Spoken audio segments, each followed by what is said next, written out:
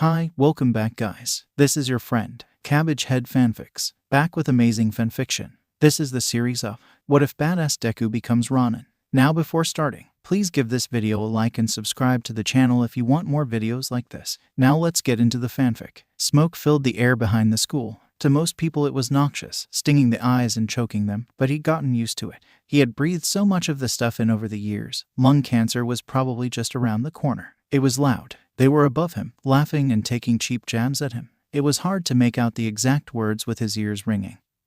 But he'd heard them all before. The few words that were audible gave away the ones he couldn't hear from the asphalt. It hurt. They stood around him in his smoldering shirt, some going out of their way to give one last kick as they made their way to class. His school jacket and shirt were hot, painful to the touch.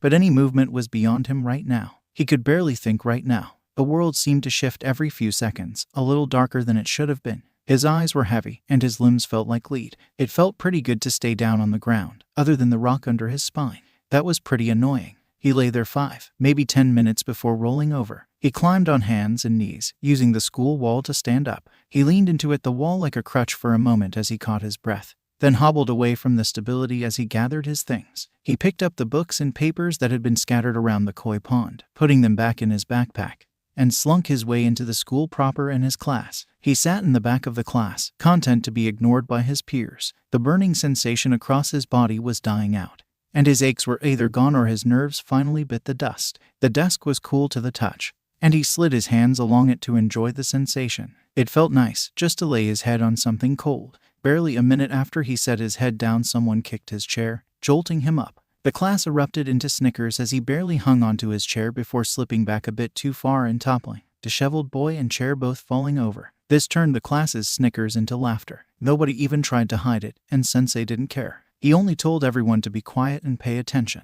Put the chair back down, then sit back down. Follow along, listen to Sensei. His pen flicked across the page, taking notes as fast as a text-to-speech device and with twice the accuracy.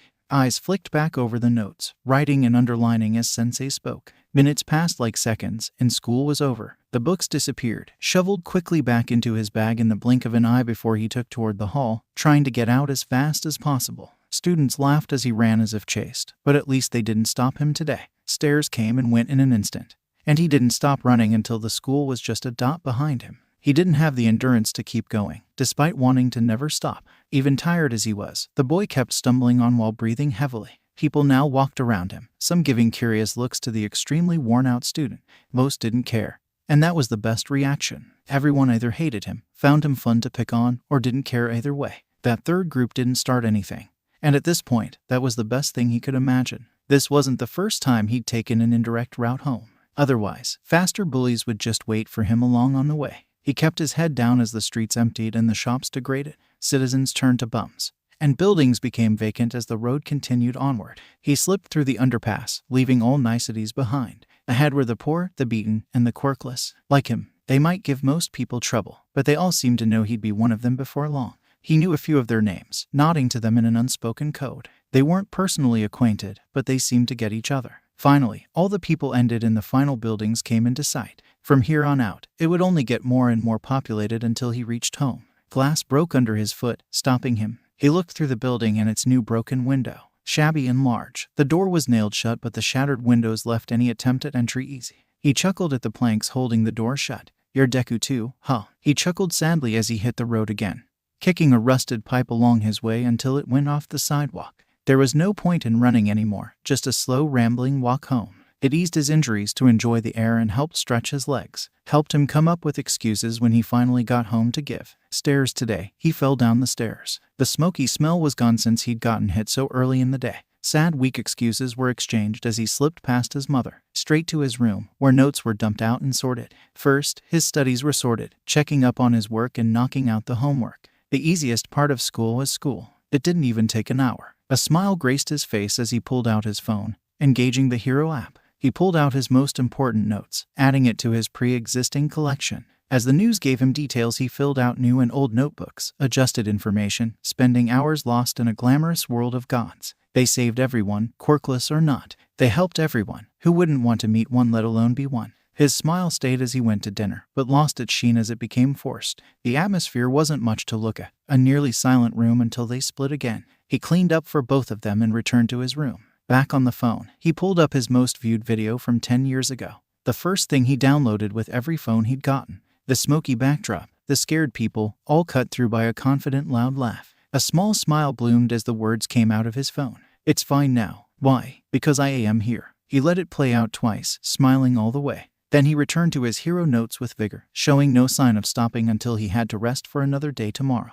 He was already counting the days till graduation until he never had to see most of his classmates ever again. The sleep took away the aches in his body as his already dim vision faded to black. The boy went straight to school with no detours, trying to go as fast as he could. It was much harder to harass him if you couldn't catch him. He pushed a hard run, keeping it up for a good 5 minutes. He had been running ever since he was 5, and over the years he had become pretty good at it. Still, he deliberately arrived at school with just a spare minute before the bell rang, purposely arriving so close to the deadline to avoid meeting anyone before school started. Get in the classroom, get into his chair, and get out his notes. He did this all within a minute from actually entering the school, trying to give everyone as little of his time as possible. You couldn't hurt him if he wasn't there, so he tried to be as small and far away from other people as possible, shrinking up in his chair to be as small as possible as class started. Sensei walked in carrying papers, announcing how they were gonna pick and plan their future jobs. Oh God, I'm sure you all want to be heroes. The class erupted into cheers as his classmates roared, making a ton of noise. They prawned their quirks, some even downright cheering.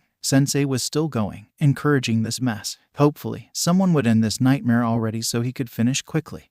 Don't lump me in with all these extras, Sensei. There are only 2 people who weren't visibly excited, but only one exuded confidence. Katsuki Bakugo. This confident student had been relaxing in his chair, leaning back with his feet up, but now he started to get as physical as the rest of the class. Kaken jumped up on his desk, proudly showing off all his accomplishments. It was all true, but it seemed a little excessive. He rambled about going to UA, the national and soon-to-be international hero high school. While it was nearly impossible to get in, he had to admit, out of everyone in the room, Kaken stood the best chance of beating the odds and getting in. Then, at the climax of Kaken's self-gratification, Sensei spoke again. Oh year, Midoriya, you wanted to go to UA. Too, huh? He could feel everyone's gaze switch from Kaken to him. He sprung up to defend himself, vaguely aware of his babbling. UA's hero department has been open to quirkless applicants for years now. It's entirely possible. An explosion rocked him back, and he was almost grateful that it cut off his rambling. Listen up, Deku. You're even worse than these rest of these damn rejects, you quirkless wannabe. You really think they'd let someone like you in when they could have someone like me? His back hit the wall quickly and he just kept on stuttering before looking at the floor. And what I mean is, it can't hurt to try, right? Try. Effing. Try. Another explosion. What do you take UA for, bastard? A home for the mentally disabled? The teacher forced Kaken to settle down eventually. But soon as class ended, his precious hero notes got blown up and thrown out the window. Kaken had some snappy line for that too, but he hadn't been listening to people for years. You want a quirk so bad, trying diving off the school roof. Maybe you'll get some in the next life, Deku. Even he couldn't ignore that. He turned to face Kaken and his goonies, and his exploding hand. Any arguments died in his head, unspoken, as he stuffed the rest of his possessions away and headed for his notes. His notes landed up floating in the koi pond. No one ever came out here, at least, not willingly. He looked up at the roof, wondering if he jumped how long it'd take anyone to find him. Shaking these thoughts from his head, he picked up his notes and went on his way. He forced himself to brighten up as he walked home, taking his usual long route home. He'd take that hero exam. He wouldn't die in the entrance exam. He'd show off just how good a quirkless person could be. He'd go to UA, and maybe even meet his idol All Might. All he had to do was stay positive and keep his head up. To keep it in his thoughts, he literally kept his head high and laughed as he entered the underpass, raising a fist triumphantly into the air. Ha-ha-ha. Ha-ha-ha don't.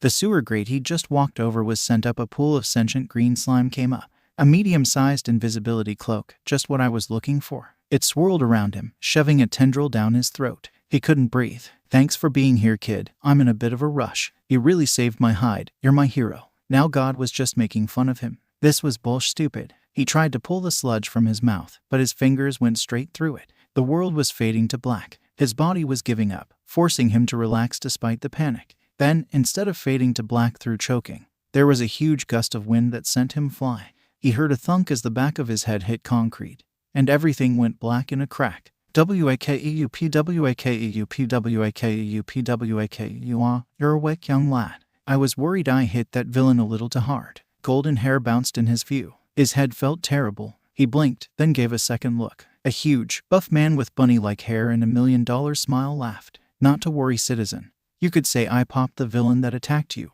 He held up 2 liters of soda pop, filled with Mr. Sludge. All might. They're here, they're really here. He tried to find something for him to sign, but it was already done. He marveled at the handiwork, then bowed several times to his savior and idol. Thank you so much, sir. He paused for a moment, thinking it over. I have something I need to ask you, All Might, sir. Do you? Sorry, citizen, but I have to run. Stay safe, and remember, plus ultra. It wasn't as breezy as he expected. Hundreds of feet in the air with no stable buildings nearby and certain death below. It was really breezy, sure, but the winds didn't rip him off of All Might's leg like a pebble balanced atop a speeding car. He half thought he'd go flying and splat on something in hindsight, but he hadn't put in any real thought into this. Otherwise, this middle schooler probably wouldn't have grabbed the leg of the #1 hero right as that hero tried to take off by jumping with enough force to launch both of them hundreds of feet into the air. What are you doing? Let go. All Might struggled against him, trying to remove the boy like removing an extra piece of tape. He managed to focus his eyes on his hero. I see Canent. ILLDD die. All Might paused, taking in what he said. He nodded and looked around for somewhere to land. They landed atop some random building, with him breathing heavily. Oh God, I thought I was gonna die. I always appreciate a fan, but I believe we need to part ways this time. Good day. It was a lot brisker than last time. Clunkily, he rose to his feet. All Might, wait please. All Might didn't even turn around, but he was just gonna lay it all out anyway. I want to know if someone, even someone who's quirkless, can become a hero. All Might did stop now, slightly looking at him. Everyone tells me it's impossible, and that I can never do it, and it gets me down. But then I remember you, and your confident smile, always saving everyone. Even if I don't have a quirk, do you think I could still save? Who are you? He looked at the floor for 1 second, and All Might was replaced with a blonde skeleton. The skeleton opened its mouth, replying I am All Might, cut off by blood pouring from his mouth. Are you all right? Should I call an ambulance? All Might shook his head, sighing, and leaned against the railing. He looked like someone about to give up a big secret. Listen, kid, you see this? He raised his shirt, showing off a hideous wound. It was purple from blood and looked crushed and twisted. A villain did this to me years ago. Took out most of my stomach. That big form everyone knows me for. I can only do it for a few hours a day now. A villain, a few years ago. Toxic chainsaw. Midoriya took a few guesses, but All Might just shook his head. No, but you do know your stuff pretty well. This fight was never revealed to the public. A villain far worse than any of them did this. But you gotta look at this and be realistic. I'm the strongest hero in the world right now, and look at me. Can barely hold my own, sit, bleeding, and thin as a stick. Strongest in the world, reduced to this. He pushed off the ground, wiping dust off his legs. It's fine to dream, but you have to face reality. I can't tell you that you can be a hero in good faith. It's a dangerous world, and you can do other things. He went to the door, his walk more a shamble now. The police are often mocked for having most villains delivered straight to them.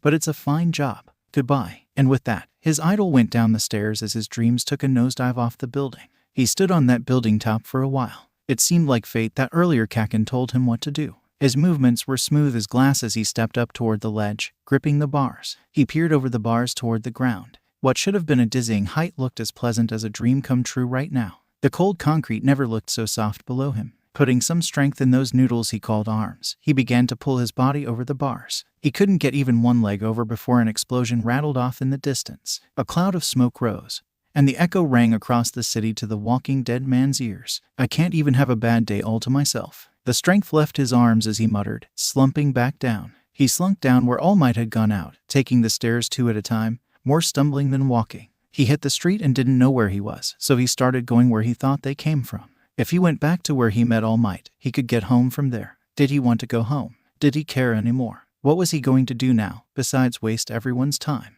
Everyone had told him he'd been wasting everyone's time, and he didn't listen for all these years. The students, Sensei, the doctor, Kaken, even his mom. They were all right. How the hell was some quirkless brat who couldn't even have enough grit to properly kill himself going to become a hero and save people? He was crying probably, he usually was. Wiping them was now just a bother, more would come. Something jabbed him in the back. Examining led him to pull out a burnt and still damp notebook. Written messily on the front, hero analysis for the future number 13. He flipped it open, reading about some of the heroes he'd taken notes over. Just this morning, Mount Lady, Kamui Woods, Death Arms, and Backdraft. Could he fight on the same terms as any of them? If he tried to fight someone on their level, how long would he last? 5 seconds if even. It was getting loud, and the noise was distracting him. He stopped from his note ramblings to look up. Ahead, an entire street was blocked off. A shame, he needed that one to get home as quickly as possible. It'd just be better to go around. Despite himself, he listened in on the conversation. The crowd was talking about a villain taking hostages, never a good thing. Most hostages didn't make it out unscathed, but neither did the villains. Usually, the heroes would take care of this in about 10 minutes, but there was no way he'd gotten here from that rooftop in 10. A glance up and around showed the heroes, some very familiar. Backdraft was putting out fires. Kamui Woods was moving civilians. Death Arms and Mount Lady were holding back the crowd. Wait, what? He blinked, confused at the disorganized mess of heroes. Finally, because he might as well at this point, he tried to see the actual villain past all the civilians, police, and heroes. It looked a little familiar. A large mess of green slime writhed in the middle of the road, with a human stuck where Midoriya had been. Their arms were coated in slime, so they were probably the source of the fire. What were they trying to do? Make everything worse? Still, resistance was impressive. They'd been holding out for what? 10 minutes if you assume they created that explosion when they got captured. Wait, an explosion. He knew this route, and he recognized something way worse than the sentient booger. Kaken raised his head, screaming as he created another flurry of explosions. It was illogical. The explosions created smoke, taking air away and making it harder to breathe, so Kaken was just shooting himself in the foot. It was impractical, with this many heroes standing around. Death Arms and Mount Lady weren't doing anything. Kamui was running away and Backdraft was the only big hero doing anything even remotely helpful. It was insane. That villain had nearly killed him not even an hour ago. He still probably had some of it inside him. Best not to finish that train of thought. That villain was killing Kaken, the one who harassed him for years. So why did his knees shake when Kaken looked at him with pleading eyes? Why did he see himself, crying for the help that was only feet away and no one would do anything? A better question, why did it look like Kaken and the villain were getting closer and it sounded like the crowd was behind him? She. Kicchan. His legs pumped as he ran toward the villain, breathing heavily. The fire, the hero's words, it was all lost as his mind ran a mile a minute uphill and didn't go anywhere. I can't grab Kaken, my hands will go through that slime. Can't pull Kaken out, I don't have the grip or good angle. What are these guys' weak points? The villain's body was fluid and in constant flux, but the eyes turned to face him. The eyes and teeth aren't liquid, they can be hit. Its mass shifted into its right arm as it screamed something, growing in size. Shiftable mass, so its whole body except the eyes can be moved without injury. Any physical attack that couldn't hurt the eyes wouldn't do anything to it. He grabbed his backpack and threw the whole thing at its face, getting a few small hits as the bag burst open and spilled his belongings everywhere. But like an eyelash in your eye, it didn't take much as his pencil case managed to bounce off the villain's eye. The attack lost momentum as the villain screamed in pain, giving him enough time to slip under the attack moments before it came hurtling down where he'd been. His head was still working, thinking of the time he'd seen it before. Large enough impacts like All Might's punches can still hurt the villains by the air blast, like cleaning up a puddle with a tornado. It can condense and spread weight, can it? He remembered how, after All Might punched the slime into giblets, the villain had gotten stored inside a pair of 2 liters that were much too small for its whole body. But there had still been slime around the scene, slime that didn't seem able to move when it wasn't touching the main body. He could work with that. The sludge villain finally refocused, pulling Bakugo back into itself. Not bad, kid, I was gonna kill you quickly. Now I'm going to make sure this hurts. The green-haired child stepped back further, forcing the villain to stretch its mass and arm out. The kid didn't look where he was going and backed into trash bins. He took a second to look what he ran into. The same second the villain sprung forward to crush him with an arm. The force was truly monumental, splitting the air as the thick liquid moved downwards. The greenette turned back, holding one of the empty trash bins to try and shield himself. Everyone looking knew it wouldn't be enough. It was a plastic trash bin, for God's sake. It only took a second, with the heroes lurching forward too late to try and save him. Midoriya opened the trash bin up just before the impact and pointed the open end at the incoming attack, the force making his knees buckle. The villain's arm slammed downward and hit the edge with enough force to break bones. But instead of crumpling the bin like an apple juice box, the rim of the trash bin creating a small wedge in the goop. At first, then the wedge got bigger as the force didn't stop until it went all the way through the slime villain's arm. The edge of the trash bin cut off the villain's arm, disconnecting it from the main body. Because he was so far from the main body, it had taken half a second longer to reach him and half a second less to pick up the trash bin. Quickly he kicked up the trash bin, pouring the sludge out behind him as he moved forward. Focus now. Keep your eyes on the shoulder to watch for the destination. Follow their eyes. All things the greenie muttered as he walked forward, eyes locked like a hawk. The villain gawked, seemingly the only one who knew why Midoriya was still standing. Its arm came out again, from the side this time. You won't get lucky twice, brat. Open the trash bin, setting the wheelless edge on the asphalt. He put his entire body weight behind the block and still slid as the trash bin caught the arm, pushing him back feet and nearly on his ass. But even as he was moved, Midoriya pushed the trash bin lid down to cut off the arm, flipped the can to put its weight into the cut. The entire trash bin went upside down, Midoriya and its weight combining to cut off the slime. A third attack came, and Midoriya pulled the upside-down trash bin in the way, using the villain's own momentum to force himself out of the way. Back met wall and something had to give. Something in his chest cracked, sending a new wave of pain through him. The world spun, but it had been spinning for years. His lungs hurt, but that was the new normal. With barely a moment to pause, he pulled himself along with the trash bin, riding it and nearly face-planting into it to avoid the next attack. His body was durable, but it was running out of steam. This was it. He poured the slime out of the trash bin and onto a fire. That should stop the villain from getting it back when he moved. Midoriya's eyes seemed to burn as he glared down the villain, unaware of the snarl he was sporting. Out of all the hero SH mucks, only All Might had been a threat to it. But not anymore, with this small grinning demon in front of him. Looked like some Jekyll and Hyde quirks it. The loser it tried to kill was long gone, replaced by this thing. He was smaller, under half the villain's size. But his glazed-over eyes and air of detachment made it seem he was glaring it down. In 15 seconds, he did more damage than the pros. This SH muck must be some hero in training or need to breathe for his quirk to work. That's the only thing that made sense. It used both arms for this next attack, attacking from separate directions to finally end this stupid game.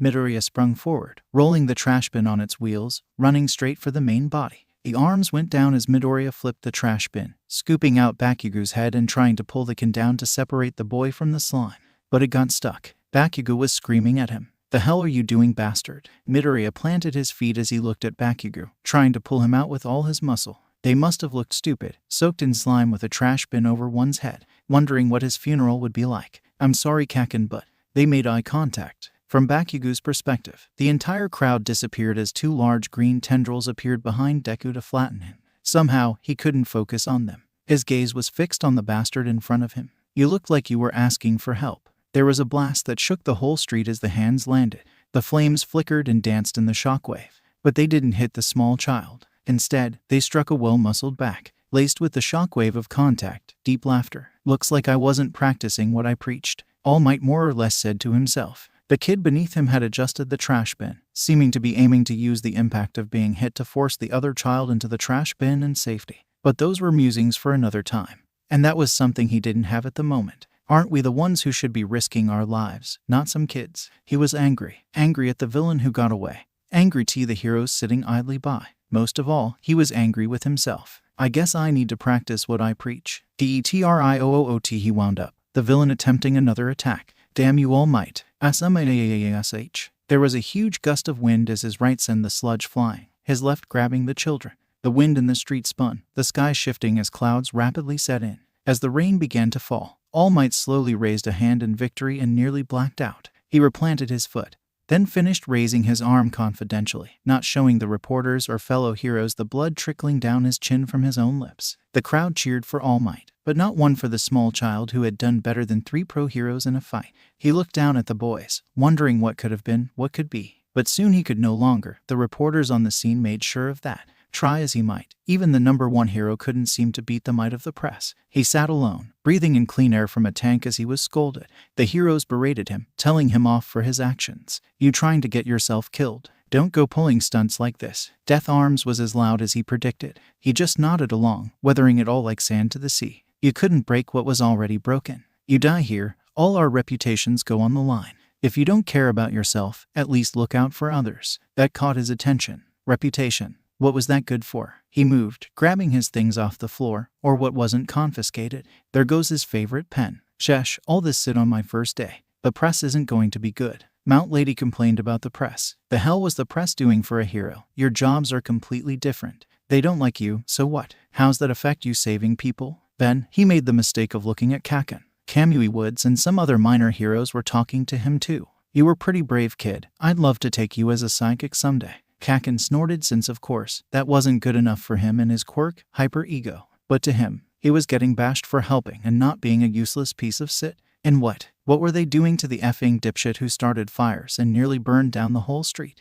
Who'd sat on his ass and threw a tantrum when someone tried to save him? They were praising Bakugo's bravery for sitting in one place, and knocking him for doing sit those fake heroes couldn't be asked. His eyes glazed over again as he stood up and walked away mid-parade. F if he was listening. F if he was gonna keep trying. Where do you think you're going, brat? I'm talking to you. This kind of sit is what we're talking. Stop walking. Death Arm's face was red from indignation, but what the F did he care? He didn't know it was this refreshing to stop giving a F. If someone had just told him, he'd have given up years ago. The police tried to grab him, but stepping past them was miles easier than dodging those jackasses at school. It seemed like once he stopped caring, every well of self-restraint was gone. It was probably only temporary but felt pretty good at the moment. Or what? He didn't even bother to look back, and hardly anyone was paying attention to him. The press only gave a sit about All Might. The heroes only paid attention to Bichugu, and the police and medical care were working on the fire. You gonna look on disapprovingly and wait for some kid to do most of the work, then have All Might step in at the last second to clear up your mess? He chuckled as he was walking,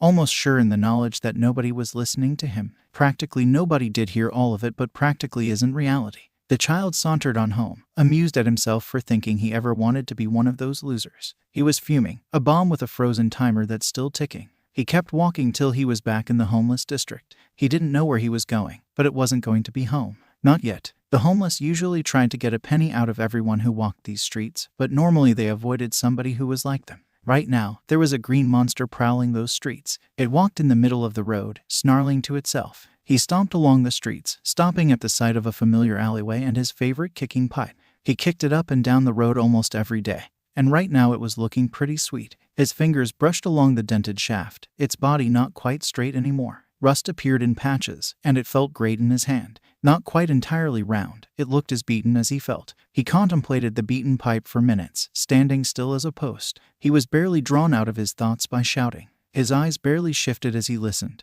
not turning from the alleyway, hands still on the metallic rod. Whatcha gonna do, old man? Beat it? Now. Some kids, older than him. Something was hit, shoe on flesh. A kick. It was hard to make out the response, meaning they were on the other side of the road. There were multiple girls and boys, more than 4 then, attacking some homeless dude for his money. Who knows how he got it these days? They laughed as they hit him, not paying attention to the gentle thump as a backpack fell on the ground. The swish as someone ditched a middle school jacket, losing any way to identify him as he wrapped his undershirt over his head. His eyes were partially covered, but the undershirt had so many holes and was spread so thin visibility wasn't a problem.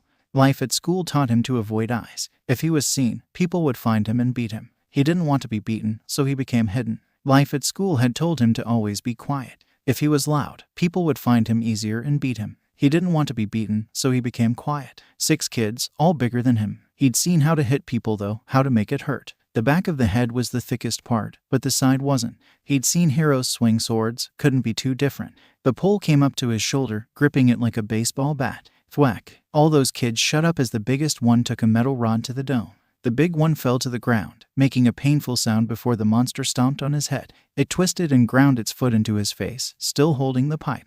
The hell do you think your second guy thought he was tough? It planted itself firmly on the big guy's body to get a good start, then pushed off and shoulder-checked the next guy in the stomach. Pivoting off the big guy, it kept its shoulder in the second's stomach so he couldn't fight back well and brought the metal pipe into his leg, right at the side of the knee. Nothing was broken yet, but that problem could be solved through repetition. Second was going down, and the monster grabbed his shirt to keep him up slightly. Third, a thin guy, and fourth, a tall girl, activated their quirks. They seemed to be related. Their arms were both coated in bluish light. It wasn't in an experimenting mood just yet, so the monster dragged second up and used him to body check the others. He screamed, and the air seemed colder, answering what these bozos' quirks were. Another shove to send the second into them. Statistically, it only needed to beat half of these brats and the rest would give up. Other girl and guy weren't doing sit. He just needed to take these 2 out and they'd bail. It was tired, aching from earlier, but it was so used to pain and might have only been able to go all out when something was hurting it, edging it on. The 2 icy quirked SH mucks sidestepped, separating.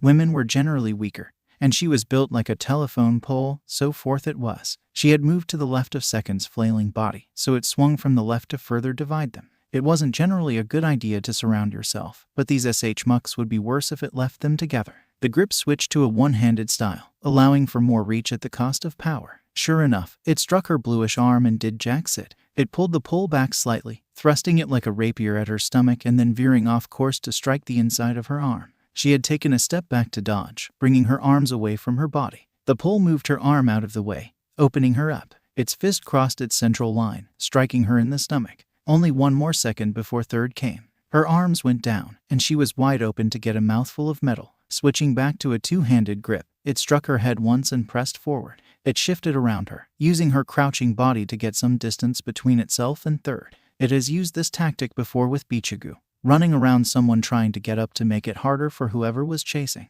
He stopped to check on his sister or cousin or whatever the F they were, bringing her eyes off the psychopath with a bar. Emily, well, she was all right. The pole hit her in the stomach, forcing her up slightly. It had done another baseball swing right into her ribs to force her up, then shoved her into third, knocking him on his ass. He stood over these annoying jackasses with a bloody pole. His breathing was heavy, he ached like a beach, and it was hard to see. His shirt had shifted slightly over his head. Surprisingly, he hadn't gotten hit yet. These jackasses fought like drunk dipshits, and beating the shit out of them was easier than just trying to survive Bichigu. This wasn't the first time they'd come through. He had heard about these beaches in rumors and whispers from the homeless, some rich D-heads effing about during high school. They had done this whole song and dance almost every week. He stood over the collapsed siblings, grabbing the pole with both hands. His left leg was slightly out further than his right, feet shoulder width apart. He brought the pole over his head, glaring straight through them, unaware that he was using his first sword technique, a simple overhead. He stepped in with his lead left foot, moving from the shoulders and pushing off with the back leg.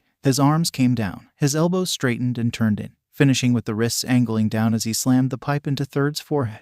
Everything before this was basically baseball swings and sharp pokes, like an old man with a cane beating someone. This swing cut through the air, giving the skull nowhere to go as it was trapped between asphalt and pipe. An adjustment step backward, he still gripped the pipe with two hands. He listened for heavy breathing to see if anyone already knocked down got up, but there was just groaning. He turned to the last two standing, stomping on the first guy's stomach again. You two, carrying your friends out of here. Next time you come, bring some bodyguards or the least of your worries will be getting a concussion. That line was a direct quote from an underground hero, Eraserhead. It seemed fitting, and it was one of the only recorded proofs that there really was a hero named Eraserhead.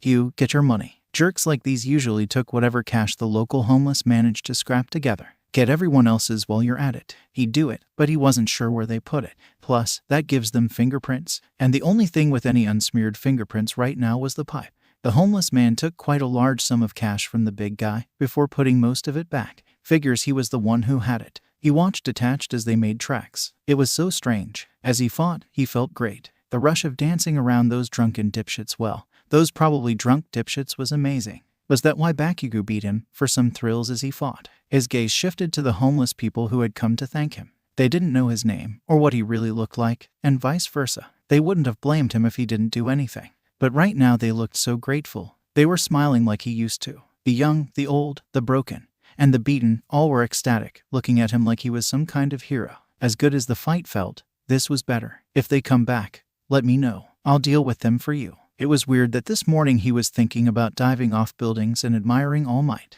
Right now, all he could think about was planning around the next time he had to fight again. The failed heroes were far from Midoriya's mind as he took his undershirt off his head, put back on his coat and backpack, and finally headed home, tired but satisfied. The way back was easy, but he had to keep the pipe with him. If those teenagers came back and found it, they could use it as evidence for assault and battery. Now, he had no trouble believing those homeless people wouldn't sell him out. They couldn't. They didn't know where he lived or who he really was. Even if they could, they probably wouldn't side with the kids who spent their days beating them up. He entered the house quietly, slipping the pipe into a corner, then entered a second time loudly. This directed his mom's attention away from the sudden appearance of a pipe and onto him. She ran through the usual questions he'd heard a million times and berated him, just like the heroes. Somehow, it was a lot harder to get mad at her, and nearly impossible to stay mad. He had gotten a week off of school to heal, but he needed to go to the doctor tomorrow. It seemed like something he should have done today, but who gives a shit about some quirkless kid and his internal injuries? He shook his head, watching until his mom moved into the kitchen,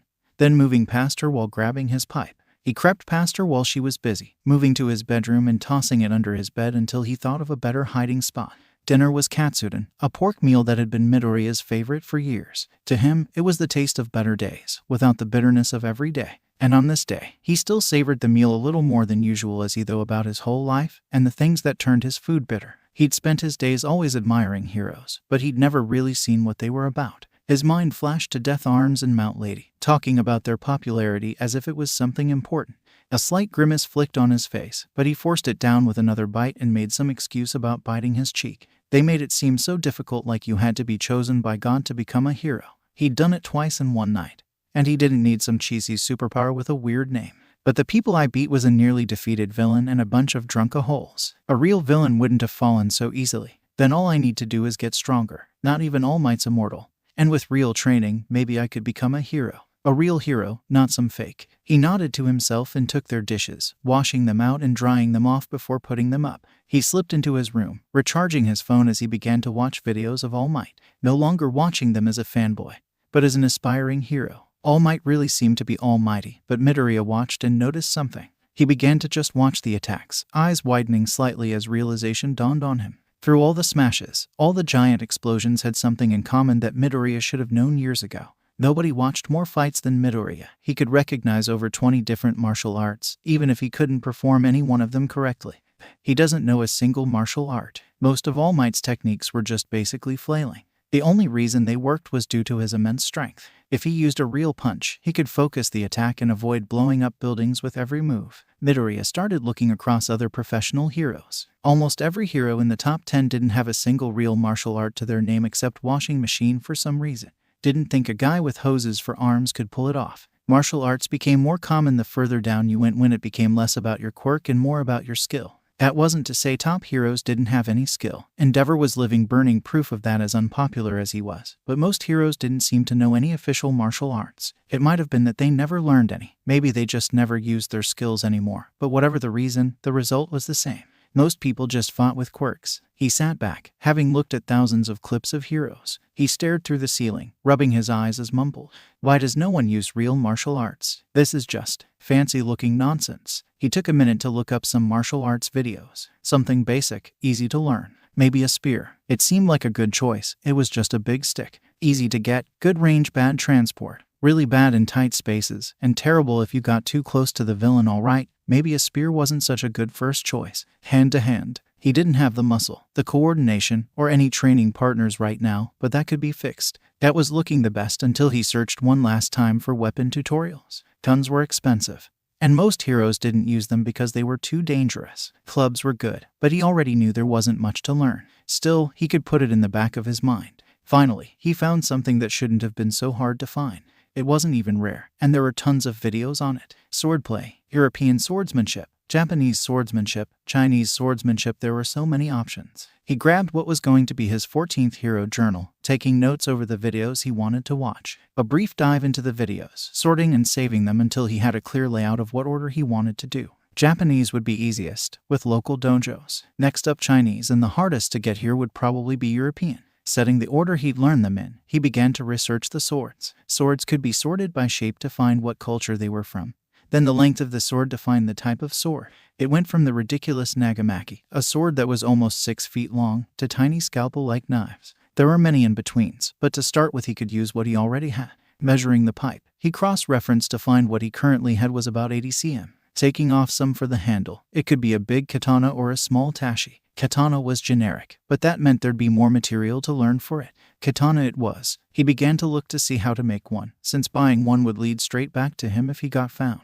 It'd be harder to trace if he made it himself though. Apparently, a real one took years to make, but he could find the specs to fake it fairly easily. Longer than 60 cm, shorter than 90 cm, a slight bend throughout the blade, and a weird folded tip. It'd be a pet project, but I could craft a sword, or a swordish thing, in this case since it's not really an accurate sword meant for killing. No, focus. He needed a few things: a blowtorch to melt the metal, some chemicals to treat it, a handguard, and a handle. A quick check of his bank account led him to be disappointed. He could get some of the parts, but not all. And it got worse when he got too hard thinking. If he wanted to do this, really wanted to before he got himself too far, he'd need a mask. A bike helmet would be nice, that'd cover his identity nicely. Something generic. He could shop for that later. He refocused on getting a working training sword. The blowtorch cost practically everything he had if he threw in the propane to use it. He could get it tonight, rent the propane tank when needed, and forge a pseudo-sword. And a hammer, but he could find one of those pretty easily if he lowered his standards. He made sure to put everything away before he went to bed, still wondering if this was all a good idea. The 2 cracked ribs seemed to be the worst of it. You should just get lots of rest. And maybe an ice pack. Don't be afraid to cough, and avoid physical activity please. Inko nodded for them while he tested the slight pain when he breathed.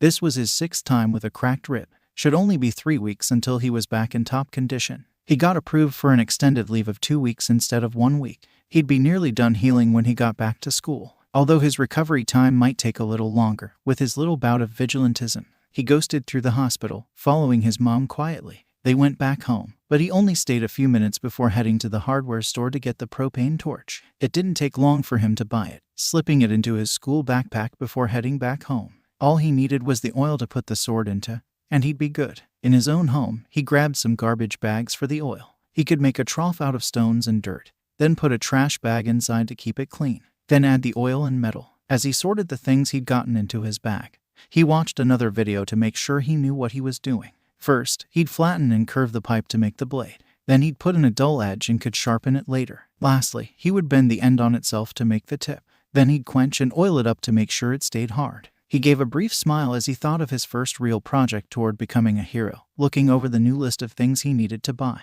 A file to shave down any imperfections and get it sharp, or at least as sharp as he needed it to be. Sports tape for the grip, and that was it really. He was pretty sure he could make do without anything else, but a sheath would be nice. More things came and went as he contemplated the list, finally arriving at the conclusion that he needed somewhere to build this thing. Somewhere he could work and not be bothered, where people wouldn't follow and no one cared what he did or how long he did it. There was a place like that, but sitting at his desk he wasn't sure when he'd be able to go there. For now, just getting all the parts would be fine. The oil could be bought at a supermarket and the wrapping at a sports store. For the sheath, he could get wood glue and wood at the department store. Maybe a saw or chisel. He hadn't looked into it too much, but it shouldn't be too hard. It wasn't even his first day off and he ran out of things to prepare. He was out of money and wouldn't be getting any more this week. Instead, he watched videos on swordsmanship, discovering that he could get started on learning something at least. Most of what they told you to start with were leg positions and styles of walking, specifically 2 easy beginner ones. Constantly, he was stuck in a slight crouch with his back as straight as his ribs would let him. He paced back and forth in his room, staring down his signed poster of All Might as he held a pencil with both hands like a sword. His left leg led him forward, and his right led when going backward. They made a big deal about pushing off the back foot instead of dragging it. He was trying to get it right now, and it took more concentration than it probably should have for just walking. He wasn't even going sideways, and he was starting to breathe heavily. His legs had to be constantly bent at the knees and ankles, back pointing straight up, with no slouch. One leg, his left, in front, arms letting his pencil sword rest at shoulder height. This was just the basic sword stance, not even a difficult one. His toes had to touch the ground first, his shoulders wide and his head upright. Still, he practiced. He took many breaks, but he didn't stop for an hour, just walking back and forward like a robot, eyes glued to the poster of the man he once admired. It pissed him off, and that made him more motivated to keep going. He shifted to walking from side to side, always focused on the poster with an expression of hatred. His only large breaks, the ones that went over a minute, was to eat. He was probably overtraining, but he needed to do something, anything. After he had walked in every direction while glaring down the poster, he returned to his videos. He learned about gauging the distance between yourself and an opponent, how to properly find the effective range of your weapon versus their weapon. These videos were over 50, 60 years old, some long before quirks existed. While evaluating his opponent's weapon's reach was pretty useless these days, finding his own could be helpful. One of the videos gave him some breathing tips, like to breathe out when he swung. He took notes over it all, absorbing the information like a sponge. How to know when your opponent All Might poster sends legs are in range of a cut. When your opponent All Might poster sends arms are in range of a cut. He drilled as hard as he could, still stopping regularly all day. He didn't even do any of the work he was assigned, feeling a little rebellious. Well, maybe he'd do a little before he went to sleep. Bright and early he was learning more breathing styles. Breathing was supposed to be good for his ribs, so learning a technique to help with that should be fine. Most of the results crossed over with meditation, something his sword videos said was pretty good. You were supposed to let your mind drift, but not fall asleep. Right now he was more worried about drifting off to sleep, but the aching in his ribs as he kept proper posture stopped that. His back still stung from hitting that wall. Right now, though, he just stayed still for 30 minutes while he breathed in deeply. He was unsure what it actually did, but he felt a little better. After that, back to training movement. To help discipline proper walking technique, he put a pile of clothes in the middle of the floor. As he walked, he had to not step or trip on it. He only hit the ground 7 times in the first hour and 8 more after the second. He weaved back and forward with side to side, getting better at the rapid shift of his weight. He was sockless, to get the best feel he could as he danced across the floor. Only after 2 hours did he get some food. He grabbed and ate quickly, then went back to his room to meditate some more. His ribs kept him awake and focused on his breathing. Possibly the first time an injury had helped with something other than getting out of gym class. In through the nose, out through the mouth. He was sure he looked ridiculous with his eyes closed, chest stuck out like a prick. But it's what he'd been shown to do. After the meditation came more movement. It had been a problem for his back at the start, his legs at the middle, now at what might be the end it was his toes that ached. Pushing off with the back foot used the calf and foot. And after a million repetitions, you felt it deeply. The pain, however, just brought out greater focus in him. He was by no means perfect by the end of the 5th hour walking around and over a pile of clothes that occasionally grew in height. But he only tripped 5 times and fell once. Back to meditation for another 30 minutes, or for 20 minutes before he decided to do his homework. He tried to get as much done for both this week and the next and might have gotten lost in his work and done the whole week's worth in 2 hours, only stopping to grab a quick snack before going back into meditation. He was definitely overdoing it. But his mom wasn't letting him go outside until he'd been indoors for 1 week, and his room was a little small to swing the pipe around. Instead, another rousing round of leg drills. This time practicing the second leg movement since his legs felt like they'd fall off if he took one more step forward. He practiced pushing off with his legs, basically lunging while maintaining his posture and quickly turning. He would jump to the left, turn to face a new direction, and keep doing that until his left leg felt like it'd fall off. Then he switched to the right and kept on going. When both his legs were too tired to move, he went straight back into meditation. Well, even if he kept calling it meditation, he wasn't really doing anything meditative. He was just breathing deeply, thinking about punching Deku and All Might in their stupid smug faces. Well, not really All Might, cause he looked kinda disabled.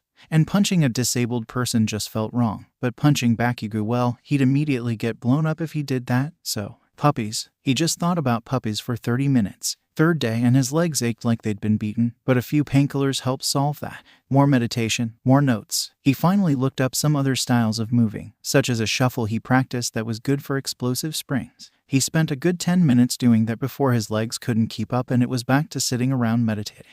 Instead of random things like puppies, he tried to focus on sword stuff he could use. There weren't any really extensive sword guides, so maybe after he got the basics down he could look elsewhere like the library. Everything was better when it was cheaper, and it didn't get much cheaper than free. There were heroes who used swords he could research, and some dojos. They probably had some techniques though, but then they might recognize his swordsmanship if that distinctive fighting spirit anime troupe was to be believed. He could just rip off animes. Most of it was probably gibberish, but there had to be some real techniques behind the mess. He jolted from his meditation, going straight back to the shuffling steps while trying to maintaining his breathing pattern. He might have spent more time meditating and aching than the last day, but he was still full of spirit. The 4th day was the one he remembered to stretch before he worked out. His legs felt stiff and heavy, but after 20 minutes of stretching, they felt as heavy as lead instead. At least they weren't stiff anymore. They just felt like they were on fire even when he wasn't doing anything. Now, he practiced shifting in place with his shuffle and side movement. With the two paired up, he could turn on the spot easily. If he could see himself, his stability despite his legs shaking was spectacular, and his glide as he walked around was smooth and connected. Still, he practiced, bringing back out the pile of clothes to move over and around.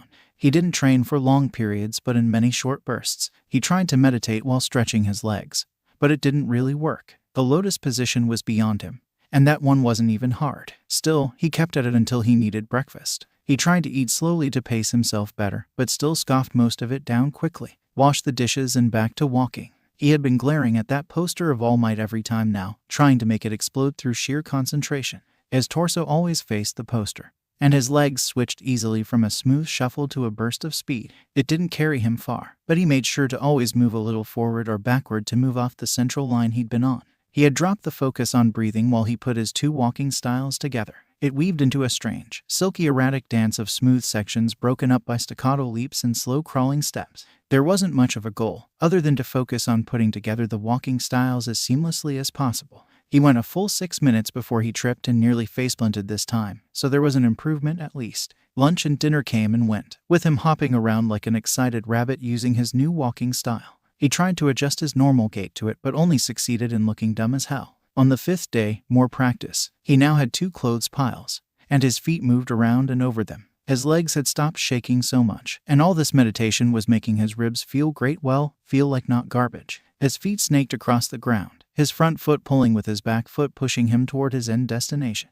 His arms were pretty relaxed, despite still holding his pencil sword. The breathing came back in erratically, and his dance seemed as smooth as the sky. That is until he tripped over one clothes pile and landed in the other. Now, though, he laughed it off. He felt much better, with his legs and ribs aching that much less. He wasn't sure if he felt stronger, but he definitely felt less weak, if that made any sense. He could regularly add his breathing, though he almost always could only do for it a minute or two before his concentration gave out and something went wrong. Sometimes his legs would try to go through each other. Other times his toes would catch on the carpet and he'd go face first down. He didn't always fall, but he wasn't exactly the epitome of elegance. His quiet steps were pretty close to the crouching walk with always being on his toes. He had just needed to adjust to the crouching part in his knees and hips. The shuffling walk had thrown him for a bit of a loop, but now it was like they were always meant to merge together. He spent most of the day doing this before switching to finishing the homework, spending 2 hours knocking everything else out. His meals now came and went. He was too focused to notice. The attention that once only cared for heroes now fixated on the blade,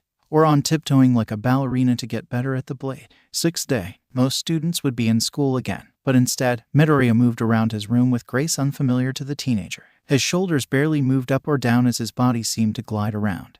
His occasional trips and stumbles now more of an exception than a norm. Any flat-out falling was rare now, even with his breathing. He'd been getting better at smiling again. Not his fake smiling either, a real smile. This goal seemed tangible, and it was much closer than becoming a hero with no clear roadmap on how to get there. He had looked up more videos and was now on to balancing. It generally had him in some weird pose looking like an idiot until he fell over, but he could hold those poses pretty well. Then it was back to his shuffle step, and then more meditation. Midoriya had started to watch more sword-making stuff. He knew the things he'd need, and he figured he'd have his sword working in under a week. Some would not just for the sheath, but the handle. Some would stain, a saw to cut and shape the metal. It could be a hand saw, he could make it work. He'd use everything he saved again, but he'd make that sword. His mind stopped wandering and he rose from his cross-legged position, returning to his pacings. Now, he randomly switched targets and focused between 2 different All Might posters. This made all that grace and elegance he had had while facing one target fall out the window.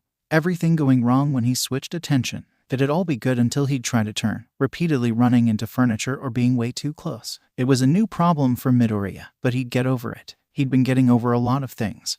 And if he could adjust to this, what else could he take on? 7th day. Midoriya woke up as if he was going to school, grabbing breakfast as quietly as he could and returning. He ate, then went straight into meditative breathing. He kept flipping over his problem from yesterday, forcing his brain to adjust and think. He kept having trouble when he was switching. Why? I can't see myself relative to the next target and wind up too close. That could be solved by switching focus first, then moving his body to the target second. That leaves me open to the last target. Then his final actions on the current target should be to either plan a way to deal with both, break off from one, or have a pre-planned form to use while he switches, like guessing what they're going to do before he switches. Either way, he could practice switching targets early. His current targets couldn't do anything other than fire him up about training, but it was good to keep future plans just in case. Now, his transitions flowed as smoothly as a drunken man's steps, but he stopped crashing into things. Practice and repetition would sort that out. Midoriya moved gracefully around his chair now, adjusting to having to move in the much more cramped quarters. Cramping the area made movement a lot harder since even in such familiar territory he still hit something now and then.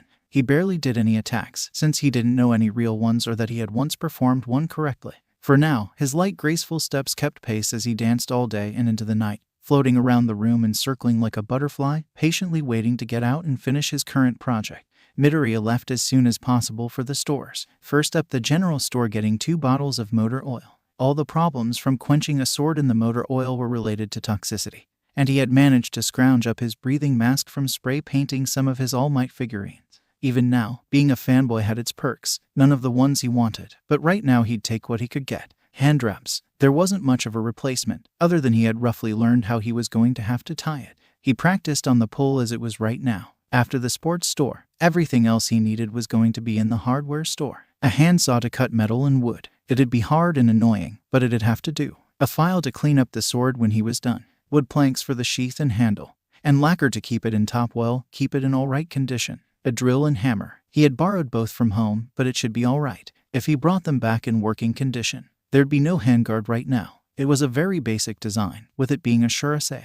Most shuraseias were metal blades encased in wood handles until they were put into their real sheath and handle. Finally, he made his way into the abandoned part of town again. He nodded respectfully to the homeless people he hadn't seen in a while, who seemed delighted to see him again. He just smiled and waved as he went on his way, still carrying the metal pipe in one hand. The planks were under his left arm, and his backpack stored everything else. He went back to his favorite abandoned broken glass building, shattering the rest of the glass with a swing of his pipe and a brush of the backpack. After he was sure he wasn't going to get stabbed, he went on his way inside. The room was dark, but he made his way to what had been the second story. It looked like a small office at one point, and he could see there were signs some people had come and gone after it had been closed. No point in giving them a hassle, they were long gone. He moved through the building like a shadow. Midoriya was wearing his darkest hoodie, a dark blue. It had once been blue like All Might, but Bakugo fixed that problem. It was blackened and burned now, and perfect for this. He stopped when he finally got a room with windows and a tile floor. He began to set up, laying out the individual parts and then closing the door for privacy. He opened the windows as far as they'd go to help air everything out and slipped on the breathing mask.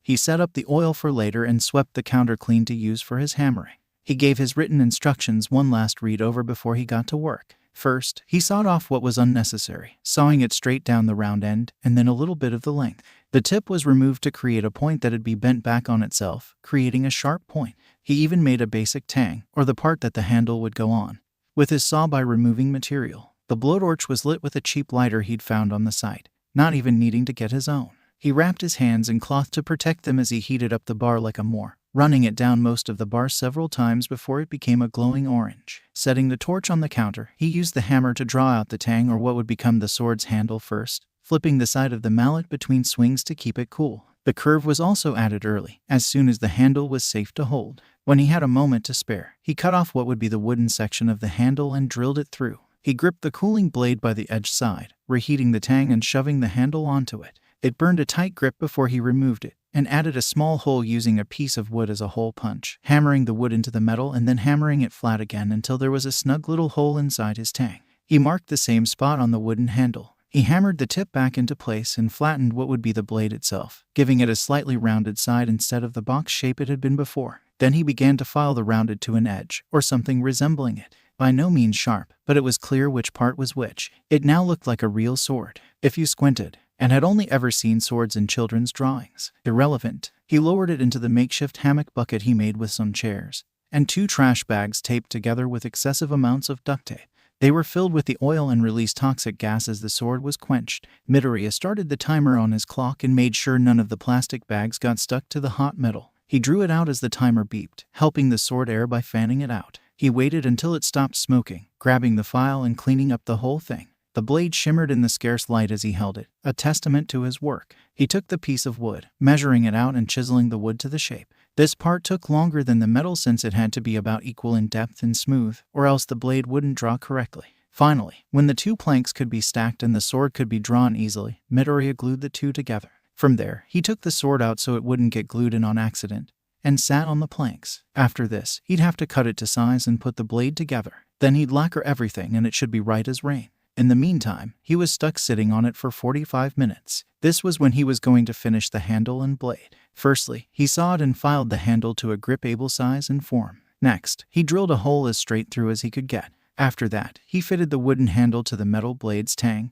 lining up the holes. He took a thin straight wooden stick, a little smaller than a pencil, and drenched the end in glue before hammering it through the lined-up holes, making sure the blade wasn't leaving the handle. Midoriya then snipped the excess wood off and filed it all smooth. By then the glue for the sheath was practically done. He remeasured and drew on the wood, sawing until it actually looked like a real sheath. It had been a whopping 18 hours of work to make a glorified club. He'd barely eaten, and his stomach told him that was as bright an idea as grabbing All Might's leg. He took the lacquer and cheap brush he'd been given when he bought it, slathering it on the wooden handle and sheath and letting it sit for 30 minutes. It was a painstaking process, and it wasn't even done yet. He eventually checked the time, packing up his equipment and heading home with a still unfinished sword. The lacquer meant it wouldn't be done for a while, but he'd do his best in the meantime. He had done the same trick as before, with a quiet entry and a second loud one to distract his mom. When he went to get changed, he slipped the sword along with himself and hid it under his bed. Dinner was great, not just because he was really hungry, but because for the first time in a long time, he was really happy. Bakugo could go fall off a cliff and die. All Might was a bazillion miles away in New York or something, and he and his mom were sharing a meal. It wasn't one of his favorites, but it was still good. After dinner, he went back to his room, locking up so no one accidentally stumbled in on his work, and continued applying lacquer to the wood. It was slow and smelled bad, but he had his desk right next to the open window and the curtains shut. From there, he worked on meditating again to digest the great meal and not be so tired. His ribs were not fans of blacksmithing, and with all the smoke in his eyes, neither was he. Still, he put everything away once again and went to sleep. Midoriya felt warmer, both in a literal sense and a mental sense. Life was good for now, but he didn't want good. He was going to go for great. The sun rose, and so did he. But kissed to his mom before he left, to make her think he hadn't already left the sword outside. From there it was back to the homeless district, back to the abandoned office, back to work. He kept working, lacquering every 30 minutes. Between applying layers of lacquer, though, he moved around as he practiced moving again. It was a much larger space than his room, and he could move more freely. This was what it was supposed to feel like, his dance sending him swirling around the room like a phantom, flowing to a song only it could hear. He still wore the breathing mask, mostly because the lacquer smell was ungodly. He kept the sword partially unsheathed as he lacquered it to get the top of the sheath in the handle. Every 30 minutes, without fail, he lacquered it again. From the outside, it was a strange view. A strange hooded being moving in circles and darting around, stopping dead without fail every 30 minutes and going to do something before coming back to its mad dance. This strange ritual was only visible from the second floor though. Gangs and homeless moved around the building without even thinking someone else was inside. But all this must come to an end. And at a little after noon, someone finally noticed a whirling creature inside the old loan office.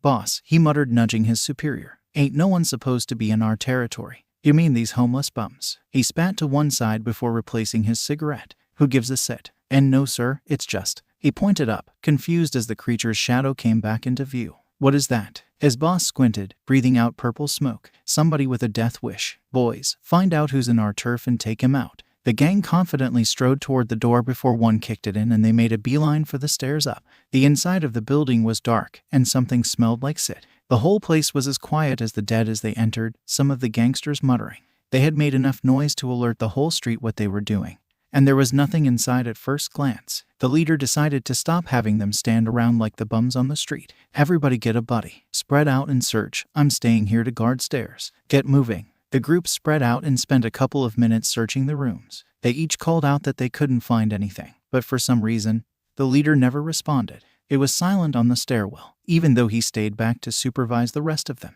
Eventually, some people went out to figure out what was happening and saw that their leader was, from the top stairwell, gone. Stepping forward out of the rooms and toward the stairs he was supposed to be at, they did find him. Crashed at the bottom of the stairs, unconscious. They crowded at the stairwell, some ditching their partners. It was like free hunting for the quiet ghost. The sword might have been dull, but it hit much harder now that it easily cut through the air. The dense blade could take these gangsters down in one hit to the side of the head. It really reinforced how fragile humans really were. He seemed to slither from room to room, sticking to corners and just pretending he was part of the gang. No one noticed the shifting number of gangsters, like the extra one who followed stragglers without partners, pretending to be their partner until he slammed his sword stick thing into the back of their skull over and over until they passed out. Now all that was left was the people who'd never split up. Midoriya wasn't sure he could take them all, but if he could get the drop on them he might be able to rush them. It's what he did for the guy on the stairs. Seeing their numbers, he split from the group, waiting downstairs for someone else to come down.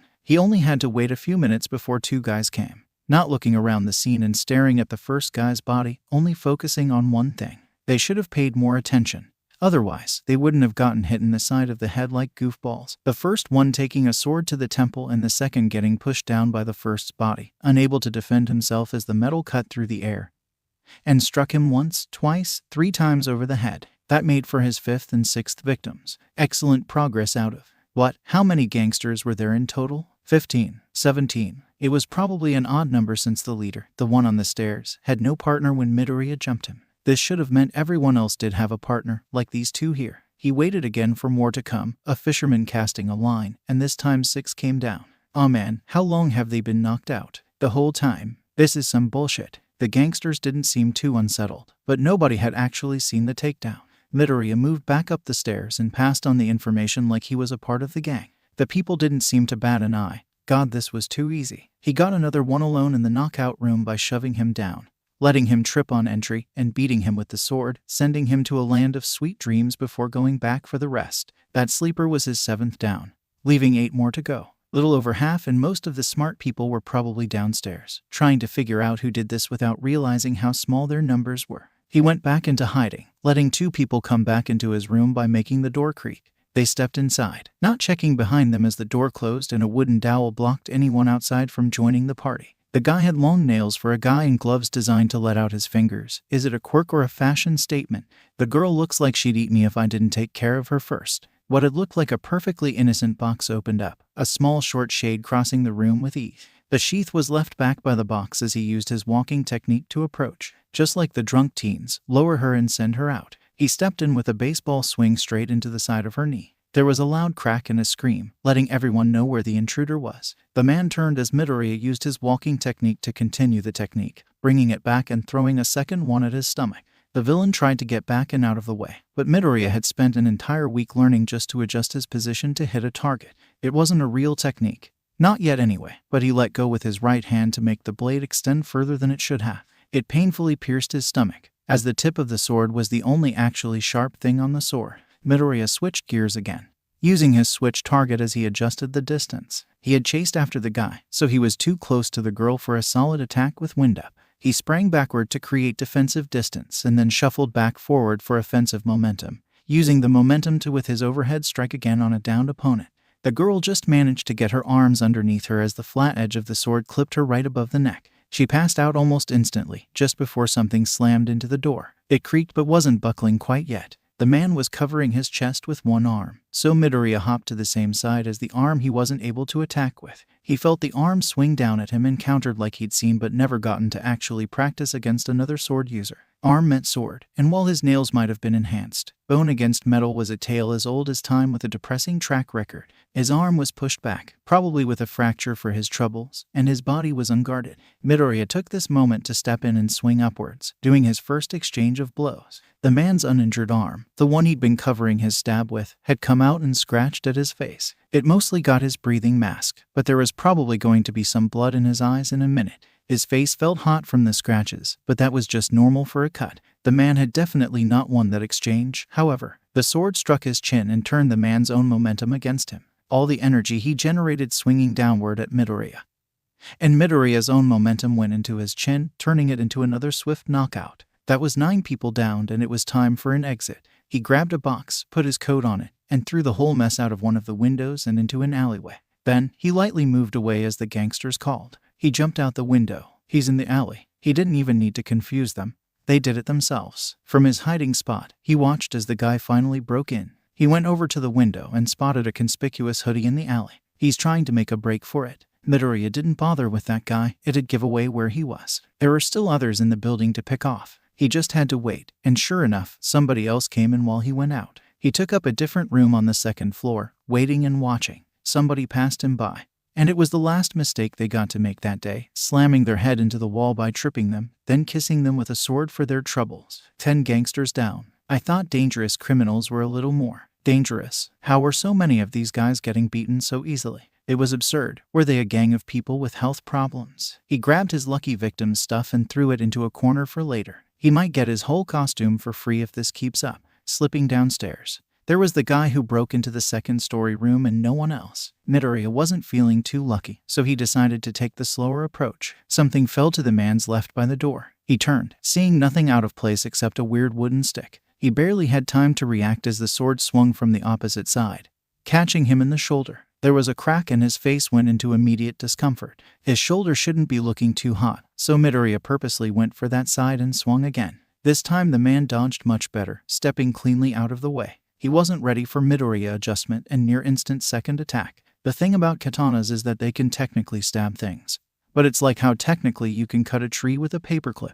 It's not meant for it. However, Midoriya's sword only had one sharp point on the whole thing. It wasn't quite a normal stab, and it didn't do a lot of damage, but its reach was excellent. The man wasn't ready for Midoriya to turn his body completely perpendicular to his and thrust at his already stretched leg, piercing his pants and thigh. He grunted in pain, but Midoriya kept moving up. He adjusted again and attempted his usual finishing blow, a two-handed lunging overhead cut. Instead, the man used his quirk, pushing the metal blade away magnetically. It wasn't strong, but it did F over the attack. He then went for his own knife, a wooden one, and lunged. The knife wasn't much, but it was sharp, and it was something Midoriya actually trained for. Midoriya calculated the range of the knife, adjusting to stay on the man's bad side just far enough that it looked like he could maybe cut him. Magnet Man took the bait and swung, letting Midoriya miscalculate the distance and still get grazed on the same side of the face. Now it really hurt, and his vision was partially blocked with blood. Either way, he didn't use his quirk this time due to the impractical range and suffered, getting the sword's pommel to his already dislocated shoulder. As he howled in pain, Midoriya readjusted his grip to one hand for better reach and brought the sword down on his head one-handed. It lacked power, but his head dipped as Midoriya took a step back to adjust for distance. Then, he threw a proper two-handed lunging overhead cut. Midoriya scrounged Mr. Magnetic Personality for anything good, only getting some cigarettes and a lighter he didn't need. Nothing to help with his head. He went back inside, holding his head with his hand, and returned to grab his backpack. He looked over, eyeing the fingernail guy he took out earlier and his arm bracers. Was it really stealing if they tried to kill you? Probably. And those arm bracers weren't going to help his head to stop bleeding. He let that thought go and pulled out the athletic tape he never actually needed for his sword and wrapped it around his head before making a messy knot at the end. A sleeve to wipe the blood from his eyes, and he was good to go. In the end, was stealing really that bad? Sort of. But he'd stick out like a sore thumb if he didn't. He stole a jacket, but he did leave all the guy's possessions. He really did. Except for those bracers. Who knows how they got onto Midoriya's hands? They were a tad big, but if he put them on over the sleeves it was fine-ish. From there, with backpack and pseudo-sword in hand, he ran away like a sissy baby. He'd only been winning ambushes. If he was gonna try to take 4 people in a straight fight. He took back to the shadows, grabbing his All Might hoodie that they'd left for some reason. He checked to make sure they hadn't left him any extras in the jacket once he was a block away. After he was sure nobody was following him and stuffing the hoodie away, he walked away casually, praying no one got a good enough look to figure out who he was. He just imitated Bakugo's expression and walk, adding some volume to his normally silent steps. Some people looked at him weirdly, and he could see some of the gangsters, but he just remembered the looks everyone gave him. He didn't even bother speaking as he gave a brief nod despite glaring straight through them like he wanted to carve them up, keeping a rhythm by tapping the handle of his sword with his thumb. They didn't touch him, assuming he was another gangster. The oversized hoodie hid his face, but what was visible was red bandaging and a mask over his mouth. His eyes didn't litter about, but latched onto each person and glared them down as if dissecting them as he tried to analyze their quirks. He never flinched, mostly because the things they could have done to him weren't that unfamiliar. He made it back to the more public areas, keeping this persona of knowing what he was doing all the way to the woods where he switched clothes again. It was a little bit after noon, and his head had stopped bleeding by now. With a little hand sanitizer, he cleaned his head and adjusted his hair to hide it. He finally looked over his sword. The blade was 70 cm long, with a little over 30 cm for the handle. The whole thing was now a dark brown, and the blade still had some blood on it that he wiped off in the grass. The balance was abysmal, centered about 10 cm too far above the handle, but still, it was his now. Now that he wasn't at risk of getting torn to pieces by gangsters, he could appreciate his own work and pat himself on the back, pretending his work was all right. He swung it around like a kid with a brand new toy, sliding and dancing across the grass. While his foot movements might have been elegant, his upper half looked like a train wreck. He began to practice his signature move style with the new weight of the sword. It only took 3 minutes of walking around like someone pretending to be a ninja to feel the new difficulty in his arms. The grass hid the uneven ground, making it much harder to keep his rhythm. To top all of this off, he was tired and hungry. He was mostly stalling until his head felt better to go home, but this practice was a lot better than he thought it'd be. Midoriya still took breaks to meditate whenever he got too tired, which was pretty often at first. He wasn't doing 30-minute sessions anymore, just 5 minutes was enough. His head was more clear though, and his muscles relaxed. Then straight back into walking around like a creeper. Most people were in school, and here he was fighting gangs and pretending to be some sort of warrior. It was very strange, but he'd be lying if he said he wasn't enjoying it. His feet slowly adjusted to the grassy terrain. Fighting indoors was much easier than this mess. To make sure he was getting actual practice, he kept switching where he was training.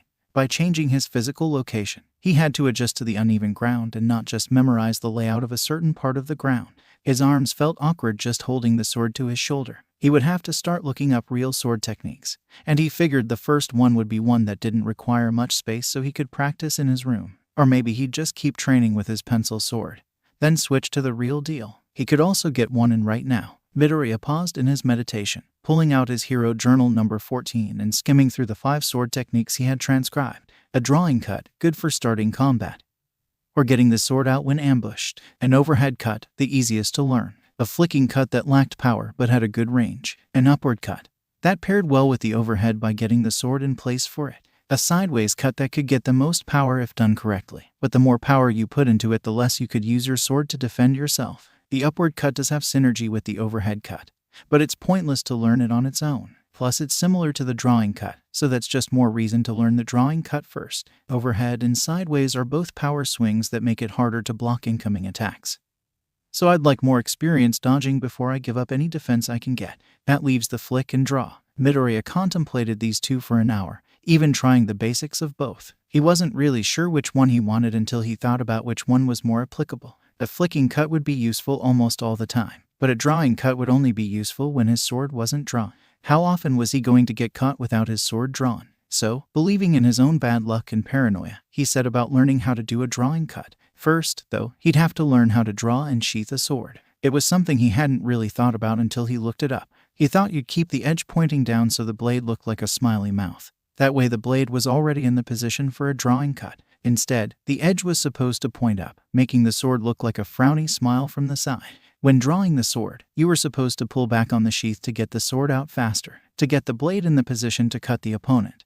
You turned the sheath as you drew the sword so the bend wrapped around your body. Despite him being the one writing all this, he only vaguely remembered it. He must have been in automatic scribbling mode when he did it. Still, he could set about drawing the sword over and over before he learned any cuts. When sheathing the sword, you covered the open end of the sheath with your hand, creating a small hole between your index and thumb to guide the sword inside without damaging the sheath. That was especially good news for his sheath, barely held together with wood glue. To avoid cutting your hand when you sheathed, one would place the flat side of the blade's tip at the elbow, then pull it along your arm until it reached the hand. Then you stopped pulling it down and slowly, very slowly, pushed the blade into the sheath. Or you brought it back too hard, hit your elbow, and dropped everything. It took Midoriya's arms more tries than he'd admit to sheath it correctly, mostly due to his shaking arms. The sword kept falling off to one side, and he'd start all over again. He wasn't even doing a real attack, and he was still messing it up. Still, he didn't stop until he drew and sheathed it 10 times in a row successfully.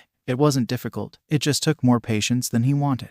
Now he could draw and sheath his sword with minimum glances to make sure it was in the right place. He'd have to practice more until he could do it without looking, but he really wanted to have an attack right now. The basics of the drawing cut were just to draw the sword and slash in the same attack. Start with the feet shoulder length apart and the left foot forward. Lean forward slightly for better reach and balance, and as you slash, step forward to get good reach and power. Your non-dominant hand held the sword and was to keep it at hip level. When you start the draw, push the blade out by the handguard with your thumb. If you had one, pull the sheath down and backward to get it off as quickly as possible. As you pulled the sheath off, twist it so the bladed side faced away from the body for a good clean attack. Finally, the dominant hand leads the sword out. Start at the shoulder, drawing in a diagonal direction for proper positioning. Straightening the elbow, as it would mostly be the elbow's job to get the sword out of the sheath. Flick the wrist before impact to generate most of the force. All of this combined would generate the power to cut something hypothetically. In real time, however, Midoriya was still trying to figure out if he could push the sword out with his thumb despite not having a handguard.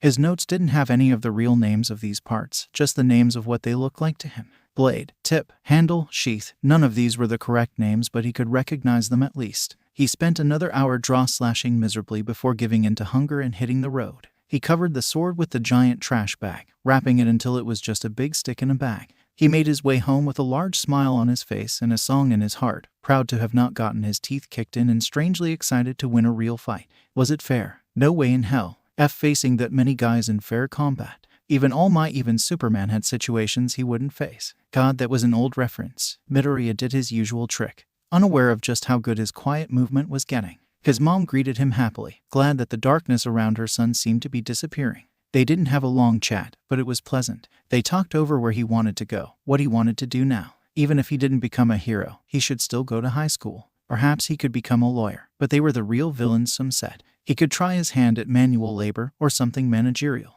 For now, though, he was content to go to general education at some 2-bit school. It'd be better for them to save money at some place he could pass easily than drown in debt for years at some rich snob school like UA. Honestly, how was he even going to get in financially? That cost a lot of money he didn't have. After he finished eating, he went back to his room to meditate again and think over his game plan. His future was really important if he wanted to do this. School shouldn't be difficult if he wanted to do vigilante activities. Maybe he could get it all online. Next, his costume. He took out his breathing mask that was supposed to be for painting, running his fingers along the cracks and cuts. He'd need a real mask soon, but this could do in a pinch. He'd like a little more body armor. He didn't like how naked he felt when people with no weapons could F him up just as easily as he could them, but without any of the effort. He might be missing an eye if either of the people he fought tried to kill him. His new mask would definitely have some protection just because he was sick of getting hit in the head. The arm bracers had a hard backing on the arm and hand, connected with a cloth. It left the fingers open, which was good for gripping things. It protected his hands and wrist, which was good since he wasn't planning to remake his sword with a handguard anytime soon.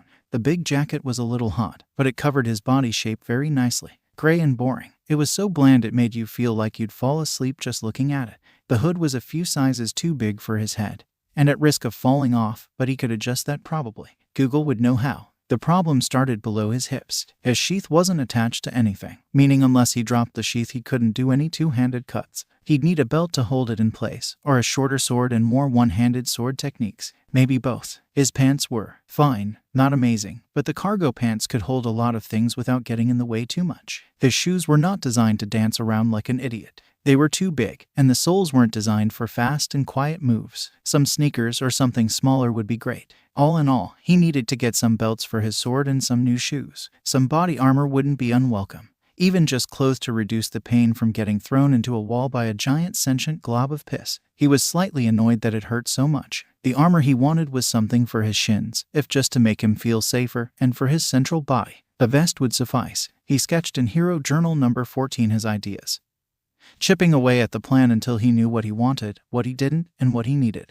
He glanced around his room, noticing all the hero paraphernalia. One of those things he needed was money, and he was starting to get an idea of how to get it. Hero websites, places that fans of certain heroes would gather to talk about them. Merchandise for things on a specific hero sold for a higher price here. Some minor odds and ends could be sold at this for major money. Nothing big or noticeable, just minor things that were usually in his closet. He wouldn't sell them from his house, but he could prove they were in mint condition to get more money. It would take a while, but this would get him cash so that when he made his next hero suit or sword, it wouldn't be a piece of garbage like these were. Next up, scrounge up as much cash as he could find in his house and on the road and go to the thrift store. It wasn't impressive, it wasn't cool, but he was on a budget and he'd make it work. 2 thrift stores to choose from, and he took meticulous notes on what he wanted and needed. The second one even had a real katana that he took notes over for his next one, even if the blade was bent in the middle. Its teeth even gave him some ideas of how to improve his current one, like banding it with metal to help the glue stay together, or putting a groove in for the strap that would hold it to the belt. He got some beat-up sneaks with minimal holes in them and 3 belts, along with some soccer shin guards. No body armor though, unfortunately. The most important and functional part wasn't there. He could spray paint everything black to remove any sheen and make it harder to track. It was amazing what you could get if you bottomed out your standards. Back to the quirkless cave, he put everything on. The shins had been for a child probably, but fit well enough. He put them over his cargo pants to keep the pants cuffs from getting in his way. Next came the shirt, hoodie, and jacket. He used the arm bracers to cover the cuffs of his jacket to keep it out of the way of his hands before deciding the chafing wasn't his thing and rolled the sleeves up at the elbows. If he liked it, he could sew or glue it in place depending on how patient he was. The painting mask still covered his face, although with the entire ensemble he looked more like a villain than anything heroic. Still, the hood didn't block too much of his view and the mask didn't get in the way of looking down. Though, now it was time for what was probably the most important part. He waited for the jacket to be on so the bottom of it would get in the way. He needed to see how functional it'd be, and it went down to a little below the middle of his thigh. Therefore, the jacket might cover up the handle and get in the way of drawing the sword. Midoriya tightened the straps around the sword, making sure it could hold itself in place. He put on the first belt for pants, tightening until comfortable. Next, he put on a more elastic belt, hooked in so it wouldn't fall off, but not currently doing anything. Finally, he attached the third belt like a cord to the sword and tied it to the second belt and pushed it inside, the elastic belt holding it in place like a holster. Sure enough, the bottom of the coat did get in the way a little bit. He moved around in his getup, feeling ridiculous and hot inside his room. The sword at his hip and loose jacket made it harder to move, but the new shoes made it easier. The shin guards didn't go low enough to get in his way. If he kept his left hand on the sword though, he could push it out of the way as he moved. He spent only 10 minutes walking without his sword drawn in the getup before adjusting his pants and jacket, going another 10 minutes before another set of adjustments. He kept doing this off and on until it was easy, and he was too hot to care. He went back to pajamas and hit the showers, taking this time to try meditating while standing. It was just focusing on his breathing and relaxing. It stung a little to wash the new cut on his head, but he'd survive. He needed to plan out his next plan. Planning was his strong suit. If he wanted to be a real vigilante, he should help people. Would taking on that gang really be helpful? They hadn't even attacked him, but he'd heard them from the open window. Cleaning up the streets is good too. Doing community service would be good too, and less dangerous. Do I really need to do it myself? Nothing major had happened yet. Nobody had died, and if he bailed out now, he could keep it that way. But would it be as satisfying? What would help people more? The public's response to his actions was on his mind, if only because he thought about what heroes would think and hated them more. Tomorrow I'll scout them out. I'll do my research, and then I'll make my opinion. He nodded, switching the shower from hot to cold to get him focused. He had notes to take, techniques to write down, and a drawing cut to practice with his amazing pencil sword. Breakfast and mediation had become a staple for Midoriya. He liked to think he was getting better at it. He sat in his room, back as straight as he could get for 10 minutes. In through the nose, out through the mouth. After that, he set back out to get back into practice. The solitude of the abandoned house was great for keeping off prying eyes. But he might run into the gang again. Instead, he set about learning in the hilly slopes of the forest. The entire ground was an uneven slope, constantly forcing him to adjust even before he made things more difficult. When you added what he hesitated to call his hero suit into the mix, staying in position became a nightmare. The shoes were smaller than he was used to, but he'd been breaking them in. The shin guards dug into his calves. He'd have to attach them directly to the pants or get better elastic. His pants were scrunched up at the knees and ankles, but that was hardly a problem. His sleeves kept rolling down. He'd need something to keep them in place. The main problem came from the jacket and the sheath. When trying to draw from the sheath, the jacket covered it so he couldn't get to the handle. When he was walking with the sword out, the sheath hit his legs and got in his way. Those two problems he didn't have any easy solutions for. The jacket was necessary to avoid suspicion and hide body armor when he got it. The sheath covered the sword and allowed him to hide it in less conspicuous things. He couldn't get rid of either. For now, he focused on just coming up with techniques to ignore that problem. He could go for a very slow grab of the sheath with his left, allowing him to slowly peel back the jacket and keep it out of the way. Otherwise, he could go for a quick, messier draw. He would turn his hips to move the jacket out of the way, and before it fell back into place, he'd perform his drawing cut. For the annoying sheath, he could add another belt to keep it in place. He could adjust his gait in the meantime. The shuffling walk kept the sword in place, but everything went wrong when he tried to dash. As long as his legs moved slowly, nothing would go wrong. Still, when he one-handed his sword, he could dash briefly before the loose ends of his jacket whipped back and struck him. In real swordsmanship, dashing attacks didn't seem that common. Maybe that's why fencers wore a white bodysuit, a mask, and nothing else. His accuracy also degraded when he tried to one-hand a sword. Once fluid movements became shaky as he danced, but his body still moved quickly. Still, the whiplash of his jacket helped him move his hands away from his body to keep his arms up. The annoying sting taught him, forced him to keep his guard up and at his shoulder. The stance, called has no kami in Japan or just roof guard in Germany. He liked the European name cause it sounded as dumb as he felt doing it. It mainly served for overhead strikes, which was great since that was the second thing he planned to learn. For now though, just drawing and sheathing. He'd draw the sword with one slash, then put his hands up out of the way of his swinging zipper that was intent on breaking his hands, and grab the blade, right grabbing the middle of the blade and left grabbing the pommel. Midoriya didn't even have time to attack before putting it back away and repeating. As he drew the sword, he'd take a step to reposition himself. The extra momentum could make for a better attack, or to put himself away from someone trying to harm him. Both were really good. His dancing steps got more and more natural as he was forced to remove the sudden acceleration from his arsenal, taking a more gradual acceleration and deceleration. It was slightly harder to breathe in the broken mask, but if he thought of it as part of the training, it worked just fine. But even as he trained, he had to give in to hunger. He switched back out for lunch, wondering if he should finally try to get a new backpack just to fit all his new stuff into. Either way, there had to be a more effective way of eating than going 20 minutes walking to the woods and 20 minutes back to eat lunch just for another 20-minute walk back. Maybe he should take up running. It'd be a useful skill. At least it wouldn't be a burden. To test this, he did a light jog and promptly felt like dying 3 minutes in. As it turns out, going from one hard workout to another was not a good idea. Running could be useful, but he'd need to be ready before he did it again. Midoriya opted for a middle ground, power walking all the way home with only 2 more breaks. He came out tired and sweaty, pulling the same trick as always, but was greeted by 2 women instead of the one he was ready for. Mitsuru, mother of Katsuki Bakugo, was sitting with his mom. She waved hello as he came in. "Good to see you, Izuku. Somebody's been working out, eh?" She smiled coyly, and Midoriya just smiled and nodded along. The 2 women got back to talking, leaving him to sneak his stuff away and get some food for himself. They weren't talking about much. Husbands, sons, life. Midoriya listened for a bit as he ate, then gave up and focused on meditation. Soon he'd be back in school, but before then he wanted to investigate that gang.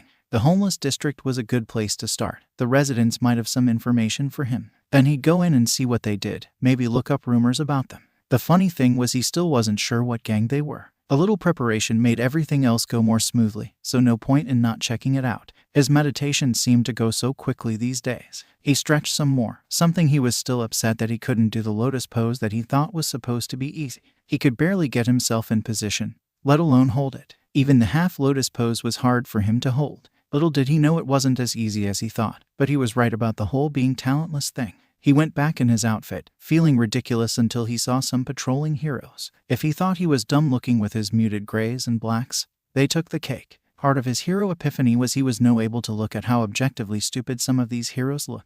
He barely noticed the worried glances they gave him, some of the rookies urging each other to go and talk to the seemingly dangerous criminal. He'd realized his hair would stick out and be a solid way to find him, so he'd tied it up out of the way and under the hood. Since it was a bright day, some sunglasses weren't out of place. His hood dwarfed his head, and the body armor painted black with model paint didn't reflect any light. Completing the look was the strange black bagged stick he carried, too thin to be a gun. It looked very conspicuous whatever it was. He didn't even flinch when he saw them though. They could hear him laugh as he quietly slunk by them, not bothering with second glances. Should we call him in, or just ask for an alert? Smile Man questioned his boss. Smile him in? He's not doing anything illegal, but an alert wouldn't be out of place, he said with a nod. We need to stay vigilant in case something goes wrong.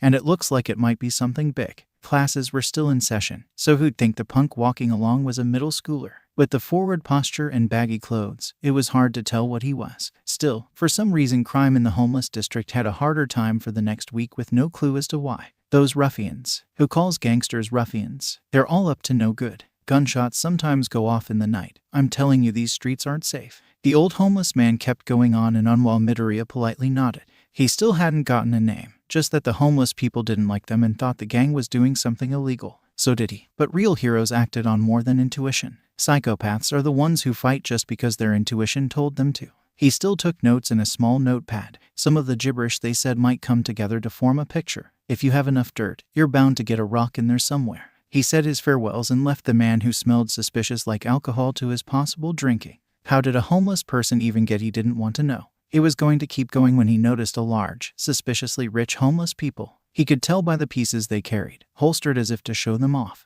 Guns, to make gunshots that go off in the night. And tell me these streets aren't safe. What is this? An instant callback. They looked like they meant business. And as he took to the shadows, several people came to the building. Taking a peek at the sun, it was about the time he'd been found last time. The building he'd been in was en route to here from the livelier part of the city. That's why he'd found it. Overall, it made sense. The gang wasn't just wandering around after lunch. They might have been trying to come here. He ghosted along the streets, going around as to not just cross the street. Midoriya slipped through alleyways before re-emerging closer to the building. He bet his luck in the third-story fire escape, below the roof in case someone was on it and sufficiently high enough most people wouldn't notice the darker shape in the window across the alley. He hunkered down, waiting until he saw a familiar group. The man who asked his crew to find and beat him, still smoking. His breath was purple, a quirk. If the color quirk theory was to be believed, it was some sort of toxin. Judging by the dried-out skin around his mouth, possibly dehydration, or just bad personal hygiene. He did get a tattoo to look at though. More things for the sketchbook. His position wasn't close enough to monitor what they were saying, but they didn't look happy. The first guy he'd taken down, the stairs guy, looked like he sprained his wrist. Ouch. They went inside, yelling at the guy in front. They were so loud he caught that. You don't recognize toxin love. Eat it, bucko, before I leave you a husk. Somebody hit something, and multiple footsteps disappeared. A minute later, coughing, mostly likely the door guy. Toxin Love, a strange name. Toxic Love was the name of a song, but maybe another gang had thought of that one first. More for the notes. Was it his name, or the group's name? Who'd announced their group's name so easily? Regardless of how dumb it was, all went into the notes. After 20 minutes, the last of the people showed up. At least 3 biker gangs, as there were already bikes parked haphazardly, and then 2 more groups showed up. One cussed out the other, throwing a generic bike mask down while yelling about nearly crashing. He punted it into a different alley. How sweet, a gift. For me. That was the last group to go in. He seemed to flow down the wall, climbing the bricks and dumpsters easily. He'd done this all the time when he was running away from Bakugo, and back then he was on a time crunch. Now he had all the time in the world. Midoriya slid out of the alley as if he owned it, walking across the street into the other alley, and kicked the helmet like a ball until he thought he was a safe distance away. He didn't even look around as if he was scared to death. One of the gangsters saw this and was going to beat him to death and recognize him and then kill him and then torture him, and oh, Though, looking at the helmet, it was obvious why he ditched it. The visor had a crack in it, probably from his latest accident, at least until he felt how cold it was. What was with his luck and ice quirks these days? Still, a visor could be replaced. Into the suspiciously yellow backpack it went. He could tuck his clothes inside it. He didn't bother returning to his perch, instead walking back to the main road to inquire about the gangsters a little more. He got to do this for only 20 minutes before something new stopped him. What you think you doing here, mo boy? A gruff man, over 7 feet tall. You know whose turf you walking on. Show some respect. This is Toxin Love's place, and we don't take kindly to strangers. His arms were crossed, dressed in a tank top and army cargos. Thick as a wall, Midoriya wasn't sure a surprise attack would do sit against him. What are you, mute? Listen, short stack, take off the stupid mask.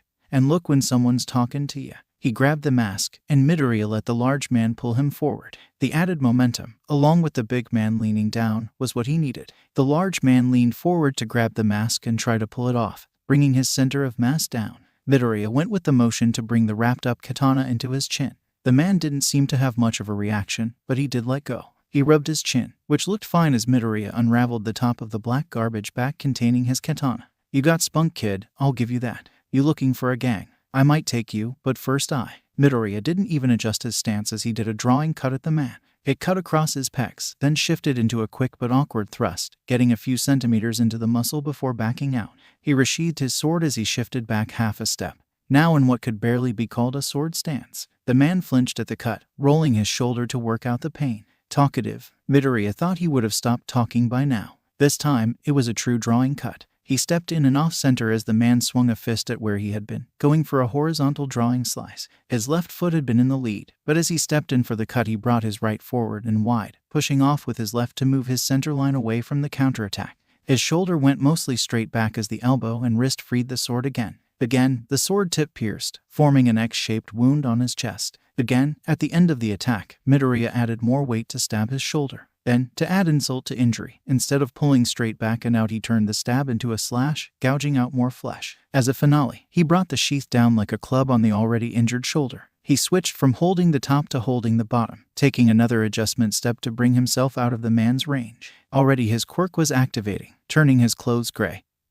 He confidently went for his own knife, a terrible move when facing someone with a sword. With the man's good arm out of the way, there'd be no counterattack. Midoriya brought the sword up again, mimicking the motion of the drawing cut and wishing he had another good attack. Instead, he didn't pierce the man again, slamming into the man's windpipe. An illegal move in almost any competition and one not trained in most dojos, since it could possibly be a killing blow. Midoriya was confident he was far, fat, or too weak to kill anyone, but it had hurt like a beach. He stopped being confident and started trying to breathe. His throat felt hot and constricted. The insides could swell up and choke him if he'd been hit too hard. He started to gasp and wheeze, bringing up no guard and sputtering around right there. Just how stupid is this gang? Another free hit. Midoriya clocked him in the side of the head with his patent-pending baseball sleepy time special attack. There was an anticlimactic thunk as it domed the dipshit, and he fell face first into the ground. Midoriya flipped him with a boot as the man's clothes returned to their former colors, and losing a strange sheen they had. Maybe a quirk that turns cloth into metal? If he just focused, he could have blocked most of the attacks at the start. He really is a dipshit. He patted him down for the knife, but instead ended up taking out a piece of cloth in the shape of a knife. It did support his theory at least. He left the knife with him and used the guy's phone to call emergency services, leaving it and him there as he wandered away, covering his crappy sword with the trash bags again. Midoriya switched back into his normal clothes and went back out on the streets to head home. He only got 2 blocks before somebody new stopped him. What do you people think this is, a freeway? He was thin as rails with a slight goatee, dressed in a big stuffy jacket like Midoriya had been. Midoriya apologized and sidestepped. Sorry sir, I'll be on my way. Sir, the thin man stopped, snarling down at him. He turned, driving his knee into Midoriya's back, including some of his already damaged ribs. I'm a girl brat. Shit, kids these days. She stormed off while Midoriya had a nice personal time with the concrete before hobbling away. It was unknown who called the cops on the gang meeting or took out one of the guards, but it was promised that they'd be torn apart. Midoriya was just glad to get away without the cops he called catching up to him. When he called them, he had covered his hand with his shirt so there wouldn't be any fingerprints if someone checked.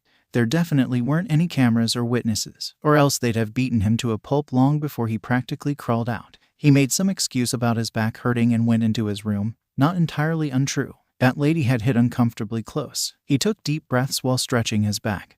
then looking up from his sitting position. A few things popped as he used his bed to push against his back. Maybe not healthy, but felt pretty good. His costume wasn't terrible. His jacket had taken the knee pretty well. His gloves didn't mess with his grip, and the few steps he took were nice and easy, even if this was a little violent for a scouting mission. Seriously, I do almost everything right and get blindsided by something completely irrelevant. He laughed at himself. This was the real thing. He could actually die if his opponent wasn't going to call emergency services. He could go to jail if the police or heroes found out he carved up some dude, even if it was self-defense. Most self-defense didn't involve one person using a sword. Still, something inside him enjoyed it, even if that guy had the survival senses of a wall. He rubbed his back and went to the showers. He was going to be back in school soon. He'd look up what he found tomorrow and go scout them out more. It was time to wrap things up. Midoriya swiftly got out of bed and into the kitchen. 3 days until he went back to school. His ribs were now killing him all over again though, and it didn't help that after that lady kicked him he'd fallen back on them again. Right up till that point, he'd thought he'd be breaking his own recovery record of 24 days. Now, 6 weeks didn't seem so unreasonable, at least from where he was sitting. His mom wasn't up yet. Somebody had to pay the bills, so he went back to his room and meditated for 10 and hit the computer. He had 3 days. It wouldn't kill him to get some online research. He loaded up his VPN so nobody would track him down and murder him and started poking around about toxin love. Back in his fanboy days, God. That made him sound old. He had often researched the more obscure details and hidden stories. He just wanted to do it in a much shorter time. He'd post his questions now and hopefully hook in some responses by the next day. First, he'd search for what was already up. Gang violence in my area. Then focus on the members and look for common signs or important people. Hero arrest records were posted to show off, and cross-referencing the district with the time and a certain type of crime, he could find out details easily. Heroes were patrolling the area, so some of the crime had to be dealt with. Scanning through, there were many records of noise complaints the heroes had to investigate that might have been gunshots. Not a good sign for a swordsman. In the criminal organization department, there were at least 6. He wasn't sure how many he could take down, but definitely not 6. Probably not even 1. The best case right now, weaken it until it collapsed. Still, it didn't hurt to pry a little bit. For the gang toxin love. They had a penchant for dealing drugs in the form of cigarettes. Oh, guess they did have some valuable stuff on them after all. Midoriya thought back to the people he frisked only to find nothing but cigarettes. Turning in that stuff could probably have helped take down this whole thing. Now that was a reasonable goal. Find somebody who'd probably have it, make an anonymous report and turn it in, and the government would take it down. Who gives a shit about credit? He could stop wanting to carry a weapon every time he went to that part of town.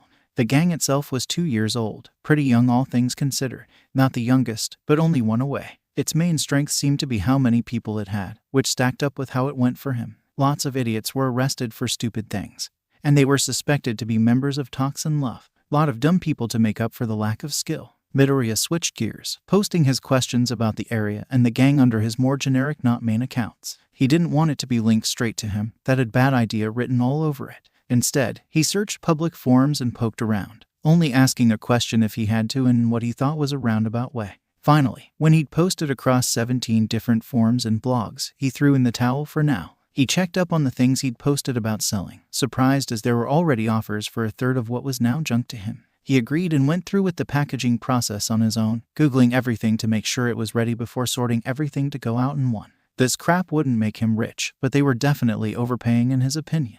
Not that he cared, he just wanted their money right now. Midoriya took it himself and shipped it all off with the yen in his pocket before going back to his room. Today was definitely a recovery day. Getting back, he went straight into stretches to help relax his body, then a 30-minute meditation. Each breath felt crisp, and warmth filled his body. Biologically, it accelerated the heart while not working most of the muscles to give him a faster blood flow and speed up the healing process while helping him think more clearly. After he was done meditating, he set about learning a second attack. With vigor, he grabbed his esteemed pencil sword with one hand and flipped open his notes with the other. Straight back, slight bend in the legs and hands at shoulder height. A few calming breaths in this pose for focus. While standing still, his left leg was the lead. But for the sword stroke, his lead leg switched, pushing off and landing the same time the sword came down. The slight off balance would put more of his weight into the attack and make him lean into it. It'd hit hard if it hit, and he'd get hit hard if it didn't. His arms were supposed to come away from his body. At a minimum, the handguard should be at eye level. The sword could be leaning forward slightly and mostly up,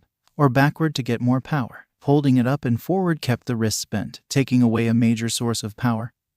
But a faster attack. The smaller cut was actually the flicker cut, a small stinging cut with very similar motions. But he wasn't here to learn that yet. For the lunging two-handed overhead cut, the sword would be pointing behind the swordsman. As the sword came down, the swordsman would lunge forward and switch lead legs, going off to one side as they did.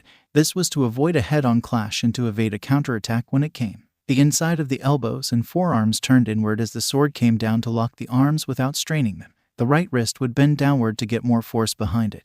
And there was a certain hand motion with this attack. When doing a proper attack, one hand gripped the middle of the handle and the other gripped the pommel. The dominant hand was the one in the middle of the grip, but the one that aimed the blade was the one on the pommel. By gripping the pommel and using leverage, attack power was easier to generate and the direction was easier to control. This attack seemed to be about outright crushing the opponent. The sword was to be brought almost straight down. The body would lean forward. It was a bit awkward because, even without the weight of the sword, he nearly fell forward several times. It was quite the ankle workout to not stumble straight into a wall. It was the natural pairing with the drawing cut due to the drawing cut leaving the sword in the perfect position for a lunging two-handed overhead cut. It was a two-hit combo that could be paired with the flicker to switch things up and use a light and quick attack in place of a larger, heavier one. If he learned the upward cut and the flicker cut, he'd have an entire combination he could work well of attacks. Still didn't have any real parries. That was probably the next thing he needed to learn.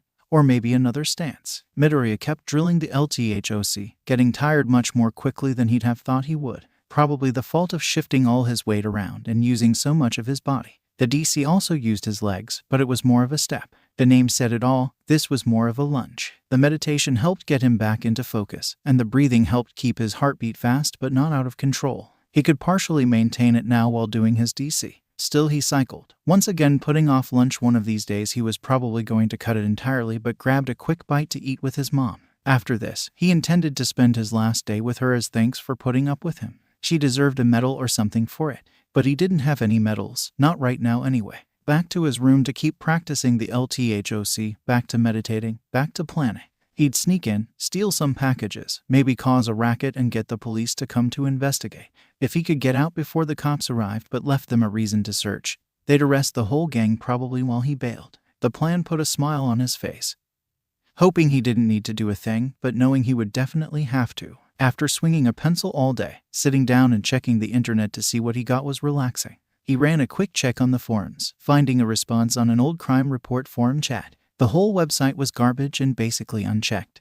And Midoriya was pretty sure it wasn't originally about heroism. Just a guess going by the illicit pictures he'd blocked the first day he found it. His nickname on here was R. Somehow it allowed one-letter names. But it was that raw garbage quality that made this website fun. It barely functioned at the best of times, and it seemed to be the best of times. The chat he posted his question in was lively. There's a gang called Toxin Love. Are they famous for anything? Do they often have large daily meetings? UO Nerd Herd Talks LV. The NCH of JNKs. They mostly do drug deals using their own brand of cigarettes. They don't have a central source so they aren't arrested. Large meetings, like regularly. Most gangs have meetings monthly to regroup and organize. But not daily. There was other stuff, but that was the major stuff. The drugs he'd found out about on his own, but the meeting stuff was new. If he was going to be a vigilante though, it was things he needed to learn. He scrolled through the rest trying to find something else relevant, settling at the bottom again. Y0 UCTHMHVBG meet. We're at fam. Are they still having those meetings right now? They might be planning to start dealing out of district. If they still in district, it'll be as fine. I find him and hit tomorrow. Don't do anything reckless, please. They are one of the larger gangs in the area, even if they're not good at fighting. Their sheer numbers make them more dangerous than they seem. He didn't think anything of it as he turned off the computer and went back to practicing his drills, anxious as he tried to mix his breathing with his 2 attacks. 2 days until he was back in school. A big breakfast today. 20 minutes stretching, 20 minutes breathing. A quick run to the forest to switch out and practice real quick in costume. The sheath and jacket didn't get too much in the way of his lunging two-hand his lunge. It was easier to call it that for now. His steps had once been hard to maintain. Now it was almost natural. His body always felt centered. Well, as his near-face splints last night proved, almost always. There were a lot more color-coded knuckleheads today. A little more police than average, but a lot more heroes. Namely, any. Usually, the only heroes here were on patrol, but today they seemed intent to just stick around. Midoriya avoided all of them like the plague. He went straight for the hideout from last time with the same place, same vantage point. The dark colors helped blend into the dark, grimy window he was using as a chair. He watched as people came and went. Noticing that the heroes didn't seem to come this far in. Kind of counterintuitive. The usual gangs were here. At least one of the biker gangs from last time. He didn't even know Japan had biker gangs until last time, and the occasional wave of mooks. This was probably more than just talks in love. If what he remembered of the chat was true, this seemed to be a big meeting that required a lot of planning. This meant lots of security, lots of important people, lots of ways to F it all up. But if the heroes pulled up, lots of easy arrests. He did see someone try to sneak in. They were trying way too hard, making them stick out more. The best hiding came second nature, barely forced. The weird skimpy succubus costume didn't help. She got sent on her way quickly. It was pretty fun to watch. 20 minutes later, same story. Some dude in a lab coat this time. Barely looked like he knew what hiding was with that white lab coat. Would have stuck out less if it was neon. Also got a stiff lip and a kick on the way out. There were only 2 doormen. They had hour-long shifts and wouldn't shut the F up, making it easy to tell when they were gonna switch. The last group came, or at least they were the last group 2 days ago. The biker gang parked. The icy dude whose helmet he stole was still pissed, and they stormed inside. The shift changed. The old losers went inside, and Midoriya shifted up to the roof of the building. He'd heard the 2 guys up here and was prepared for them. The roof's shifts were different than the bottom's. There were only 2. And this guy had another hour before he switched. What was the turtle guy's quirk? Who knows? He didn't notice Midoriya scale the wall and hang off by just his fingertips before rolling over the edge, hiding behind an air conditioner as he took the cover off his sword and attached it to his belt. Then he calmly and quietly approached the turtle man, steps fluid as water. He approached from behind, holding the bag in his hands. When he believed he was close enough, the bag flipped up and over his head, Midoriya pulling the bag back and kicking out his leg to force him down. There was muffled screaming, but Midoriya ignored it for now. This guy, like almost everyone, was bigger than him. However, right now, he was panicking. If Turtle Boy landed shell up, doing anything else to him was going to be a problem. Instead, he arched his back and pulled himself off the ground by the bag around the man's face, pulling him back and down. He nearly landed on top of Midoriya, but as the bag came off, he performed a soccer-style goalie right into the man's noggin. He was dazed but not down, so a second kick sorted him right. Midoriya stood to one side awkwardly afterward, waiting to see if he was knocked out. He started to cautiously back away, but the second he saw the man's arm twitch, he gave him one last kick and scampered away. When 2 minutes passed with no movements, Midoriya worked up the courage to search his body. No cigarettes, but a radio he turned off and pocketed. On his hip, there was the game changer, Sig Sauer, a piece of gray metal that spit lead. If Turtle Boy here had a brain, this could have been over in a second. He had to meditate on the spot to regain his cool. It took a while, but the thought of getting a bullet between the eyes wasn't nice for anyone. Still, he slipped on rubber gloves to cover his prints atop his bracers and put the weaponry in the bag. He wasn't planning on using it, but he'd have to be nuts to leave someone with this stuff. The front guards had just settled in and weren't expecting anything. Midoriya really did think about climbing down the wall above them and landing on them, but that was just a quick way to break his knees. No superhero landings for quirkless rats. This rat scampered down the building and into its favorite alley. One last rundown of his kit and the masked figure took to the street. It stuck close to the building, listening to the conversation. 2 targets, one 10 feet away at the chair. The other's voice is projecting to here, so he's facing this direction. Wait for the first one to distract him. Take out the closer one. No, kicking over his chair would do just fine and deal with the standing one. Rush him, drawing cut into LTHOC. Turn back and kick the already down chair guy. Something approached from behind the 2, giving off a strange choked vibe almost as if nothing was there. The shoes made no sound, cloaked by the duo's conversation. Finally, a burst of speed to build up momentum. The closer one was sitting on a plastic stacking chair. The figure grabbed it by the top and pulled it while his leg stopped behind one of the chair legs. He added a rough left hook to the man's face, giving the man the momentum to fall backward and crack his skull painfully on the concrete. He then turned and immediately dashed into the drawing cut. The second man had turned to face him, his hair turning green and wispy but not backing up. Midoriya stepped past him, the drawing cut slamming into the side of his head. The man's head whipped. Not lethal, he wasn't even down yet. He's so intent on his quirk he didn't prepare for an attack. What do? The LTHOC hit him just above the ear. He looked out like a light, but his quirk didn't deactivate, so he was still up. Only first-year hero students would fall for that. He stepped up to the crumpled criminal and did another kick. Swordsmanship was good and all, but he didn't really have any moves to hit someone when they're down. Midoriya's next move was going to be a better kick. But for now, repetition would do nicely. The villain swore as he tried to get up, only to get kicked again. It was a pretty lame sight, and basically just bullying, but he went down, so who cared? Chair Guy was out cold. Midoriya tore Chair Guy's shirt to dress his bleeding head, then made up a knot-looking thing to tie his hands up, taking more of what was a shirt. Same story for the other guy. They had more walkie-talkies, more things to turn off, still no cigarettes, but more guns for the bag, some cash, but he wasn't trying to be a thief. Inside their wallets were multiple IDs, and one had an address. He copied it down and took off his searching rubber gloves before opening the door for himself and heading inside the lion's den. It looked like someone hadn't fixed the lights in 50 years. Half the hall was dark, and the other half was flickering between then and dim. There were people in here, some giving him glances as he came in. Midoriya invoked his inner Kakin. That parts he admired about Bakugo, and didn't even look at them. One hand on his sword, he walked straight past them. Some people started down at the cloaked figure, some kept right on jabbering away. He wasn't really sure what to do now, but he just kept heading straight forward. The hallway snaked and turned, and it didn't take too long before he was seemingly alone. It was hard to tell with the bad lighting, but this place was built like a maze. There were cameras, but who knew if they still worked? Probably not, since no one had bothered him on his way in. The walls and ceiling were falling to pieces, the building itself blocking the camera for him even if it did work. Midoriya took to the wall like a spider, scaling up the rusted cabinets and cracked walls mostly silently. He reached and stuck to the ceiling, sitting on the rafters and taking a minute to breathe and calm himself down.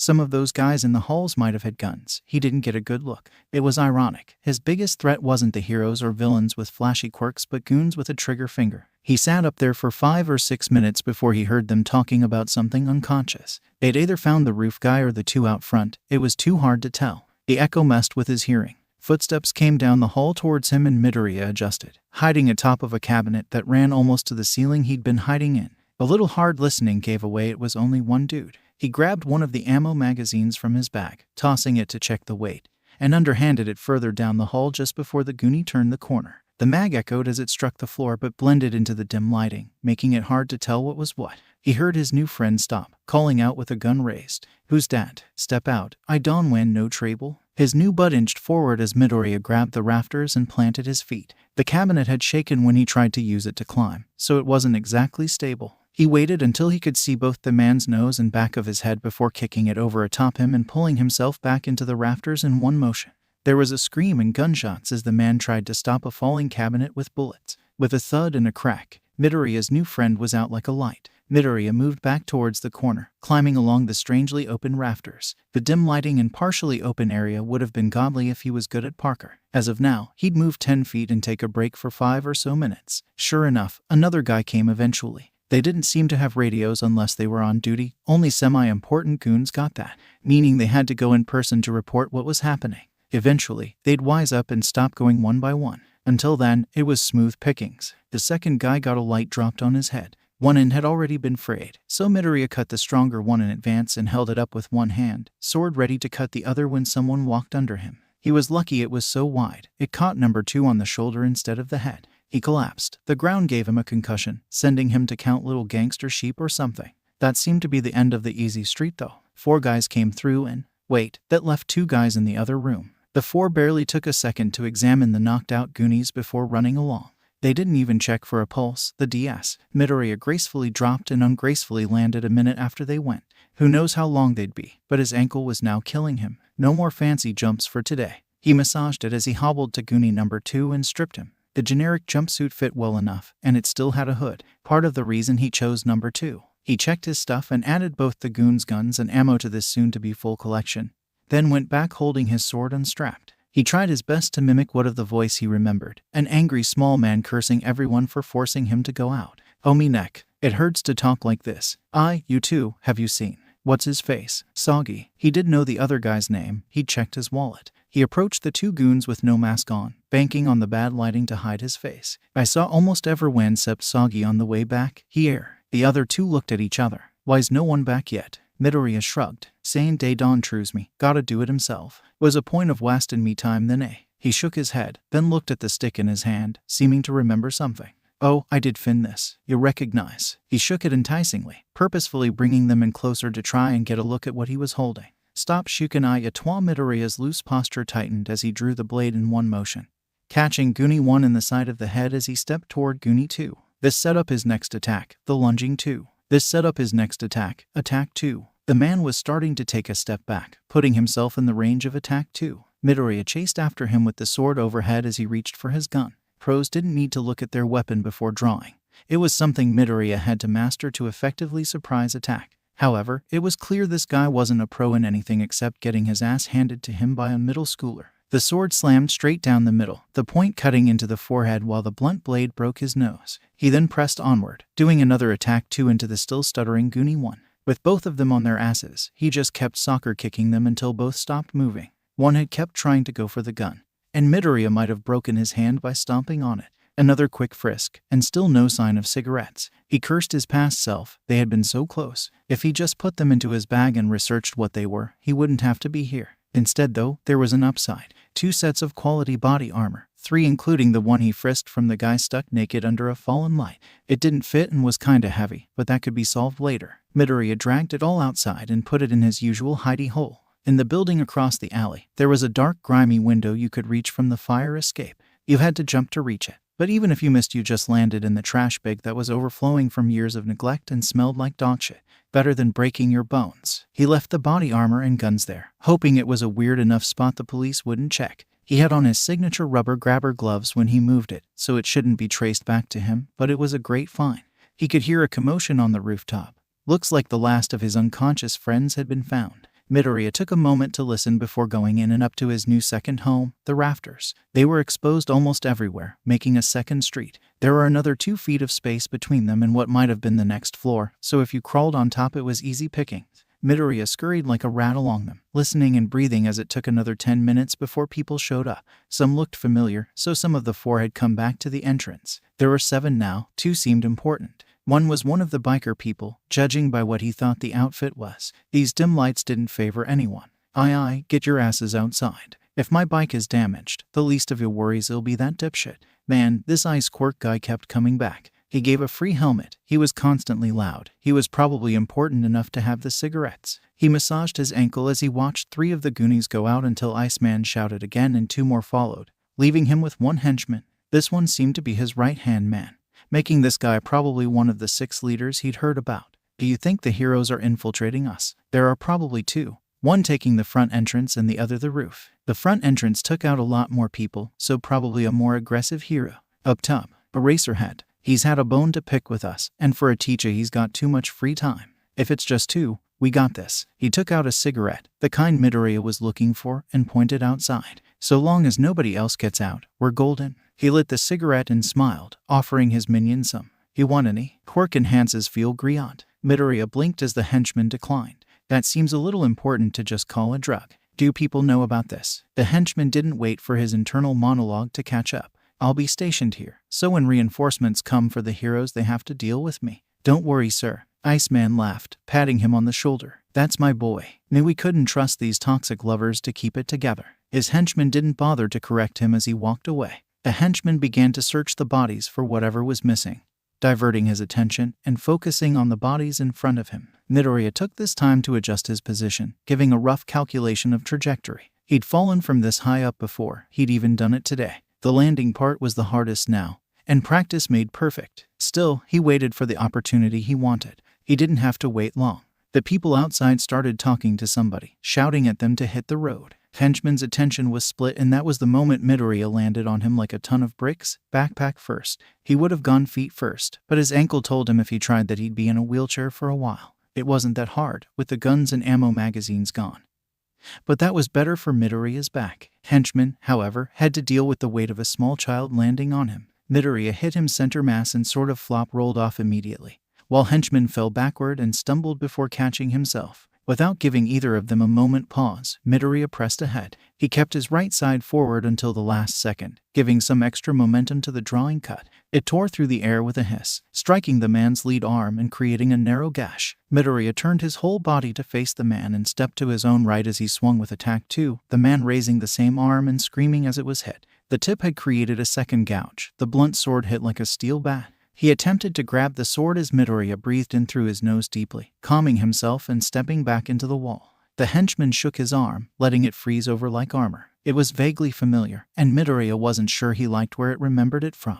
All that for a shrimp with some dull-ass blade. The other guy better be Amma. Midoriya had almost let him finish 2 sentences. He was getting rusty, and he wasn't sure he'd ever been sharp. With his good ankle, he kicked off the wall like a starting block, going for another downward slice. The henchman raised his arm as ice coated it, catching the blade. It still went down under the impact, but not very far. Henchman formed an ice gauntlet to punch him in the head as Midoriya attempted to pull the sword out. It seemed to be stuck fast to his arm, and this man was stronger than him. Still, he had dealt with arm-focused quirks all his life. The area of the threat was smaller but more centered on the body than what he was used to. Midoriya put his entire into pulling the sword, trying to walk backward. Henchman went with it, pushing him into the wall so his punch couldn't miss. Any other tricks, hero? This guy thinks someone who'd tackle him from above and try to cut his arm off, even if unintentionally, is a hero. Midoriya weakly moved his head forward, trying to headbutt him but only swung his head forward. The henchman laughed as Midoriya kept his upper body leaned forward, putting all of his weight on the sword as his legs came off the ground.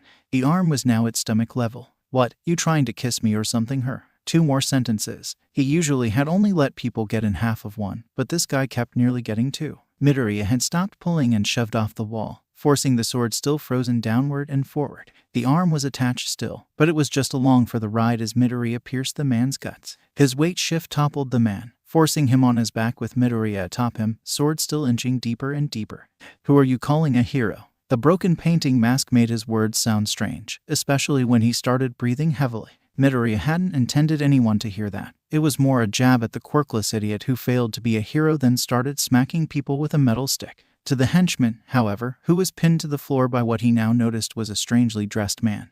It was unnerving, especially as he began to put together all the smaller details about this guy. Like an underground hero, all his colors were muted, but his mask seemed to warp his voice as if trying to hide it, something heroes didn't bother with. His eyes didn't seem to see him as a person but tore him apart as if dissecting him. Above all that, there was the fact that heroes didn't run through 2-bit gangsters on really dull, painful swords and then stomp on them. This man was not on the side of the law and didn't seem too bothered that he was about to commit a murder. "You're making quirk-enhancing cigarettes, I hear." The villain on him stomped on his left arm, the one the sword was stuck to. The impact sent his arm down, and the sword deeper into him. "Wanna talk about it?" Midoriya didn't know how to ask about the cigarettes, but the man seemed very cooperative. He just mentioned them and he got tons of details. Still, his sword was stuck, so he set his foot on the man's arm and twisted his sword, innocently unaware that was usually a torture tactic. He hadn't researched many stabbing techniques since katanas weren't built for it. Otherwise he would have asked the man to disengage his quirk. The ice broke off with a snap and he checked the sword, unaware his foot was standing on the now unprotected cuts he had inflicted earlier. The henchman was now viewing him as someone around the level of Toxin Love or Chiller's leader, Sao, and they had recruited Sao from a different country just to get someone as violent as him. Even he wouldn't purposely F up an attack to gut somebody though, he wasn't that smart. This guy was thinking ahead, like a serial killer. They might have had more men, but they didn't want to go into serial murderers. Those guys were real psychos. "You and a gang." His words were punctuated by heavy, harsh breathing. The henchman nodded, talking only when asked. "It got a name." Yes, sir. It's Chiller, sir." The man's mask was slightly broken as if some wild animal clawed it. Faintly in the dim light, you could see the makings of a smile. "You got a name, but I don't care. What's this meeting for? Wasting time." It seemed like he knew about the meeting, and like it somehow disrupted his plans. He might have been trying to get the cigarettes from one of the lower rungs, but this meeting had all the sources in one place. His target had gone from a small-time drug dealer to an entire organization that only started 3 days ago just to get some quirk enhancers. What was this madman's quirk? And no, sir, he was being more formal now than his own boss. The sword casually drifted around, running along his arm as he spoke. "It's for the heads too, to plan about going out of the district." How are they doing it? This man already knew a lot. He might have been a hitman sent from some bigger gang out of district, meant to stir up the pond so none of the local gangs could get out and get bigger. They want to sell the drugs at more places, and they want to start getting into bigger bank robberies. Kidnapping. The man was chuckling, laughing. He was too scared to go any further, so he thought, but a man standing with a sword intent to stab him seemed to surpass his expectations. You guys rob banks. You can't even stop one rat. There was a rat in the gang. That made sense of how he knew so much if someone inside had told him all the details. They probably weren't too high up, otherwise he'd know more already. A shame about the gangs. You should go to the police station and tell them about this place. Turn yourself in. I don't care. We might even meet again soon. Haha. Don't tell your doorman. Wouldn't want to spoil the surprise. They might see each other again. Was this guy planning a hit just because he was a witness? F that. This guy had just been playing the whole time. Prison was way safer than any streets that sent someone this good to curb stomp some minor gang. "I won't tell anybody, not a soul. I'll go, right now." This got the man to take his foot off him. then kick him towards the door. He flicked the blood off his blade and kept his gaze fixated on him like a hawk as henchmen hit the road. They probably had someone watching the outside of the building, and tell that psycho if he didn't do what he said he would. He told off the doorman and took his bike to the nearest police station to come clean. Man, is this stupid getup that scary? Midoriya rubbed his ankle. God, it was killing him. That kick off the wall had almost made him scream. He could barely focus through the pain and was breathing heavily. Still, he might see that guy again if he joined another gang. It'd be a good test of skill to see how he improved since his first, and if he didn't get a move on, possibly last gang raid. He grabbed some ice chunks and scampered back up the wall for safety's sake. Then thought over what the henchman said and couldn't help but snicker. Rob banks, PTFFF. They couldn't even beat one kid in their own base or keep track of how many people he knocked out. How were they going to rob a bank? He let the funny image of these group of clowns trying to rob a bank. Still, he breathed back into focus and rolled his ankle. Didn't seem too bad if he didn't keep weight on it. He applied the ice to his ankle as his breathing steadied out. When the ice was all gone, he was going to move back along when two people came in from outside, some of the goons. He looked around for something to bury them with, found nothing, and shrugged. The cops should arrive soon. Surely he could relax now. The coppers might be coming. Hurry up and tell the bosses so we can bail. A voice came from the door, dashing all Midoriya's hopes. He was this close, and still the world went on.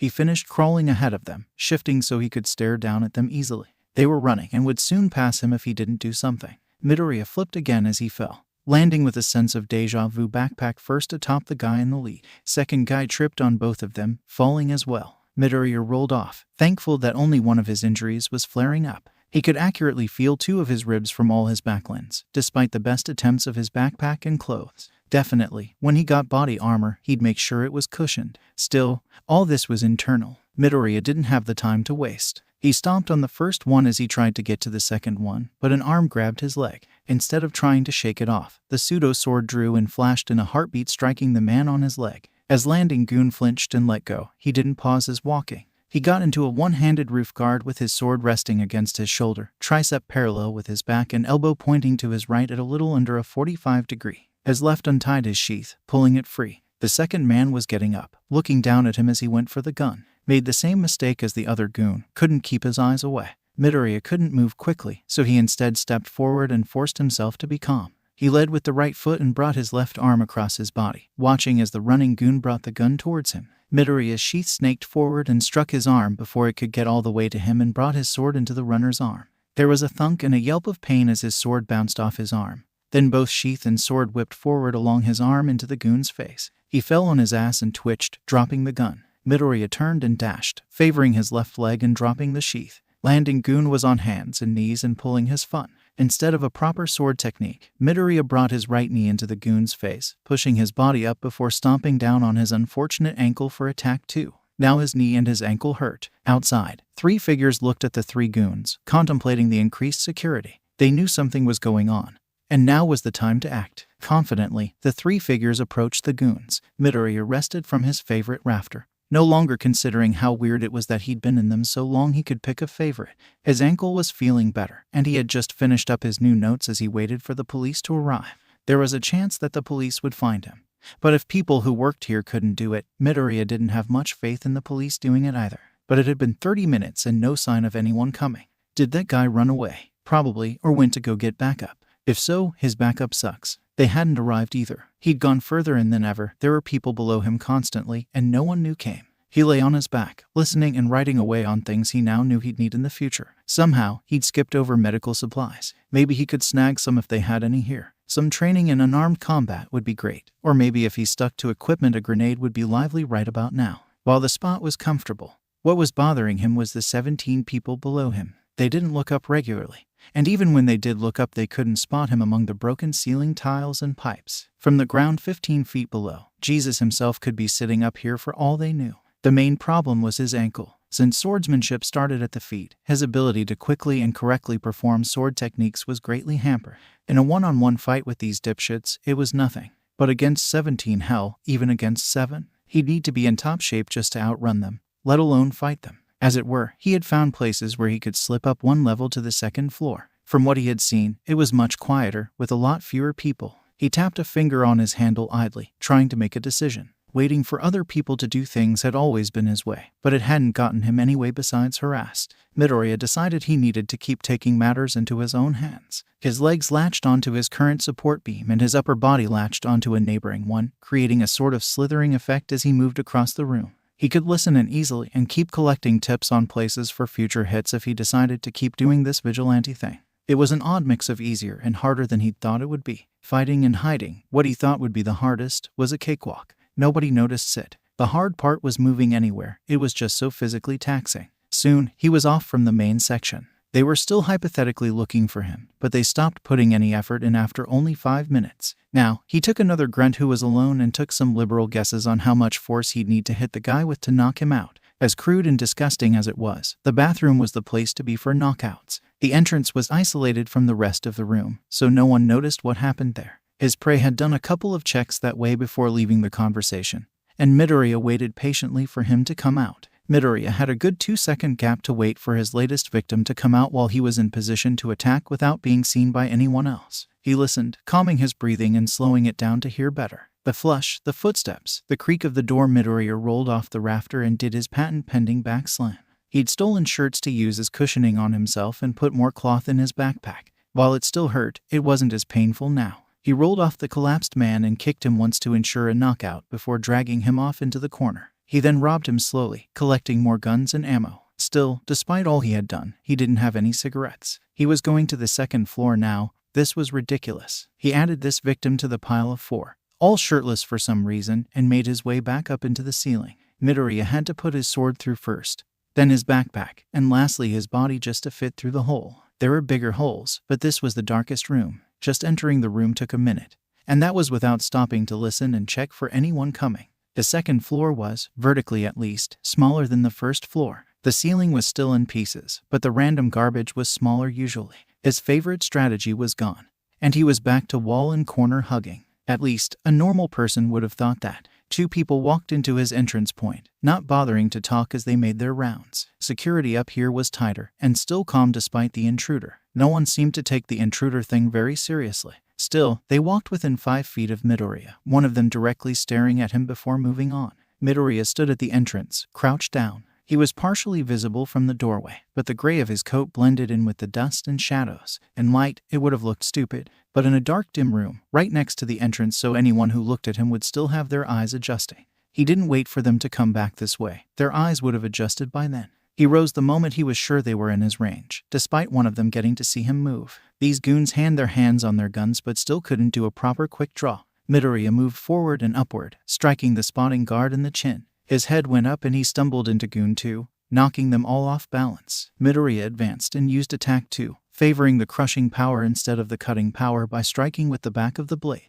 Both guards stopped stumbling and fell into each other, entangling themselves in a mess of limbs. Another Attack 2 to the first guard. Attack 2 had the most power when hitting around chest height, and beyond that lost power, making it unsuitable to hit people on the floor. However, with a pile of enemies, the stacked bodies put the target into a semi-effective height while locking them into place. He traded the accuracy he didn't need for power, cracking Spotter Goon over the head. He went out like a light, and Goon 2 was in a worse position as his partner became deadweight, trapping him on the floor while Midoriya lined up his next attack. He prepared to scream but instead got a soccer kick to the side of the head. 2 bodies were dragged and stacked like crates after being searched. Midoriya stopped bothering with taking the clips and just started stacking them in weird places no one would look, like in the rafters. These rafters were 9 feet up, over half the last room's height. There wasn't room to sit on top of the support beams anymore, but he could hang there if he wanted to do a surprise attack. These cigarettes were proving way too hard to get, and no sign of sirens. God knows what the police were doing right now. Midoriya readjusted to a new room with a door that he could stand behind. When 2 goons came through, he'd shut the door and take them out. 5 minutes of stretches and fiddling before he got his wish. 2 huge guys came through, both having to crouch to move on this floor. God knows why you'd station 9 feet tall people in an 8 feet tall building. Seemed inconvenient. Midoriya decided he could wait a little longer for some better prey. 7 minutes later, there was a door slam and a drawing slice that took the legs out of Goon 1. Midoriya did a slight jump for Attack 2, taking out Goon 1 in a single swing. He switched to hitting Goon 2 the second his feet made contact with the ground, clocking the henchman upside the noggin with 1, 2, 3 consecutive Attack 2s. This guy could really take a beating. As he searched the bodies, there started to be a racket down below. Gunshots and screams. The cops were finally here. No sirens, but probably for stealth or something. How'd he know? Nobody paid attention to the cops these days. But if he kept being a vigilante, he'd have to start thinking more about them. Probably learn to tune into police stations, if those still existed. He vaguely remembered them in old cop movies that sometimes played on the television when the hero news ended. Still, he found a mix of Jack and Sid. 2 more bodies for the body pile. He stacked them with the others, nearly getting caught as people started running past him to go downstairs. The cops were apparently a real threat, unlike one rogue idiot. Still, sometimes partners would separate and give him a target. He delighted in taking out the slow ones, like the one who'd been tying his shoes and gotten 2 knocks to the back of the head, or the one who'd pulled out a cigarette. Midoriya had really rushed that guy, but it was just a normal cigarette to piss of Midoriya. While he was moving the body, he heard a shout a lot closer than downstairs. It sounded suspiciously close, and while he didn't know what it was, he was not a fan, especially when he saw someone coming towards him while drawing a gun. Could take the body as cover, but these guys don't care about each other. Even with my bad ankle, it's better to move now and hide later. One last push on the body to send it up slightly, and give him some backward momentum as he bolted for the doorway. There were gunshots, but not a single bullet within a foot of him as he went into the next room and turned the corner sharply to break the line of sight. Then he climbed the wall frantically, scaling the wall messily and getting into the rafters. The man came in with his gun drawn and kept moving forward, only sparing a glance to make sure the intruder wasn't hiding in the corner. He kept going forward, assuming Midoriya to have not stopped. As his footsteps echoed into the distance, Midoriya took a moment to congratulate himself on the fact that he didn't piss himself despite being under gunfire for the first time in his life. He stayed there until his arms ached and he didn't hear anyone moving on this floor anymore. To say he dropped would be an overstatement. He basically fell with a minor bit of coordination. He did roll out of his fall, straight into a wall. He rubbed his face as the mask dug into his cheeks, muttering, "This mask hurt like hell when it was hit since it didn't have any padding." He shakily kept moving forward. There were 4 stories, and it just dawned on him that they didn't seem to give a shit about the bottom entrance. There was a much bigger reaction from the top entrance, meaning there was probably something important up there. He wasn't sure he could take another cheat entrance, so he'd have to make one. He stretched again, then ascended to a position where he got to stand while still reaching the ceiling. He put his head to the next floor's flooring, listening. He heard voices, and so moved on. 3 times he moved on until he didn't hear anything or anyone. He tapped the floor to make sure nothing heavy was atop it, then impaled it with his pseudo-sword. The first hole was very small, more of a test. With a hole, he could hear into the room better. Muffled talking, insults, and he could just about make out his favorite recurring ice biker. When this was over, he'd have to give that man a medal. That guy was making this so much easier. Midoriya gouged a larger hole and paused again to wipe away the fragments of tiles while listening. He couldn't be sure, but they didn't even sound like they were talking about the police downstairs or the intruder upstairs. They had very misplaced trust in their security. It looked like he was entering some sort of closet, possibly connected or very close to the meeting room. He headed up when he thought he had enough room, bag first, sword second, and himself last. The space inside the closet was only 3 feet wide. There was shelving. Midoriya climbed up as he went straight to the ceiling, searching for a good spot to start another hole. If he was going to try taking on 6 gang leaders at once. He checked and listened, noting that the people above seemed to be on a rotation like the ones on the 2nd floor. He waited until the guard passed before poking a small hole, listening and waiting. Took a while to get up there, and his feet were killing him from the weird stance on the shelves, but he finally got to the 4th floor. It was brighter, as there were windows up here. Midoriya enjoyed it, however, because after being gone for 2 floors, his rafters were back. It was a hop, skip, and a climb back into his most comfortable spot. It was like a safe space where bigger people couldn't get, turning his small stature into an advantage for something. He meditated there for 5 minutes, partially to calm down and partially to check out the guards. They didn't seem too special, but there were still 2 of them. The rooms were bigger, and as Midoriya followed them, he started to notice voices. The guards went into a break room, something that could be helpful for him later. Midoriya took note of it as he moved away. Ambushing here would be bad, as the guards on break might hear or see something. A little while later, he found the stairs up to the roof and the stairs down. He took a moment to check the guard's timing and dropped down. In one slash, he broke off the door handle to the 3rd floor, trapping everyone up here unless they broke the door down. For what it's worth, the doors had to be praised. They looked recent, unlike the rest of the place, installed probably to make this place more secure. Unfortunately, the door frames still looked like garbage, and the handle had only taken 3 swings to break. Midoriya went back into the rafters with the doorknob in his pack. It'd be a while before anyone noticed something was wrong, but Midoriya wanted to trap them longer. If he could pin them in the break room, he could pick off the guards on patrol. He'd need something to lock them in place, and the cops could hypothetically come at any time. Midoriya took a look outside to see how many cop cars there were and found waiting outside. Nobody. What? He squinted to make sure. No cars outside at all, but maybe that was just from this angle. After all, you didn't want the gang you were trying to take down seeing you come in. It just wasn't right though. By now the first floor should have been cleared and the second should just be getting cleared. Pro heroes might be really egotistical, but they had standards for working. Usually. Still, relying on others wouldn't get him anywhere if there really was no one out there. He stepped up onto the windowsill and jumped up and off, grabbing a rafter and pulling himself up.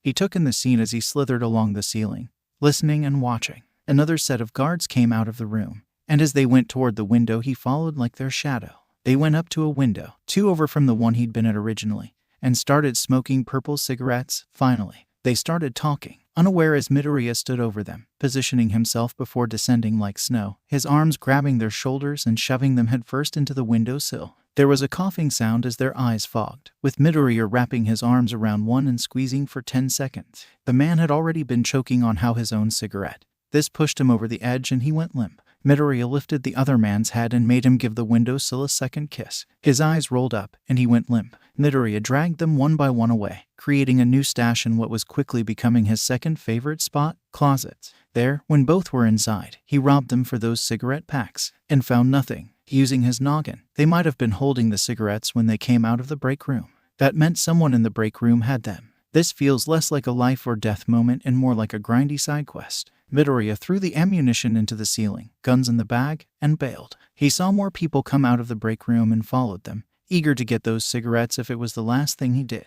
After that, he'd bail for good. If the police weren't coming by then, FM. 12 guards. Effing 12 guards had gotten a mouthful of window, wall, floor, or sword. Not one. One had even the wrong kind of cigarettes on them. And 9 of them were smoking. If he wasn't so unthreatening, he'd try to get them to talk about where they kept the cigarettes. Still, they should be running out of guards. They were definitely starting to get suspicious that no one had come back and spread out to search. Midoriya followed one to his closet, and when the goon opened the door he dropped down and shoved him inside, watching the man trip over the bodies and kiss the wall. Midoriya followed him and gave him another knock to the head, taking him out like a light before bailing. If anyone had any coordination, they'd find the bodies soon. Returning to his natural vantage, he watched for any other easy prey. Nothing he could really do as they were gathered.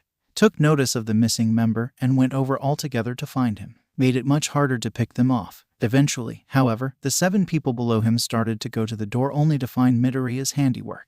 A couple of them shot at the steel door. Those rebounding bullets were the most dangerous things to Midoriya in an hour. Somebody left the group, probably to make a phone call judging by what he was holding, and Midoriya slithered after him. He followed him around the corner, arriving just in time to see him finish dialing and press the phone to his ear. Midoriya drew out the doorknob, giving it a gentle underhand toss further down the room. With a gentle tink it bounced, the man's attention snapping as he went for his gun. Midoriya waited until he got the gun pointed down the hall, but before he spoke out, his roll off the rafter had improved since he started, letting him land on the man's shoulders and driving him forward. His head slammed into the concrete floor.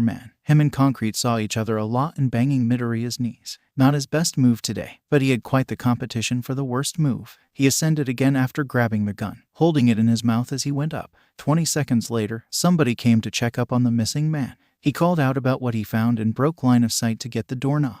Midoriya wasn't having that, so instead of going down all the way, he wrapped his legs around the metal beam. He grabbed his sword as he flipped upside down, appearing in front of the man and performing an upside-down attack too, clocking him right in the chin and then wrapping his arms around the beam, finagling himself up and away from the scene of the crime. Shit, it got Ray. They were paranoid now. How's it doing that? Ain't it obvious? Some sort of invisibility quirk or something. Maybe a warper. Come out when we can't see.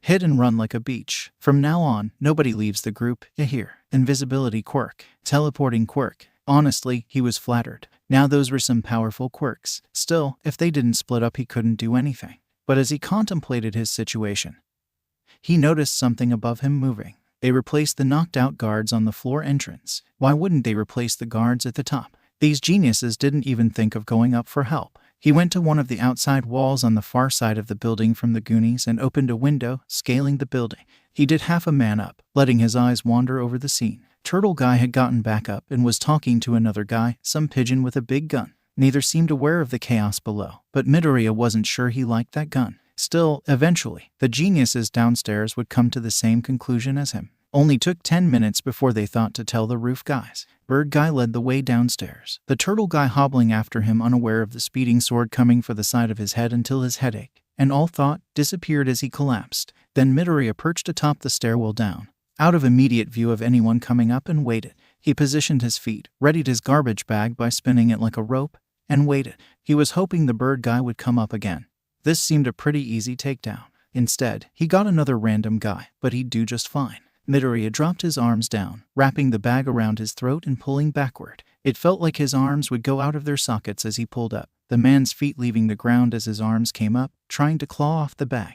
Midoriya built up a little momentum as he felt his arms losing their grip, swinging the man back and forth before letting go on the backswing. The man went flying down the stairs back first, landing with a crash. Somebody grunted, meaning he'd gotten two. Midoriya didn't stop to admire his handiwork, putting the garbage bag in his teeth and quickly descending back into the windowsill as people screamed and came up. He re-entered and returned to the rafters, only putting the bag away when he thought he was safe, and crawling towards the stairwell to see his handiwork. Two guys still at the bottom. Midoriya approached quietly, lining both of them up before pouncing. He came down on both of them, grabbing their shoulders as he fell to pull them down and force them down. His shoulders screamed as he forced them forward and off balance, but he kept going, drawing his sword and clipping both in one hit. The second hit, attack 2, clocked one out of work for the day. Goonie 2 didn't bother with his gun, trying to jump back. Midoriya stepped up into the stairwell, switching to another drawing cut and hitting his shins. Goon 2 fell forward slightly, and his chin was struck by a second drawing cut. To back it all up, he threw in a third consecutive drawing cut, just to make sure. The man looked to be down, so Midoriya pulled him and tossed him vaguely backward.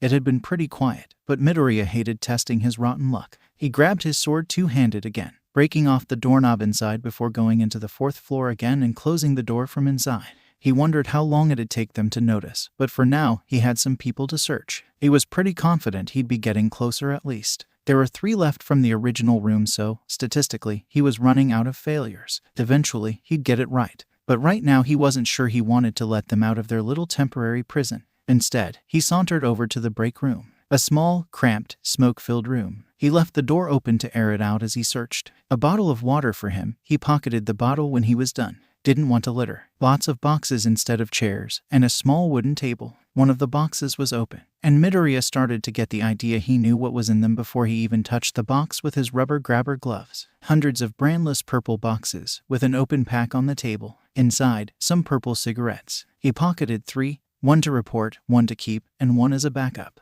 If he kept one, he could compare if he ever found anything like this in the future, and he'd kick himself if he didn't. He turned to leave as one of the doors creaked open. Standing in the entrance to the 3rd floor, a lean-looking dude with gray dead-looking eyes and a purple cigarette in his mouth. He stood over 8 feet tall with white dreadlocks, contrasting his heavily tanned skin. His biker jacket had chillers written into the arms at each shoulder. He walked in, letting the door shut behind himself. He cast a glance around the room, taking the cigarette out of his mouth and breathing out a mix of smoke and frost air. Yo effers, where you at? Mal looked around the room, taking out the cigarette and spitting out some crushed ice he'd been munching on. He breathed out again, shaking his head. Aye, dipsheets, dumbasses, where y'all at? He stomped around, going straight to the break room. Aye, where are y'all at? His eyebrows scrunched together as he looked around, only 3 feet below Midoriya. Midoriya was pressed into the corner above the door, breathing as slowly as he could. The man below him was lean as a whip and carried himself a little too much like an explosive teen Midoriya was acquainted with. He didn't bother to take his hands out of his jacket except to adjust his cigarette, having just kicked the door off its hinges in one hit. It had folded like tinfoil at the impact, leaving an impression of his boot at what he'd thought had been steel. Shit. Now I'm curious. He took the cigarette out of his mouth, tapping off the ashes. How the hell did all those sons of beaches disappear? He looked at his cigarette, then his eyes snapped to one side. Maybe a little fly on the wall can tell me. Halfway through his own sentence, he threw his cigarette at where Midoriya had been. It hit the wall and crushed itself on impact. The biker chuckled, creating an eerie effect as smoke drifted from between his smiling teeth. A little cat and mouse, beach, and I was thinking this she'd be boring. He grabbed the open cigarette pack, lighting another one and taking a deep breath. I'd ask a boring sheet. Like, can't even think of any, it's so boring. Oh yeah, where you from, what you want? Well, I'm supposed to anyway. Da boss can suck D if I'm letting this sheet get away after dat boring piece of ass downstairs. Every so often during his conversation, his head would swivel as he searched. You be tacking out toxic lovaboy with dis sheet. Shoulda taken him myself if day this week. He leaped from the ground, not using a wall like Midoriya had to, and grabbed one of the rafters. He could hold on with one hand and used that one hand to pull himself up while looking at the crouching Midoriya. Thank you, bucko, but this is cat and mouse, not hide and seek. He swung on the rafters like monkey bars, skipping straight over the whole crawling thing for a more direct approach. When he guessed he was far enough away, he stopped moving his arms and swung his legs up, nearly kicking Midoriya in the head as he slithered away. Midoriya had switched from his slow and careful movement to a much faster version, inspired to learn or die trying. Instead of wrapping his legs around the support beam, he stepped on them like he was crawling on his hands and knees. He had to adjust his grip several times, swaying his whole body to avoid getting kicked by the gangster who was enjoying his discomfort. God, you sure can run, but can you fight? Midoriya picked a spot and dropped, watching the man also drop to try and fight on even footing, instead landing on one of the knocked-out goons and falling over as the grunt groaned, still unconscious. Midoriya couldn't outrun this man. He was much bigger and moved much more quickly. His best bet was to rush and pray for miracles, hoping God took pity on him for dealing with Bakugo for all these years. He ran up, also stepping on the goon, and soccer kicked at the man's head. Because a mix of elbow and bicep protected the man's head. He smirked, knocking Midoriya's leg and flipping up before kicking back. Unlike Midoriya's kick, this one was meant for martial arts. His knee came up to his chest as his foot whipped through the air, clearly a lot more painful than some sports kick in a fighting world. Taking it seemed painful, so Midoriya opted to dodge by falling straight under it. Midoriya's legs went slack as he fell under it, landing on the goon. He was basically a trampoline at this point, and rolling backward. Biker Man stepped up, taking a moment to punt the henchman to one side. He went a good 10 feet without touching the ground, before colliding with a smack, and continuing in a sideways roll. You don't hit too hard, so you must be one of those coward types. The man spat to one side, still walking forward. I might hate talkative lovers, but at least they got guts. If there's one thing I hate more than toxic lobsters, it's little beaches always running. Like beaches. Beach. He opted to run forward, aiming for another kick at his midsection. He had a lot of faith in his kicks, so his quirk probably had something to do with it. Midoriya jumped back into the side the kick was coming from, making any last-minute readjustment near impossible. Ice leg quirk. Fold kick quirk. What you're ramblin' bout? He stepped in with another kick before switching legs like a tap dancer, catching Midoriya mid-dodge. You trying to guess my quirk? Midoriya might have responded if he didn't get sent flying, because he was trying to dodge into the attack. The leg switch had made him dodge out of it. Dodging out of an attack is when you are already going in the same direction that an attack is. Midoriya could tell he'd accidentally done it because his arm wasn't shattered and he only flew 7 feet before he started rolling. That's pretty quirkiest, you know, the man said as he stood straight, one arm flat against his side and the other on his hip to show off his legs, which on a second glance seemed to be a bit longer than usual. His pants were also weird. Not jeans or leather, but some strange loose silk thing. You think I got an ice quirk cause I run da chillers? What if da name's a reference to putting people on ice? It isn't, and it is a reference to ice quirks since my whole crew has M, but still, it's da principle, damn it. He ran up towards the end of his tirade, trying heel smash Midoriya's skull in. Midoriya dodged into it again, trying to tackle his leg but lacking the weight or muscle to make it happen. Sorry about that. Got bigger things on my mind. Midoriya was cut off by the leg suddenly flying at him, kneeing him in the shoulder and sending him back. Nah, we cool. Just don't keep assuming sheet like that. Sides, my quirk don't got sheet to do with ice. Midoriya hit his head on the ground, his vision flashing red and leaving him groaning. Tell you what, I'll even tell you my quirk. I got hype. More excited I am about sheet, da badder I get. Why are you telling me that? Midoriya hadn't even drawn his sword yet. He was content trying to get both his feet under him with no arm support. The other guy laughed, spreading his arms. Makes it more exciting. And that makes me tougher. Not a bad plan for da main man. He laughed, then stepped back in and performed a spinning back kick. His entire body pivoted off what had been his lead leg, his left leg piercing forward like a spear at Midoriya. Midoriya didn't try to dodge, grabbing his backpack and forcing it in his path. His quirk explained his superhuman strength. The more excited he was, the faster and tougher he seemed to get, maybe even stronger. His leg hit the backpack, sliding along the hard guns inside and pushing Midoriya instead of properly striking him. The backpack still hit him and pushed him down, but he was still alive and in one piece. Biker overstretched, and as he readjusted, Midoriya got both feet under himself and backed away. The biker man didn't give him enough room to get a good plan going. He was too fast. He needed distance, and he needed it quickly before his brain became another stain on these really filthy walls. The biker went for another spinning back kick, giggling with excitement. It was coming from Midoriya's right side, as perfect a counter as he was going to get. Midoriya went for a draw cut at the ankle, something he could testify to was a great inconvenience if damaged in a fight. These pseudo-super moves made contact, Biker's muscle clearly outdoing Midoriya's, but that was fine. It was Biker who flinched slightly at the injury, his own power damaging his leg. Midoriya's sword was thrown back after a moment's pause. But a moment could be enough if he could just get enough of them. So that's how you took toxic losers down. He shook his leg, smiling. I almost felt that. Not bad. Not bad at all. Midoriya got a sinking feeling as he looked at Biker's shoes. Steel-toed boots, probably with ankle protection, blocking that last attack when he had the element of surprise. Sit. Biker came forward again, his leg parallel with the floor and swinging forward. Midoriya moved into the attack to avoid it right as he stopped and turned it into a sideways heel kick, bringing his leg backward and into Midoriya's right arm. It wasn't a clean hit, but if only one person was hitting, who cared how clean it was? Midoriya had crouched so he'd stop going flying, managing to downsize flying like a kicked ball to stumbling like a drunk person. Real big improvements. But Biker would have no rest, driving him further down. He stepped in to try and knee Midoriya again as Midoriya brought his sword pommel downward, the two colliding. The sound of the contact gave away that it probably did hurt, but Midoriya was pretty sure he lost the exchange despite not even being pushed back in any way by this attack.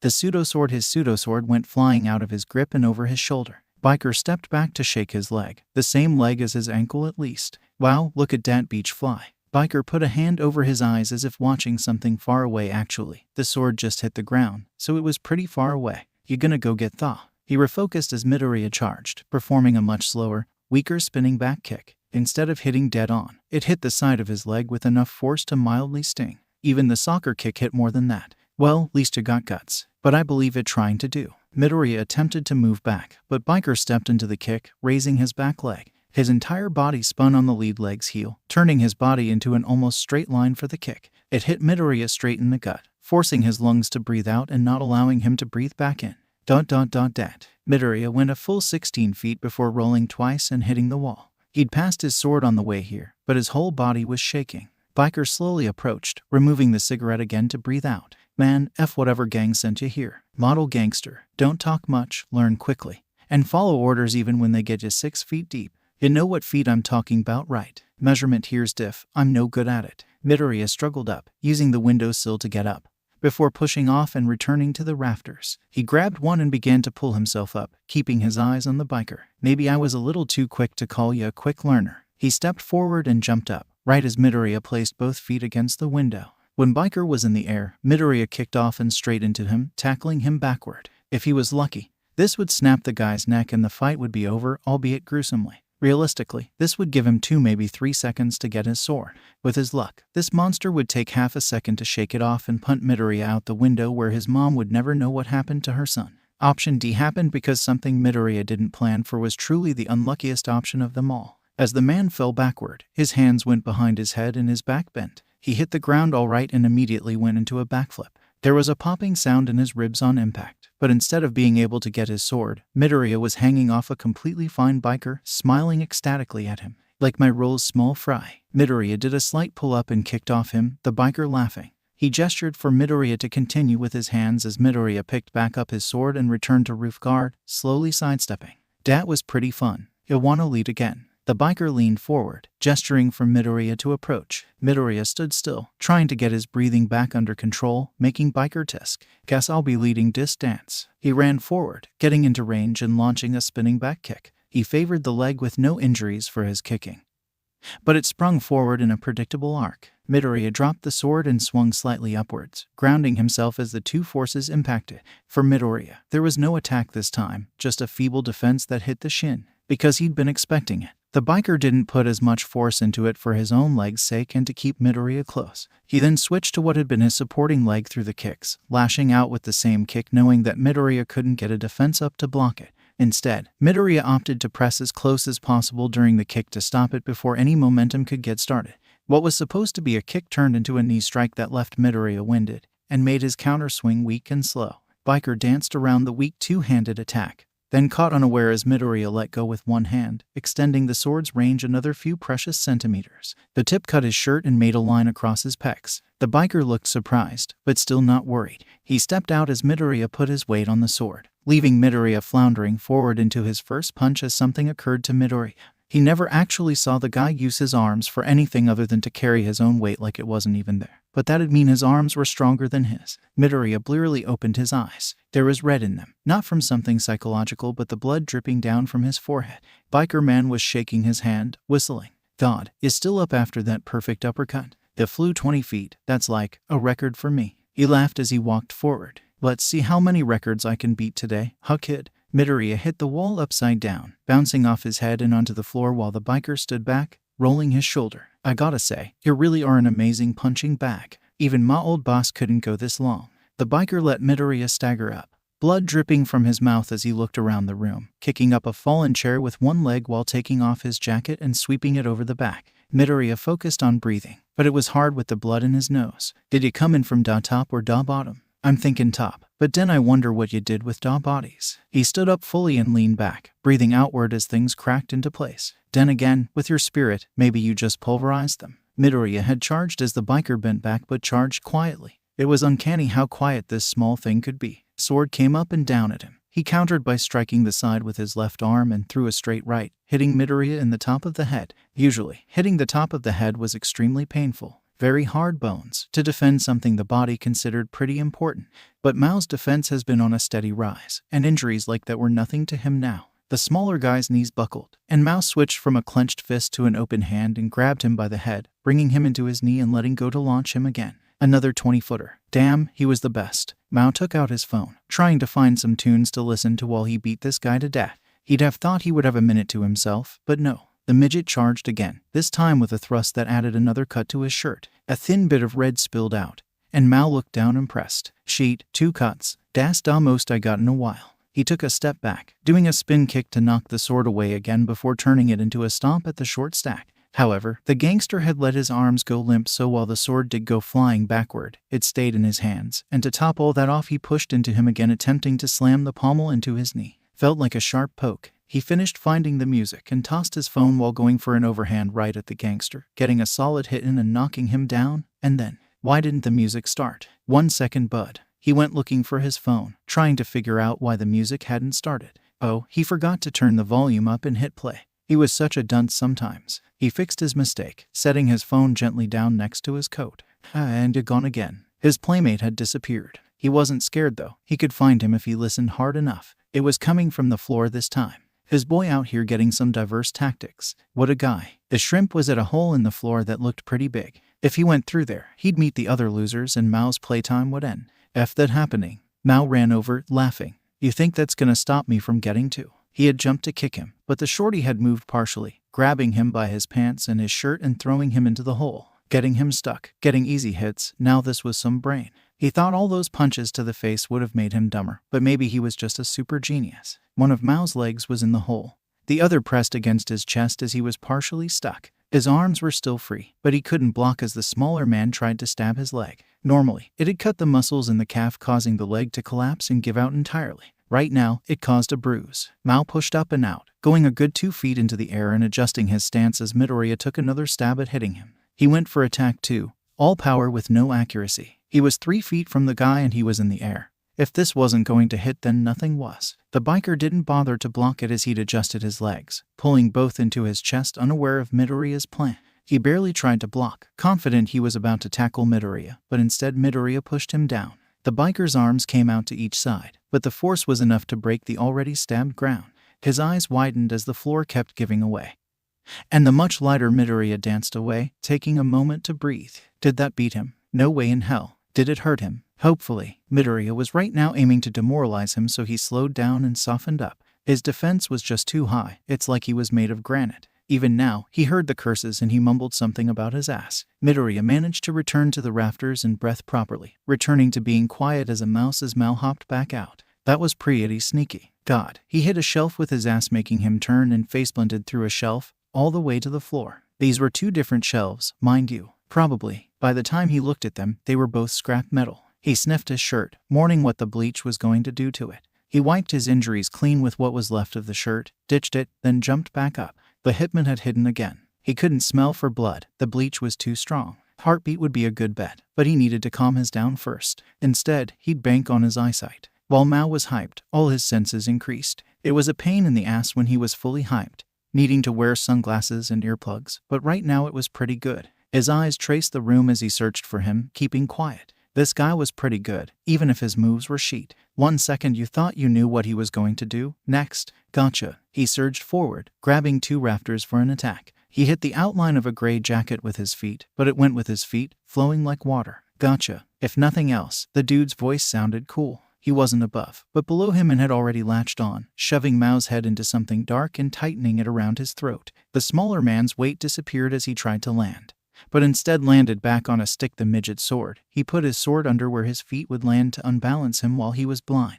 To top it off, as he stumbled, he felt another sharp jab from his right, pushing him down. He switched from flailing to a blind tackle towards his right, hitting the ground and rolling as the thing around his head tightened on his head. A trash bag. Shorty stuck a trash bag on a gang leader's head, and this gang leader had been fighting with it stuck on. It closed on his mouth and nose, choking him out. He opened his mouth and stabbed a finger into the space he'd made, then hooked 2 fingers on the rest of the bag and tore it to pieces. This snake got some nice fangs. It took a little more effort to tear off the bag around his neck than he'd cared to admit, but he still did it. The mix of a plastic cord and duct tape proved a surprise reinforcement he wasn't ready for. He rubbed his hands on each other to get rid of the last sticky things and turned to face the room. His heartbeat had gone up again, so listening was difficult. From sight, though, the jacket was gone. He grabbed it before he ran. He sighed some more, then yawned from sighing too much. Mao's big steps echoed across the room as he searched, exiting one room and going to the next. It was while he was searching that he noticed what had been done to the doors. The snake had blocked off people from going down,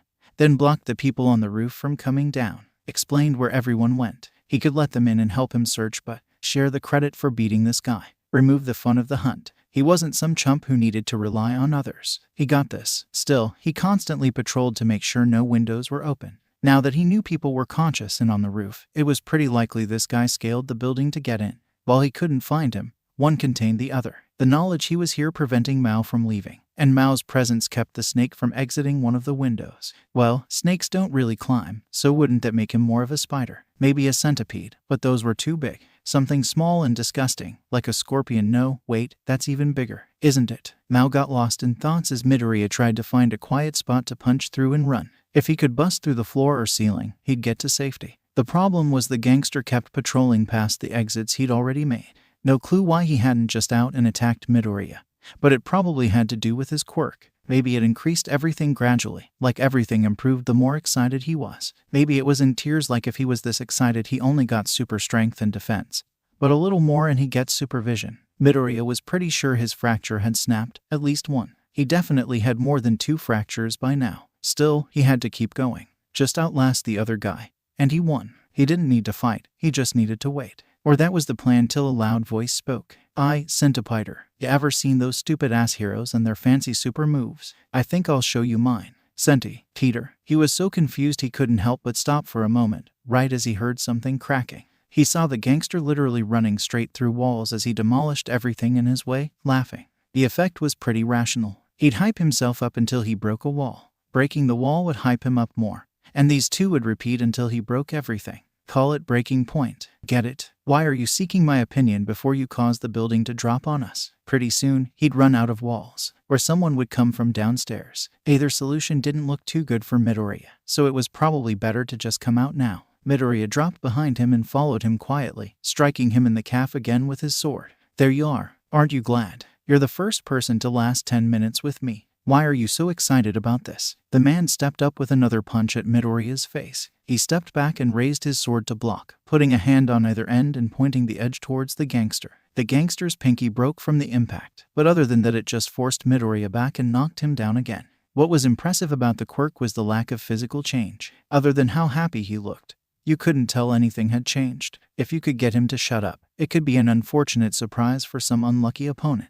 Midoriya rolled backward and was helped along by a punt, sending him into the ceiling and back down. He didn't land on his sword, but as his vision seemed to zoom in on the floor, he didn't think this was much better. He dropped the sword and covered his head. The centipider slowly rose from the floor, vomiting. Not vomiting blood, well, not just vomiting blood. With a mask on, that couldn't have felt good. It took its mask off with shaking hands, trying to rise but just heaving again. It put one knee under itself, shaking the mask off and slowly rising, limply waking towards the sword. Mao couldn't help smile at this guy. Centipider's minutes were running out, but run away. Beg. F no. The small figure finished walking towards the sword, dropping the mask and picking up the sword. Hey, gangster. It turned to him. Centipede looked young at first glance, still some baby fat on the cheeks. Big, white eyes with freckles. But then you got hooked into those eyes, trying to dissect you, looking you inside and out. They looked like they were trying to do so much, but were still lifeless. This wasn't just as he neared death. Mao had seen those menacing eyes the whole fight. It was a type of anger he hadn't felt in a long, long time. Rage was wet, messy. It had been attached to the wrong things, dragged out. It was the anger of a man wronged. Wrath was sticky, narrow. Something had happened, some line had crossed. It was the anger of being pushed too far. Those eyes didn't have either of those. A condensed fire focused to a peak. The narrow view of wrath turned into drive. A dry anger, from when someone was beyond being personal. A cold anger, from when someone snapped. It took longer to form, and he'd only seen it twice. From when there were so many wrongs it was no longer rage. And when everything had been crossed and shattered beyond wrath, all that was left was a heartless fury. Those cold eyes pierced Mao, exciting him more. I just thought of a super move too. His walk was calm, his expression completely calm with his incoming death. Instead of bringing the sword to his shoulder, he brought it over his head, gripping the pommel with his left hand at the height of his eyes. The exhaustion had become fuel, the pain fuel, everything was fuel just to try and make Mao suffer one last time. He could see the patience snapped. That face was so sad, for some reason. The words monotone, but cold. His whole body was frigid as ice and cut through Mao's excitement, pressing down and creating fear. Fear. Somebody half his age was making him afraid. Let me show you mine now. He advanced, arms tensing as he stepped in. I call it violence. It breathed out as it pushed off its right foot, right crossing the lead and pushing forward and down. Its left wrist brought the pommel up, leveraging the sword down further and faster. Its whole chest leaned into the motion, no, its whole body. Legs tensed to push him forward. This was. You already did this move. Mao blocked it with an arm, trusting in his defense. It felt like getting hit with a foam bat. It twisted the sword tip, causing the minor cut to open and bleed more. He flinched and took a slight step back, admiring. Not buh. It moved forward again. This time, its left foot pushed off and crossed its right. He shifted off center to its left, his right, but the attack again came from the right. Now it twisted its hips to put more force into the attack. Instinctively, Mao raised an arm since he never dodged, feeling more force behind the attack. Not much, but it was impressive. The flick of the blade again, opening the cut. But as Mao prepared to say something witty, another step forward and another swing downward, twisting the hips. He tried to back off, what someone instinctively does when close to something painful, but that just meant a slightly longer stride. Another open cut to the arm, and another step back. Centipider took another step forward, breathing in as the sword came up. It didn't seem that dangerous, but just the killing intent alone made it scary. 3 slashes turned into 4, to 6, to 10. Each one as centered as the last, always hitting within a few centimeters of each other. Those eyes glazed, consciousness gone as it pulled out attack after attack. There were 2 scary things. And the first he realized on the 10th hit. They're not getting weaker. Most attacks could only be done for so long, but this one seemed to drag itself out as it tried to crush him. It felt like being at the ocean, waves constantly crashing down. The weaker attacks only meant the next one was even stronger. The second realization shouldn't have been surprising, but it still was chilling. This accuracy. He's aiming at something on me, he's aiming at my throat. He's trying to kill me. It seemed like such a minor switch, but when someone had only been knocking out victims until now, it could seem quite big in the heat of the moment.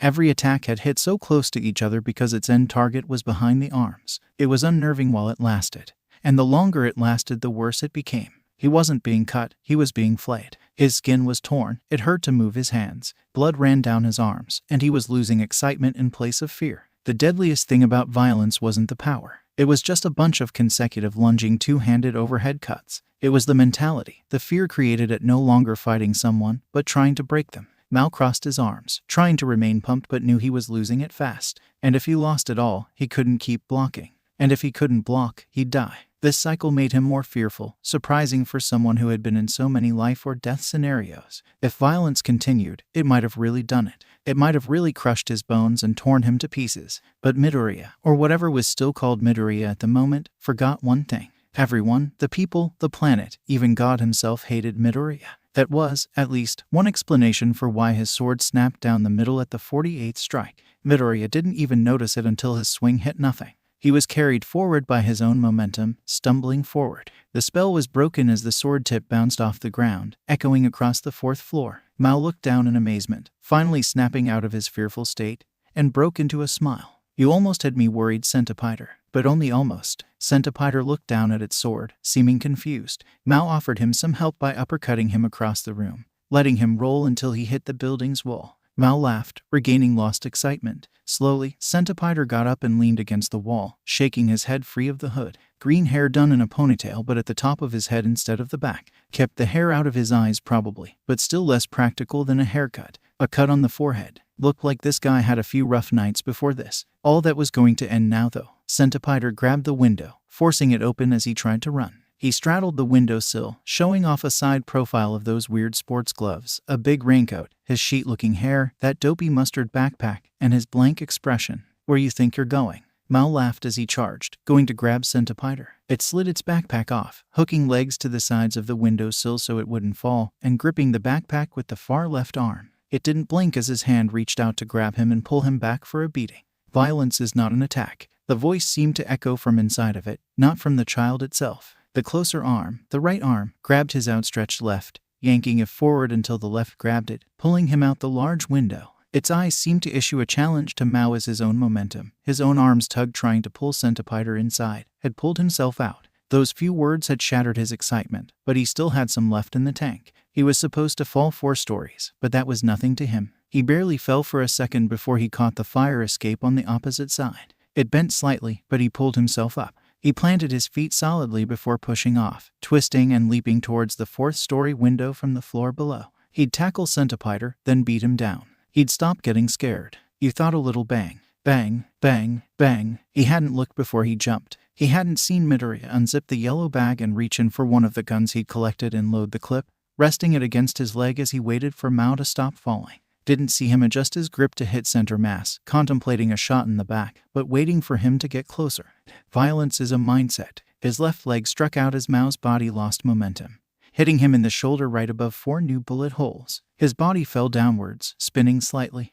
Clever Beach, his words were lost as he collapsed beneath the fire escape for the building across the street. Midoriya looked on with dead eyes, his mouth dry and hands shaking. He wasn't sure he was going to get that body armor he stashed there anymore. Midoriya looked out with a sick feeling in the pit of his stomach, tempted to puke if he hadn't already done so. He shook his head to clear his thoughts and moved away from the window and the things he'd done today. The tip of his sword had gone flying off, but other than the nasty crack that had divided the blade didn't look too bad. He dropped it into the sheath again, putting the rest of the blade in after to keep it all in one place. Next up were his mask and the puke, taking some of his questionably acquired shirts. He cleaned off his mask and then the puke, stuffing it into the flooring. The mask returned to his face, and he looked himself over. The shirts he'd been using as cover didn't do much, but his ribs were only in immense pain and not broken at least. He didn't think any new ones were. At least it wasn't something doctors had to check. His jacket was ruined. Through the sheer force the gangster hit with, he tore it at the seams. It was ripped, and his right sleeve was noticeable thinner and longer than his left. It was time to ditch soon. Still, something was bugging the back of his mind as he went to leave. Some noise, like a song. No wait, that was an actual song. He listened, then he kept listening. 5 minutes later he was sure he wasn't hearing things. Why is someone playing Dragon Force on loop in Japan? Following it, he found a phone that was nearly dead in a large, sturdy leather biker jacket. The shoulders read, Chillers. It was thick and heavy, but a little long for a standard store-bought jacket. Midoriya checked that one, nodded, and added it to the collection. There was another packet of the cigarettes he spent so long trying to find in one of the pockets. He could investigate the rest later. For now, he finished the gangster's work, tearing the sleeves off of his jacket, and threw the bikers over top his current duds. A shoulder roll or two to get comfy with it. Then he went down through his hidey hole. The 3rd floor was loud now. Sounds like the bigwigs finally got interested in the intruder. Too late. One of you was already 6 feet under, as the gangster from probably America himself would say. He kept going down, crouching atop the 2nd floor's roofing to hear. Fighting? What? There hadn't been any police outside, so who was fighting who? Had the chillers found out who took a nosedive already? Probably not. There barely seemed to be any henchmen from anywhere other than toxin lovers here. That logic crossed off anyone from any of the other local gangs. So did that mean someone bigger? Another rival gang? Pro-heroes? Midoriya contemplated deeply before he saw one person. Then 2 people. Finally, 3 people, and his brain couldn't handle the bullshit he was seeing. Got him it. 3 idiots in spandex. One wearing almost all white in what could be called the horror to all things that hid in the night. One dressed up like some sort of demon lady, and the last one dressed up as a witch. What at first glance looked like a male stripper with 2 female strippers was probably other vigilantes who heard about the gang activity.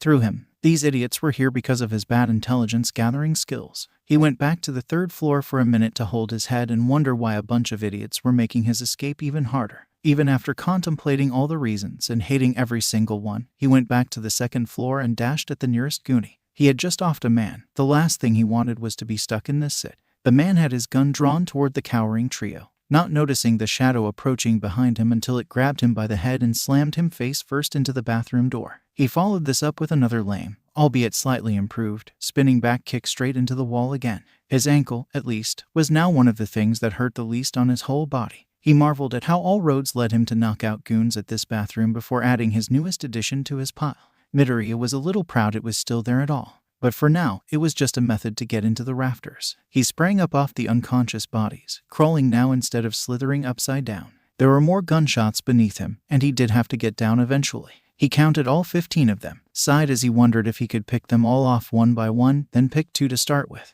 After moving above one, he dropped his legs and kicked both into the man's face, sending him into a wall. He dropped down from there and crept behind another, getting extremely close before using a baby-sized drawing cut to the back of the head, followed by another spinning back kick. He didn't do it right, but he had 13 more chances on this floor alone. Over the next minute, the number of shooters miraculously and magically decreased. The one dressed as a witch cheered. "See, I told you my quirk is lucky." "Shut it. Your quirk is the opposite of lucky. Every gun we get jams instantly. How many gods did you piss off in your last life?" The demon stripper seemed pissed. Midoriya wondered how long they'd been down here. He marveled at the last 6. He liked to think he was getting really good at this spinning back kick, for someone who only got to see it moments before it decked them. These boys would be the final test. To the rafters he went, performing his age-old falling on top of the enemy trick. With all the bruises, padding, and the backpack, he didn't feel sit anymore. He rolled off and kicked, watching the body slam into another goonie. The goonie turned just in time to take a violence to the head and a spiny back kick to the gut.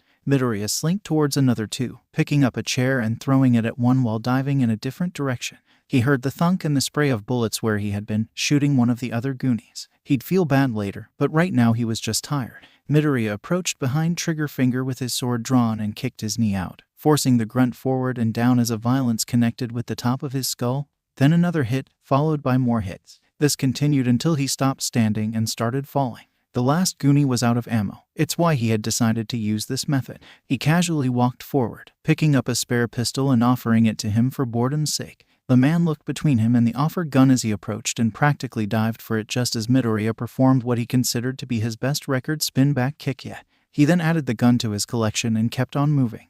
"Halt, villain," somebody was saying from behind him. It had all the confidence of a stray dog demanding belly rubs and was just as pitiful. "Stop moving. Stop it. Look at me when I'm talking." Guessing by sound, it was Demon Stripper. Midoriya simply could no longer be fed and kept on moving until something so blindingly white it managed to glow even these lighting conditions came in front of him. "Cease your actions, villain, for I Doctor am here to stop you." Midoriya stepped around him, adopting Bakugo's hunched posture partially out of animosity and partially out of pain. His back was killing him right now, but he figured he had one more idiot in spandex to get past before he could go home, take a shower and let the fact the off somebody and the PTSD settle in. Man, he sometimes hated how right he could be. "Villain, we thank you for saving us, but please do not resist. Otherwise, I will be forced to use my quirk to bring bad luck upon yourself and give you and your buddies mental scars for years. Whatever, I'm leaving." Midoriya waved goodbye as he walked out, wondering how vigilantes couldn't recognize the person who just saved their sorry asses. Right now, they were looking as bad as heroes. The doctor walked alongside him as he went. "I believe you owe me a name, sir.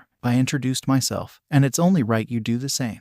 You're Mao, leader of the Chillers, correct? Funny, my intel had you as a more talkative." Mao was his name. He glanced at the doctor this time. The guy who owned this jacket was called Mao. "You're not." Midoriya cut him off again, reaching the spot he'd gone through when he was entering this place. "Mao's outside in a trash heap, either dead or bleeding to death. I don't think he could have survived that fall though." Midoriya sighed but kept moving as he dropped his bag first down the hole. "Oh, you're a vigilante. Why didn't you say so?" "I've never heard of you." Midoriya dropped what had once disgraced the world by being called a sword down the hole and interrupted again. "Doctor, do you have a healing quirk? I don't mean to be rude, but I'm about to keel over and could use some healing right about now." The man, Doctor, nodded and quickly gave him some apples. "My quirk is an apple a day. I can infuse apples with healing properties. You can only take one every 24 hours, though." He laughed nervously as Midoriya wondered why someone with no apparent combat ability would willingly go into combat. when their quirk only worked once every 24 hours. Thanks, Doc. We might see each other again. Midoriya gave him a pat on the back and dropped down. Above him, the other vigilantes were abuzz, but he could be bothered anymore. He picked up his sit and walked on, removing his mask and eating one of the apples. The first thing he felt was his ankle return to normal because of course it'd heal the least injured thing first. After the first bite, it seemed to just be a snack, but he ate it all in the hopes of a little something more than fixed ankles. They did at least take down the people who were on the first floor. Aka basically no one after he did most of the work. He headed outside and took a breath of clean, fresh air, and the sound of sirens. Sit. He watched enough heroes sit to know what was going to go down. He had to. Wait, so far. Away, we cough, wait for the day, a cough. Somebody was singing, and it was making him want to gouge his ears out. Still, he wanted to get the body armor he stashed and bolt, even if he had to see Mao's dead. Mao's dead. What the foo did anyone actually die? Mao had landed below the fire escape, which was covered with trash. Right now, he seemed to be trying to keep himself alive by maintaining his excitement. He clearly wasn't doing too well right now. He didn't even notice Midoriya 6 feet in front of him. He kept on singing and cough, wheezing and shaking. Well, he did want to be a hero. Midoriya grabbed the second of his 3 apples and shoved it into his mouth, then forced him to swallow. Instantly Mao's complexion got a little better, and his eyes seemed to come into focus. Wah, I knew. I could sing myself to life. Dragon Force is awesome. No, you're awesome. Midoriya had the vague idea that the more confident Mao got, the better off he'd be, and he was looking pretty sit right now. Midoriya took out his athletic tape and did his best to get Mao in good shape.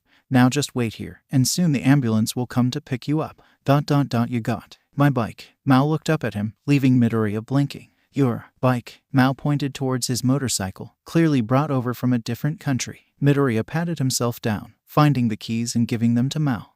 I knew. You were a good dude.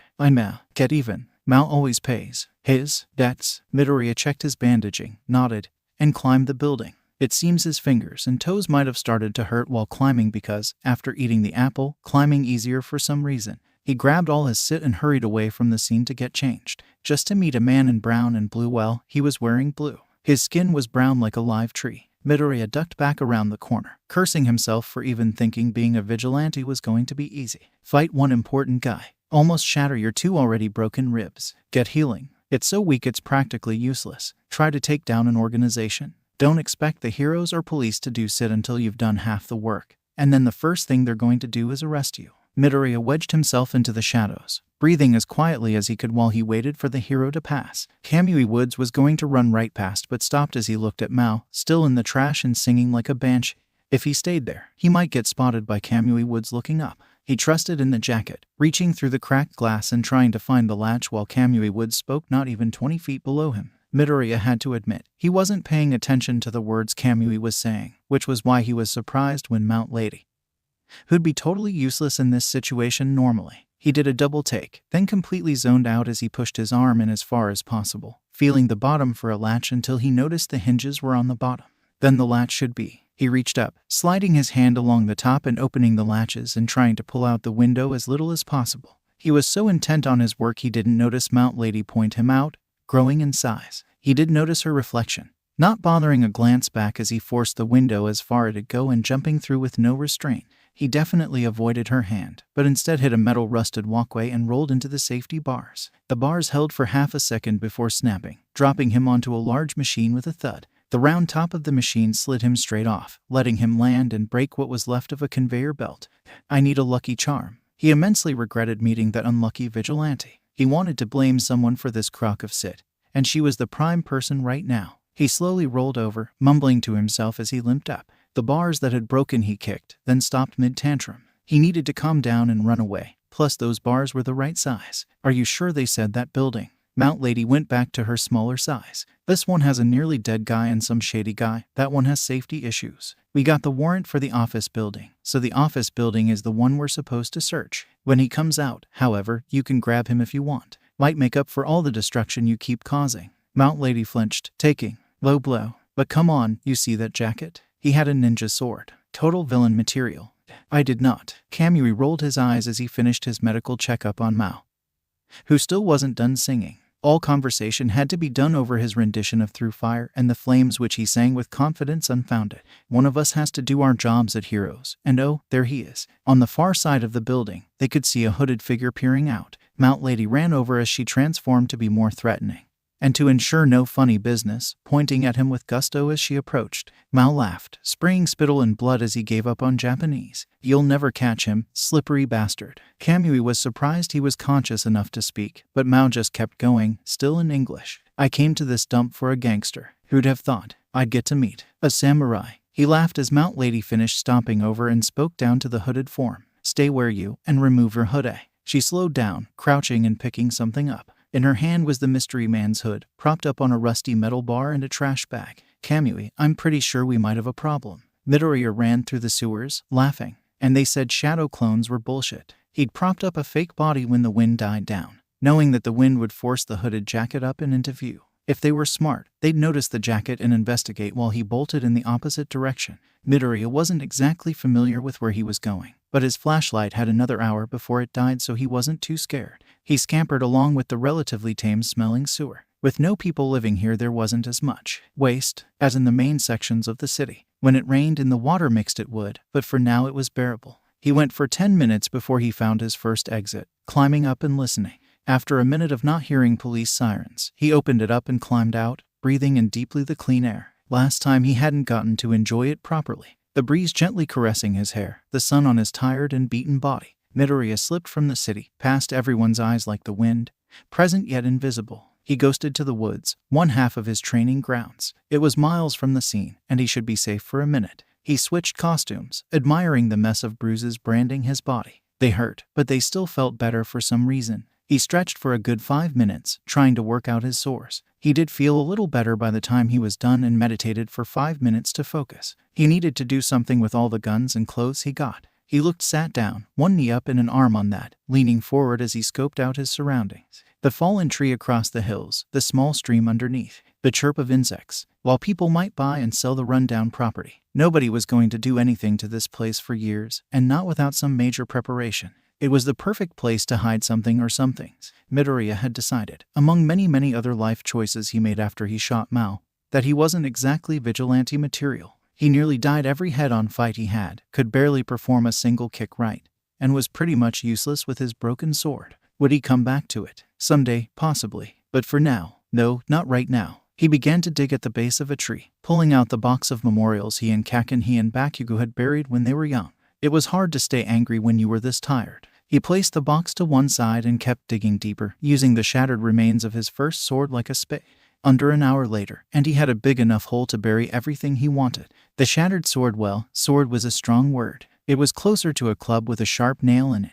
Either way, it was going into the hole. The guns, especially the one that he shot Mao with, which had his fingerprints, also had to be buried. The outfit didn't really have to, except for the breathing mask. It had blood and puke on it, smelled terrible, and was going in. The shirts he stole were the last thing. He wrapped everything in the shirts and placed them inside, then placed the memorial box over it, and stuck the metal sticks from his factory experience into the ground before standing up. He checked that all his outfit was packed. He then slung the backpack over his shoulder before slowly reaching for his phone. He wanted to hear something, just for a bit. A little fiddling as he leaned against a tree. "Come on, pick up, just do it. Izuku, are you alright? Is something wrong?" Midoriya smiled at someone being worried over him. Checking the nasty bruise on his shoulder, something was definitely wrong, but that was irrelevant right now. "Yeah, Mom, I'm feeling great now. I just wanted to tell you I'm coming home now." He heard her sigh as he pushed off the tree, wandering towards home. "Is home all right, Izuku? Stay safe. I'm looking forward to spending the day with you tomorrow." He chuckled, enjoying the small back and forth. "Yeah, me too. Love you, Mom." He hung up, sporting the best smile he had since he was 4 as he walked towards the setting sun. The ringleaders were in cuffs. The 6 gangs had collapsed in one day. The illegal drugs were apprehended. It should have been the easiest case the police had seen in years. But Detective Tsukachi felt something was wrong. Everyone below the 3rd floor was rendered unconscious, with bruises indicating blunt force trauma from a weapon with the width of a pencil at the widest. The 4th floor was empty, and the minor villains had been stuck on the roof and almost grateful to see the police, especially some turtle-quirked man. Plus, one of the gang heads had been outside, screaming about samurais and duels in English. That guy, Mao, couldn't be dead as part of the drug ring. His possessions were all gone except his phone and bike, and none of his gang members were there. He was barely even on the premises. Any question about what happened just riled him up. They could get him on violence after they took him to a hospital, but what worried Tsukachi was the implications. There were a few options, all roughly equal in how bad they were for him. A rival gang came in and trashed the place, or there were more powerful vigilantes in the area. They were both equally terrible because all signs showed the gangs were taken out by one man.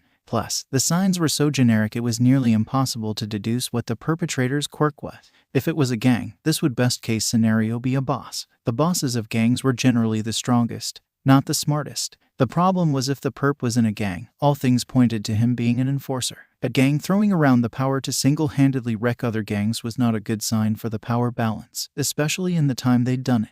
Vigilantes were usually a disorganized mess in Japan and had been for years. A new player might refocus and organize them, but even on their own, the perp was someone dangerous to cross. Don't be so scared, Mount Lady chided him one side, having done nothing herself after scaring the gang members on the roof. It was only one guy who ran away when we found him. If he really was big news, he would have tried to fight. Kamui Woods shook his head at the newbie. In what? He probably knew the entire police force wouldn't be far behind. And more heroes. A real villain doesn't have to take on 20 people at once to be a threat. Mao was hauled away in an ambulance as the two heroes continued to discuss the perp.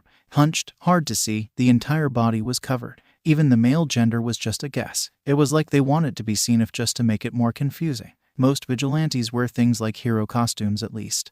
That outfit's more like a hitman. No one listened to the rambling detective's thoughts as he tried to figure out who could have done this and why. The only thing that was constant through all this was Mao's yelling about samurai. No, a samurai. 1. He might be brainless, but it's the straightest answer we're gonna get. Make sure we can question Mao after the surgery. I want to hear about his duel with that samurai. That samurai hobbled down the streets. His whole body was made of lead and pulled along on a single string towards home. His quiet, nice little home. People insulted him as he went down the street, same as usual, but right now it didn't seem to matter. Climbing up the steps seemed even harder than fighting those mucks. Finally, he arrived on his floor and stumbled to his own door, pushing it open with no tricks this time and stepping through. The television was off, and his mom ran up with worry in her eyes as she looked him and his injuries over. His arms had bruises from Mao's punches. He looked winded, blood and snot dripped from his nose. Izuku baby, what happened? Are you all right? His arms wrapped around her and pulled her in close. Something wet and salty ran down his cheeks into her shoulder as he held her. She heard him softly whisper, I'm all right, Mom. Everything's going to be all right now. I'll make sure of it. They stood there for a while, Inko not quite knowing when she started crying. Izuku patted her on the back, not quite wanting to let go. Eventually, though, they parted. Izuku still had the biggest smile he'd had since he was 4. I'm going to go take a shower, Mom. Then I'll help with dinner, all right? She nodded, giving another brief hug before they moved on. He tossed his bag into his room and grabbed some clothes without checking and hit the shower. The warm water felt great on his skin, his whole body still numb. Tomorrow it'd ache and groan, but for now, he was feeling better than ever. He put on most of his clothes, scolding himself for not checking and accidentally grabbing 2 pairs of pants and no shirt. He ducked from the bathroom to his room, vowing to clean up his training clothes piles after dinner, grabbed a shirt, and went back into the living room. He set out the plates for him and his mom, smiling all the way. Izuku loved the warmth as they talked about the plans for tomorrow, insisting he was good enough to go outside. Nothing about the room changed. The furniture, the walls, they were the same they'd always been. So why did the whole apartment seem so much brighter? He'd gone to bed after a quick meditation and stretch. Midoriya wanted to wake up bright and early and sprung from the bed at his alarm. Sure enough, his body felt like garbage, but with a quick stretch and some drugs, it felt barely any better. Enthusiasm could only do so much, but he intended to use it to ignore the pain. He'd done it for years with sadness, and this feeling was way better than that. He stepped out, flashing a smile at his mom and eating breakfast as quickly as possible. They had a big day planned, and he didn't want to miss a moment. They stepped out and took the metro, walking until they hit the putt-putt course. They went in and enjoyed themselves together for the first time in years. Izuku overhit everything and Inko was winning every hole, even with her holding back. The highlight was when Midoriya hit it so hard it bounced around the course before landing right where he started, then rolled even further back. They had to stop a few times just to get over their fits of laughter. After they finished, they grabbed lunch to go and went to a park to marvel at and be scared by the seeming armies of birds, hundreds of geese squawking at them. Finally, they headed home to watch crappy movies on the television. They sat side by side, making fun of the cheesy lines and overly dramatic action, yet still enjoying every second. Maybe it was the movie, maybe it was the moment, but it felt nice. It felt like the old days. Izuku Midoriya looked down at his mom, giggling like a schoolgirl with a joy she hadn't had since the old day. He smiled softly and promised himself as he wrapped an arm around his mom, pulling her in close again. He wouldn't make them have to call happy days the old days, not anymore. He helped cook dinner, or at least pretended he was helping. And Ko didn't seem to mind, giving him pointers and doing most of the real work. They ate together again and talked, just happy to be in each other's company. Eventually, it was time for them to go to bed. Izuku set out his clothes, checked his supplies to make sure none of his costume was still in his bag. He then did his meditation, stretching and sleeping. His dreams were strange, flitting between scenes from the past. There were ups, downs, and even more downs. Just when he thought he broke rock bottom, the previous bottom would break to show new depths. Bakugo, his teachers, classmates, everyone laughing at him. His doctor, Bakugo again, disappointed in him. His mom, All Might, feeling sorry for him. It formed a sea of people covered in shadows, all telling him one thing.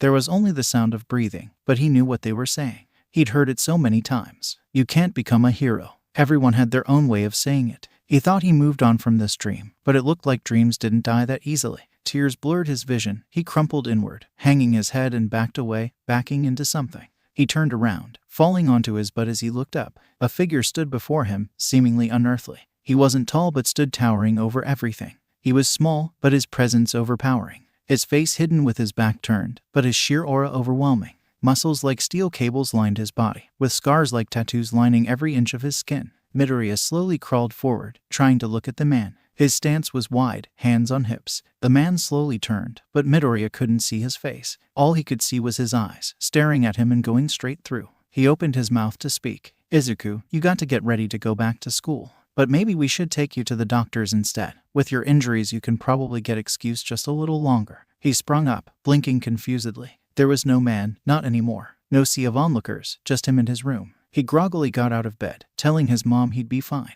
He switched into uniform, ate breakfast, and hugged before leaving. He ran to school, excited to be up and about. People pointed and sneered, but he was beyond that now. He went to class and sat down, eager to begin class. He'd plan a realistic future now. He could become something that used his head. Like a teacher, well, his students wouldn't really respect him if he was quirkless. A lawyer had the same problem. How about a doctor? It required a good head. And there weren't enough healing quirks to ever fill up the industry. He nodded, finally having a good starting of a plan. It still helped people, and if he didn't like it he could investigate being a police officer. His smile lit up his face as an explosion lit up his right side, sending him spiraling from his chair. How'd everything go upside down? Why did his arm sting again? Why was he hitting the floor? Deku, Bakugo shouted down at him, smoke rising from his hands. The F do you think you're doing, you quirkless sit? My mom was pissed because of your beach ass. Midoriya moved to speak, but Bakugo stepped in and drove a foot into his stomach. You think you effing helped me? Running and trying to be all cool and sit. Some of the other kids laughed. He tried to get his feet under him, but someone shoved him down. We've missed you, Deku. Running in, trying to cause sit. What the hell can a quirkless beach like you do? Best thing would have been if you died in that sludge monster, Deku. God, he had the balls to show up here again. They faded away as he remembered where he was. None of them gave a sit about him. Their words became rabble as he stopped bothering to move. The teacher didn't bother to help him, just told him and everyone else to get to their seats. Why did he ever want to be here again? Throughout the class, people threw things at him, hit him, insulted him. None of it got a reaction though. It still hurt, he just didn't care. A doctor, a police officer. Bullshit. No one would take a quirkless sheet like him. He stopped, remembering someone. Some big guy who swore more than Bakugo. Someone who hit way harder than the entire class. Someone who threw him across the room. Someone who wasn't afraid to die. Who looked a gun down and let out a cheap one-liner, laughing. Someone who could sit in the trash and keep going. Fighting to keep going for just a second longer. Someone braver than the professional heroes. Willing to risk it all for what he wanted. Someone who smiled brighter than his pictures of All Might because of the scars adorning his body. Someone whose smile, unlike All Might's, was real. Someone who meant every word, and complimented him with or without quirk with that same straightforwardness. Midoriya found himself in the chair, in a strange daydream. Someone was in front of him. His hands were still on his hips.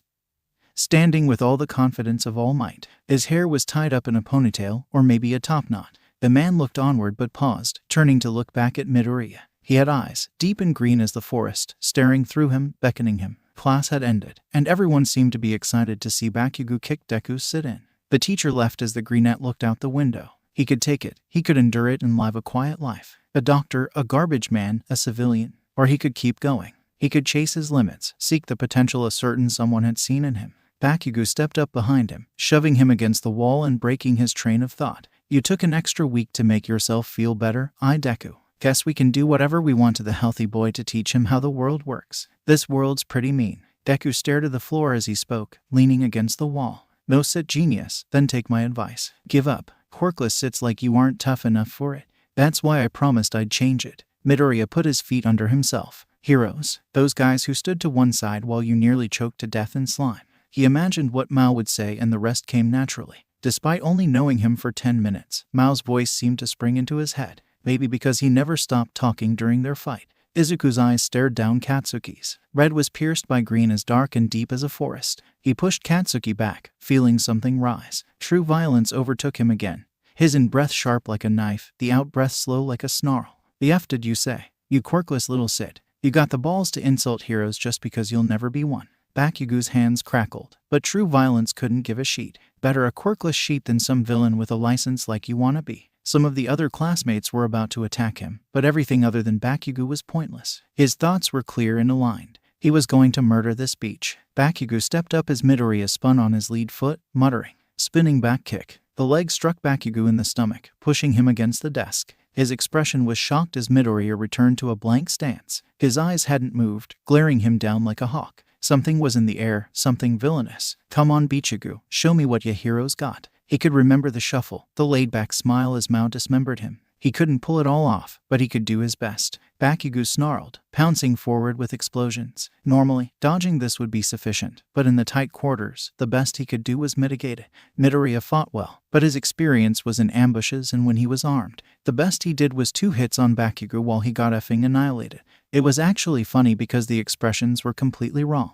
Mao's smile on Midoriya's face made him look like the winner. Bakugo was looking hunted by those eyes. They egged him on, and Midoriya looked ready to go another 10 rounds. But the teacher had to interrupt for the sake of his job. Stop it, you two. You're damaging the property. Midoriya, Bakugo, go to the teacher's office now. It's fine, sensei, it's fine. Midoriya laughed from the floor. This wasn't even the worst beatdown he had this week. Perspective changed a man. Just some quirk god dispensing his wisdom on some quirkless maggot, right, Kaken? Isn't that right, Kaken? The cheery tone was the most upsetting part. That was what he stole from Mao. No matter what happened, Mao always acted like everything was going according to his plan and enjoyed every second of it. Bakugo's twisted expression was the best part. He could see how Mao got into it. Wasn't his style, but it was a fun mask to wear for a bit. He got to his feet, laughing. I'd give you a handshake to prove we're all good, but you don't want to touch me, do you, Kaken? What do you call it? A quirkless sit. He grabbed his bag, laughing. Don't worry your pretty little head, your majesty. I will never become a hero. He spit hero like an insult as he walked past the old man he was supposed to call his sensei. Senseis taught things. And all that man taught was that Midoriya was going to get what he wanted if he had to fight tooth and nail for it.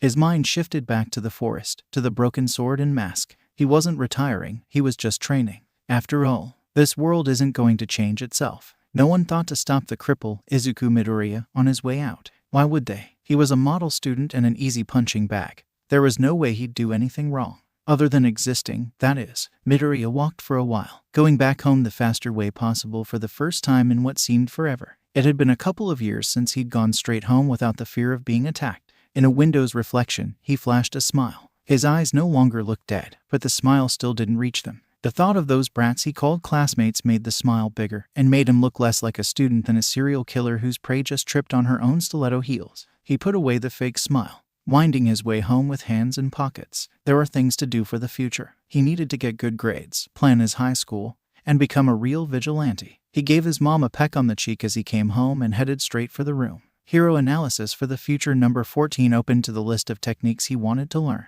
The sideways cut, the flicker cut, and the upward cut. All were good, but his recent fights with Mao and Bakugo told him swords weren't always going to be around.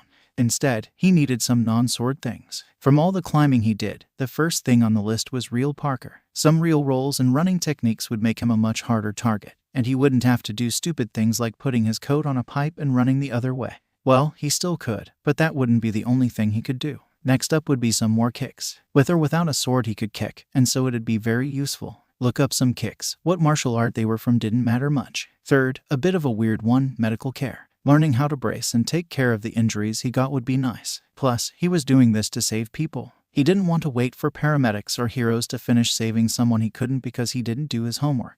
For now, with no sword, that would be enough. But next up was equipment. Midoriya sealed his room by dragging the dresser slightly in front of the door, then went to his closet. He dug out a box of hero posters, rolled up for easy storage, and placed the posters on the bed. Then he drew out the real goods, a leather jacket from a custom job. It was a little big on him. The sleeves would need to be rolled up again. The back was long on him like a trench coat. However, it seemed to be designed to be worn open on Mao. The bottom didn't zip up, and it fit better than Midoriya thought. The arm bracers were cracked from impacts way stronger than they were designed to take. At least they stopped his forearms from snapping. Same for one of the shin guards, so they were a little better. These would need to be replaced, probably with some real gloves and shoes. Finally, at the bottom of the box, he pulled out the largest piece. Mao had really been his greatest supporter. The first time they met, Mao had punted his motorcycle helmet down an alleyway. The visor had been cracked by something, probably another gang member. However, the visors were meant to be replaced. Midoriya wasn't sure how Mao didn't know this,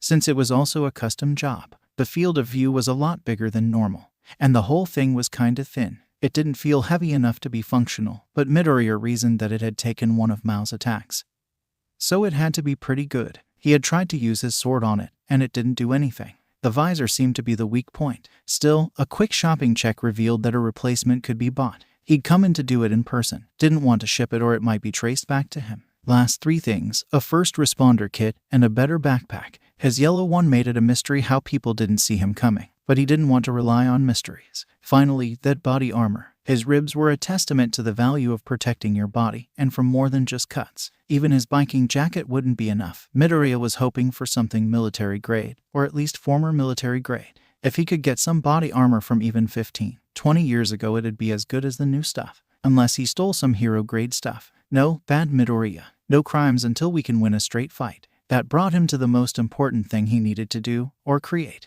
The parts he needed to research, understand, and finally build. Only when he understood the principle behind it could he truly make it. Weapons. First up, would he make another sword? It was really effective, so yes, but he wasn't sure he'd make another katana. He'd do some research, but he wasn't feeling like making another one would be good right now. Something easier to start. A club, a staff, something like that. When Midoriya was looking up weapon techniques like he was as he chose what weapon to make, a comment that caught his eye said that a good way to learn the spear was to learn the quarterstaff since almost everything carried over. The quarterstaff would be really easy, and as a backup, he could make a club. But an ordinary club. Midoriya started looking up clubs by culture and stopped on his own. Looking at the homepage of the Hero News, he had nearly closed to switch tabs. The front page had a picture of Maruko standing triumphant in front of a temple, having stopped some gangsters from wrecking it.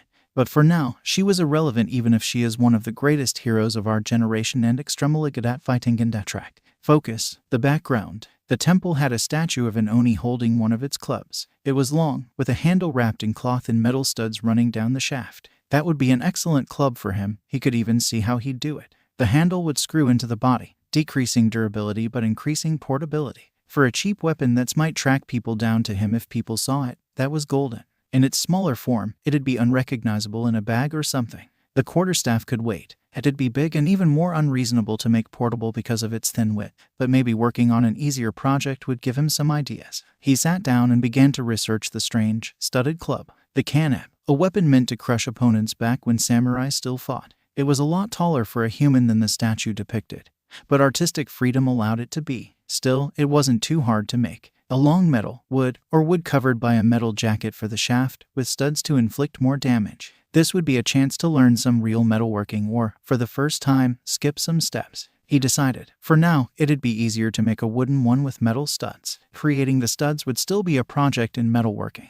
He was thinking he'd put some screws into it, then melt the ends to turn them into studs, finishing by applying glue to the rest of the screw and screwing it in. He knew what he wanted too. He did some research before he started to think of materials. Planks of wood, nails, and a dowel for the handle. The pommel would need to be heavy to get the striking power he wanted, but a lighter piece would make it easier to move and faster. A drill and wood chisel to work the wood. More lacquer or something to harden the wood. More research said he could use fire, but that might blow up in his face. Maybe he could pair that with another method when he got good enough. Wood gardeners would be much easier and waterproof. He'd start with that. Now he had all the materials and the pay for this week. Midoriya continued to do research, even coming up with a place he thought would be great to hide it in costume. Only a few hours later he was back at the department store, buying more supplies, renting more propane, and checking out supplies for future projects. He had added leather straps to the bag, as it came with enough to use for the second canab he planned to make. Finally, he set back out to his favorite abandoned building.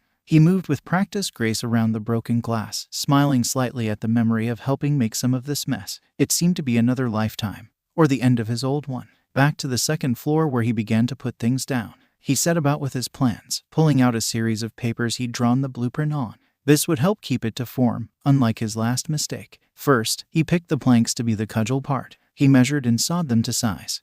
Then drew with pencil the place that he'd cut off the corners by eyeballing it. A compass would have helped with the measurements. He quickly added it to the list. Instead, he decided to keep them even by folding a piece of paper and tracing the edge, using that to keep the ends even. He sawed off the corners, then drew the dots in for the screws on the two separate planks. He then measured them against each other, drilling a hole diagonally into each so that they'd line up. This way, they didn't attach head-on by pushing them together but slid together by lowering one while pushing it towards the other. This would keep it together if hit along the meeting point. He began to drill holes. First came the small holes for the studs. This seemed to take forever. Each side had 15 screws. There were 6 sides, 90 holes to drill, and having to keep every hole the same depth. Afterward, he checked to make sure the screws fit, then set the distance with a marker. Next, he wrapped the planks together and set them against a solid surface so they couldn't move. After securing them together, he took a drill bit the size of his dowel and drilled in until it was about 3 times the length of the dowel's screw-in portion. Midoriya then switched to a new drill bit as wide as the rest of the dowel and marked where he needed to stop, clearing out most of what wasn't needed so it'd be a snug fit. He fitted in quickly, assembling the whole thing unfinished. It didn't seem too bad right now. The grip was a little slick, but right now that helped him adjust grips. He'd have to keep it a little slick with the leather straps. For now, though, it was time to finish the canab head. He disassembled it and started with the easy part, putting the head together physically. He glued the diagonal peg on the inside into one of the holes and checked that it still fit. Then he set them apart while the peg dried, then turned to deal with the screws. He took some of the spare wood and drilled one of the screws into it, then lit his blowtorch. First, he placed the wood down on the counter, then clogged the sink and filled it with oil for the forging. Then he heated the screw head and hammered it into something resembling a stud, with the screw head smashed together so a screwdriver would no longer get it out. He then placed the wood over the sink so that the screw head was in the oil. While it cooled, he went on to the next one. His wood pieces were numbered on the bottom in marker, and he had 4 on rotation. He began to cycle through the 4, grinding slowly through all 90 screw heads. Along the way, his wood dried. He took a break from hammering to go back over, applying a layer of glue to the 2 planks and sliding them onto each other.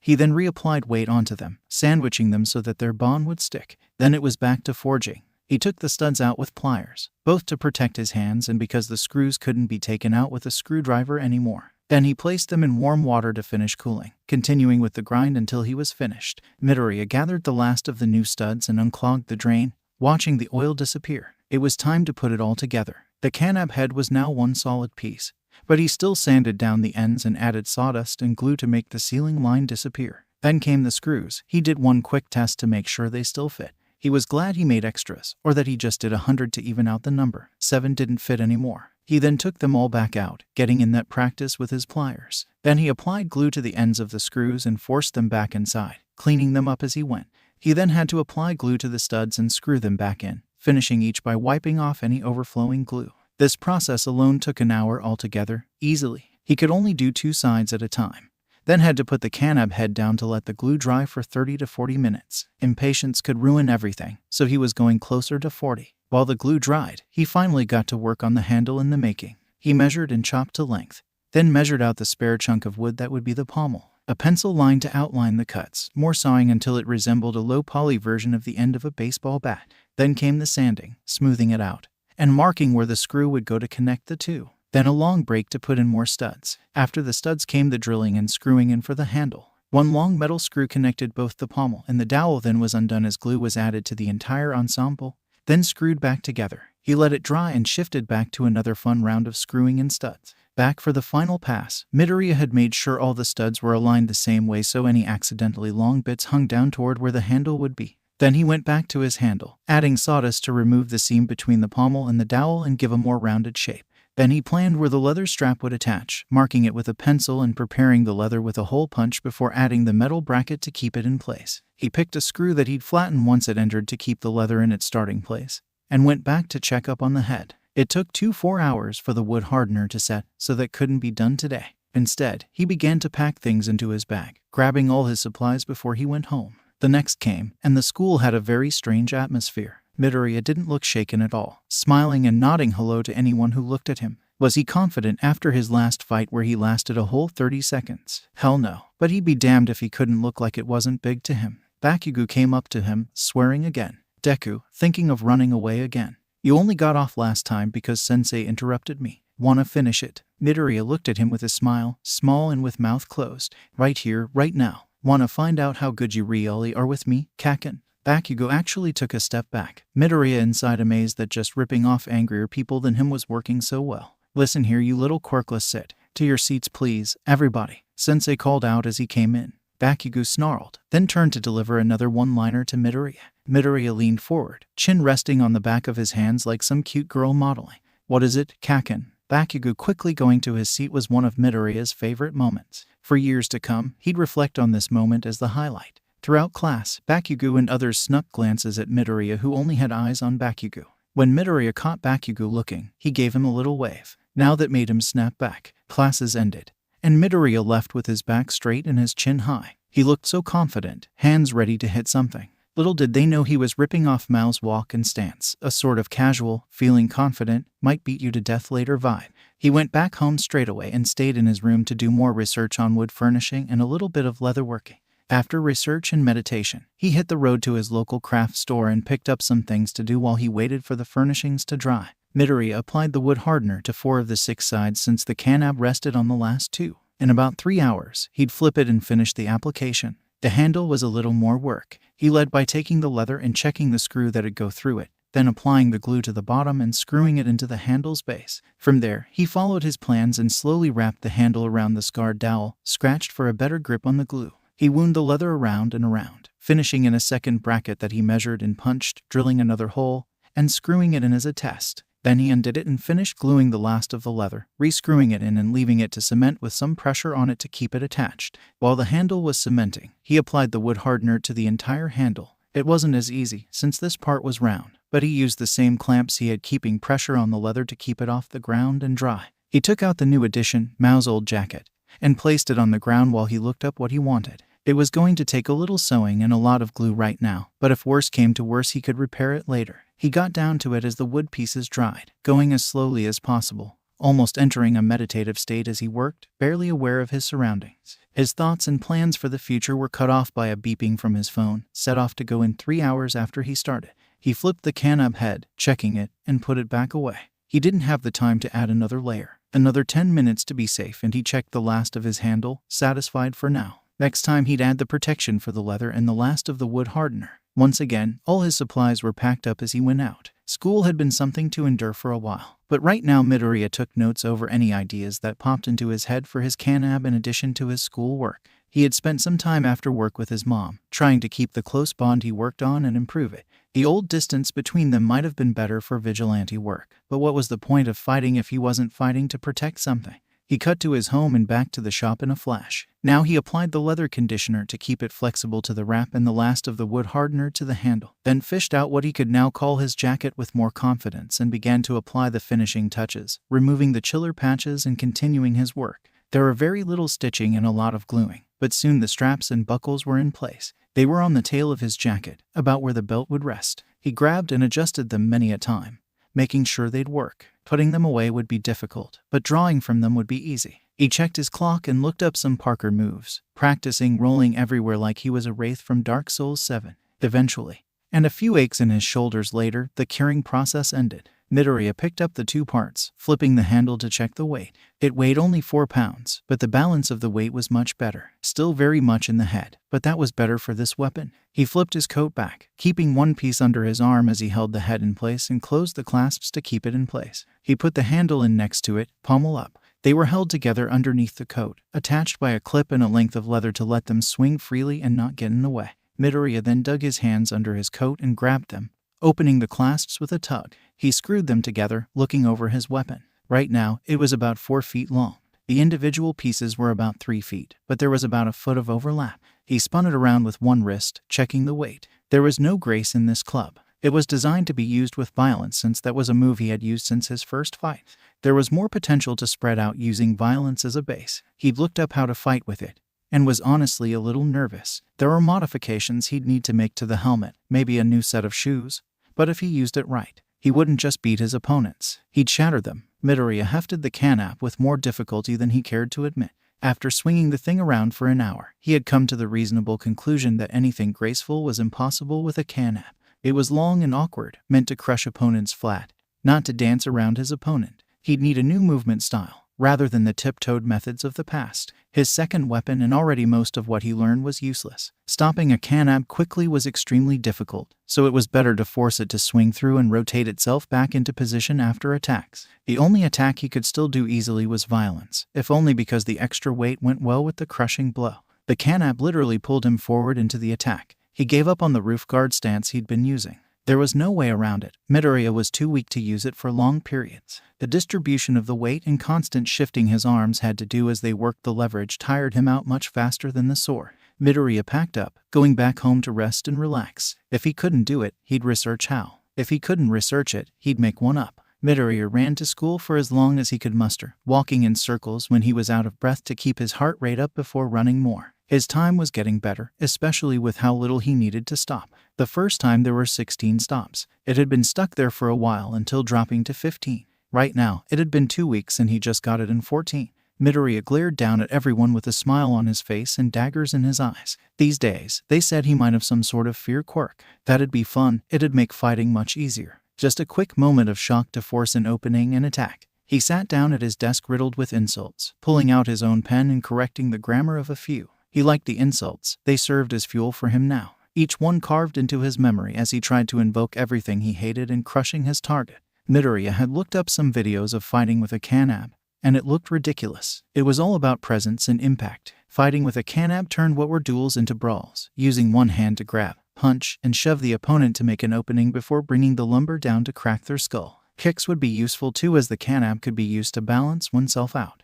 Midoriya hadn't been researching any fighting techniques while trying to get all the Parker rolls and flips. The rolls were pretty easy, but the flips were killing him. He could barely do a front flip with none of his costume on. Adding anything more killed him. Now Midoriya had given up on the self-study due to aching body parts. It was time to throw in the towel and find a gym. He was looking for a Parker gym. That way he safely practiced things like vaults, the techniques used to get over or around obstacles quickly, without faceplanting into concrete or falling down a hill. Midoriya got up as class finished, smiled and winked at Bakugo, and hit the road to go to the places physically instead of perusing virtually. Midoriya checked the price range, size, and notability. Midoriya was fine with physically large. It'd help him avoid notice. Midoriya didn't want any that were famous and attracted attention. For the price, it went without saying Midoriya was trying to be a cheapskate. Midoriya ran back and forth, taking notes on each one and trying to avoid the big streets. While he had stood up to Bakugo and his classmates in class, the streets were a different story. No one to mediate if Bakugo attacked, and Midoriya was still trying to learn more kicks than the spinning back kick. He had at least started to get it to chest level instead of stomach level, so his flexibility was increasing.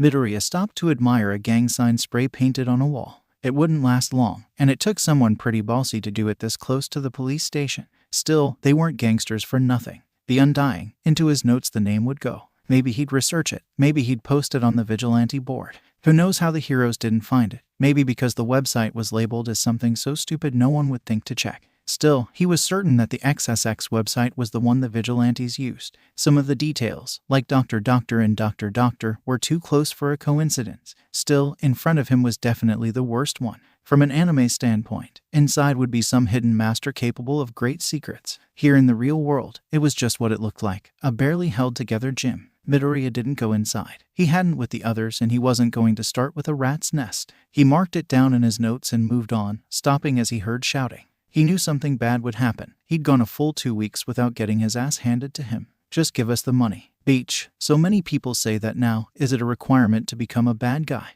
2 guys and 1 gendered person. The stuffy coat made it hard to tell who it was. And it was only spring. Probably a side effect of their quirk. He adopted his original disguise, leaving his bag and taking out 2 3-feet-long fancy sticks, wrapping an undershirt around his head as he approached. "You already have my money." The voice was muffled and the person was short as hell, looking at 3 feet tall tops, high-pitched and jolly. That was weird. This seemed fake until the smaller person tried to bolt, getting kicked back in place by one of the people. "Just give us the wallet, short stack, and you'll be fine." The smaller man tossed a knife that was beginning to glow red. "We need to make sure you're not skimping us, you see." "Oh, alrighty." The smaller thing went into a pocket, pulling out a can of something and getting it promptly crushed. "Try pulling any more tricks and you'll be the next one I crush. The wallet now." The man had stomped the can into the wall, nearly crushing the small figure's hand as well. One of their hands, paws, was still in their pocket. They seemed to be a sentient animal, meaning their chances of having an attacking quirk were low. Now was when Midoriya stepped in, literally. To their view, a strange figure walked in with a weird baseball bat in his right hand, stretched out and pointing straight away from his body to the right side.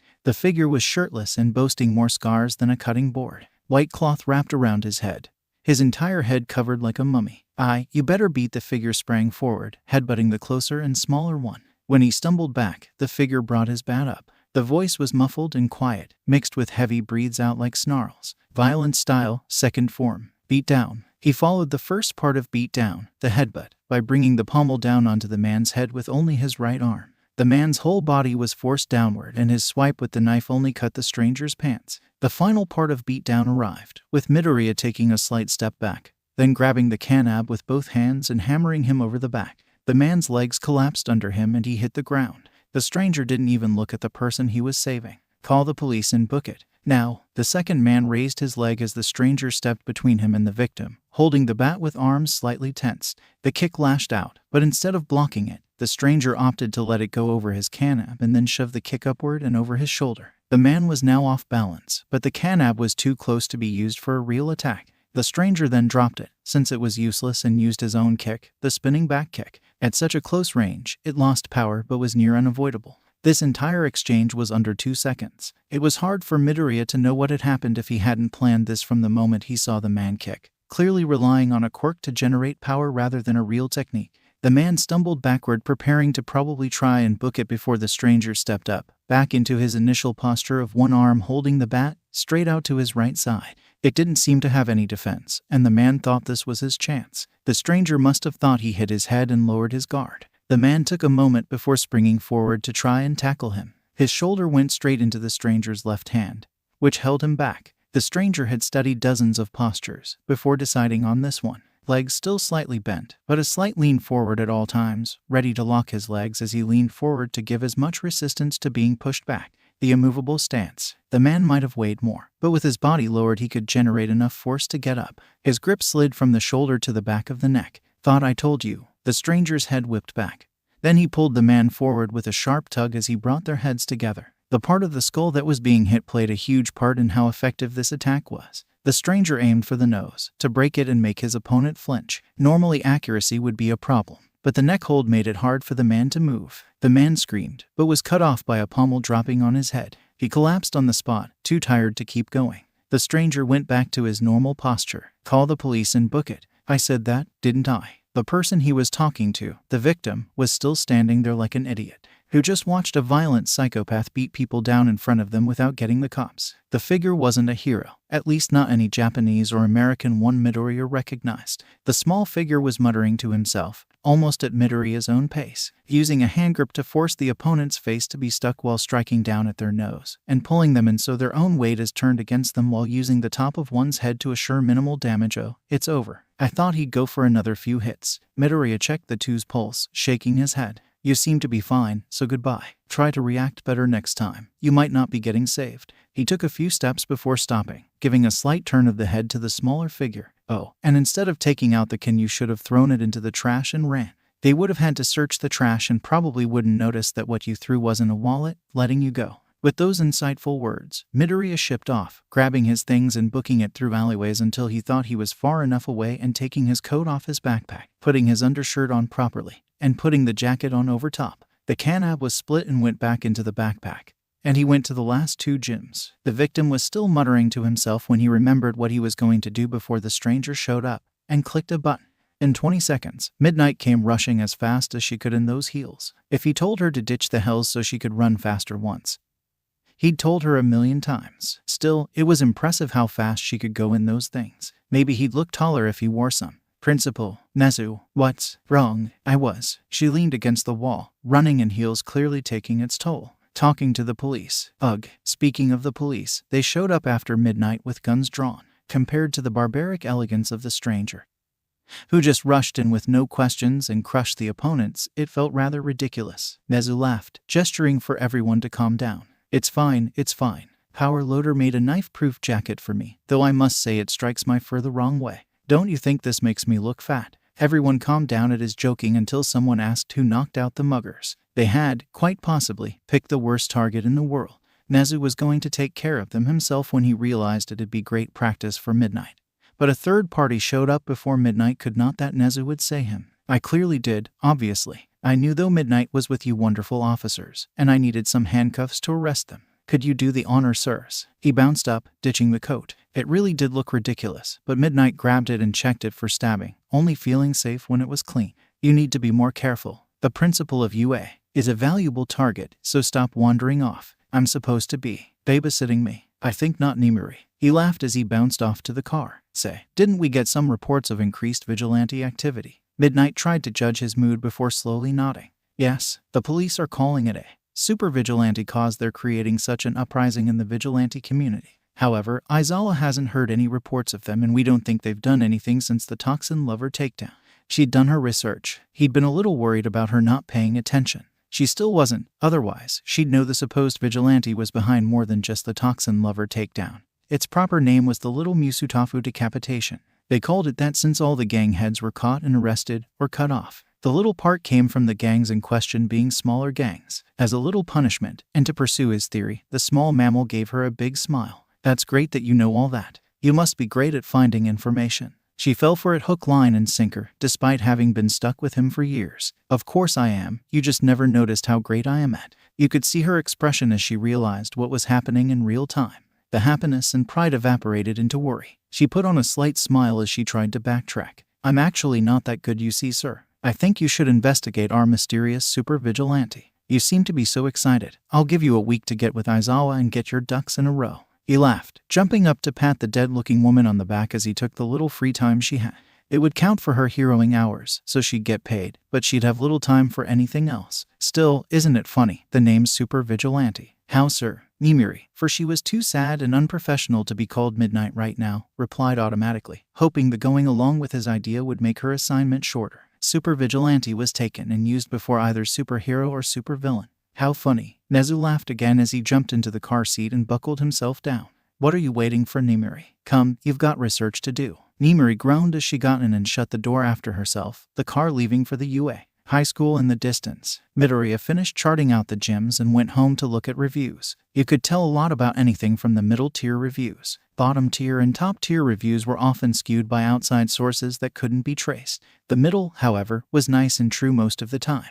Midoriya tried to avoid using chairs as much as possible now, squatting instead. It stretched his calves, made his ankles more flexible, and was a posture he saw a lot when people used can-abs. Plus, it strengthened his legs. It did make note-taking like this pretty difficult though. He rested his notes against one leg as he wrote, muttering about distance and working out the cost per month. He only planned for 1 month right now, but he wasn't sure he'd get it right now. That fight proved that he needed more kicks than just the spinning back kick. A real spinning back kick required a lot of room to work, and so did the can-ab. He needed to pair it up with something that could be used in close quarters and deal damage. Even just learning a punch for his left hand would be sufficient. More notes, more research. He was practically a college student trying to write a thesis with how much research he did. The jab and hook would be great from boxing as not very difficult attacks, and he could turn them into shoves or pulls. Next were the kicks. A little research said the two easiest kicks were a shoving front kick and a side kick. The side kick was easier, but the shoving front kick was closer to the spinning back kick. The side kick was more to what he wanted though, so that's what he'd learn. Between the punches, the jab was easier, so the two techniques he'd try to learn would be the jab and the side kick. The forest was a great place to practice the punch and kick. He marked a tree and just tried to hit it high enough. He'd put tape on a branch and try to hit it and miss for a few hours with the occasional accidental hit. Punching wasn't much better, as he took tons of notes over punching and it didn't seem any different. Midoriya foresaw some hand wraps in his future as he practiced punching a tree. He'd been doing it for a couple of days, but it occurred to him that he couldn't really practice dragging or shoving the tree, just punching. He'd need a training dummy that he could move off balance. As he racked his brain, his thoughts turned to his old chair that he stopped using. It had wheels to roll around, and if he rigged something on top of it, he could practice shoving it around.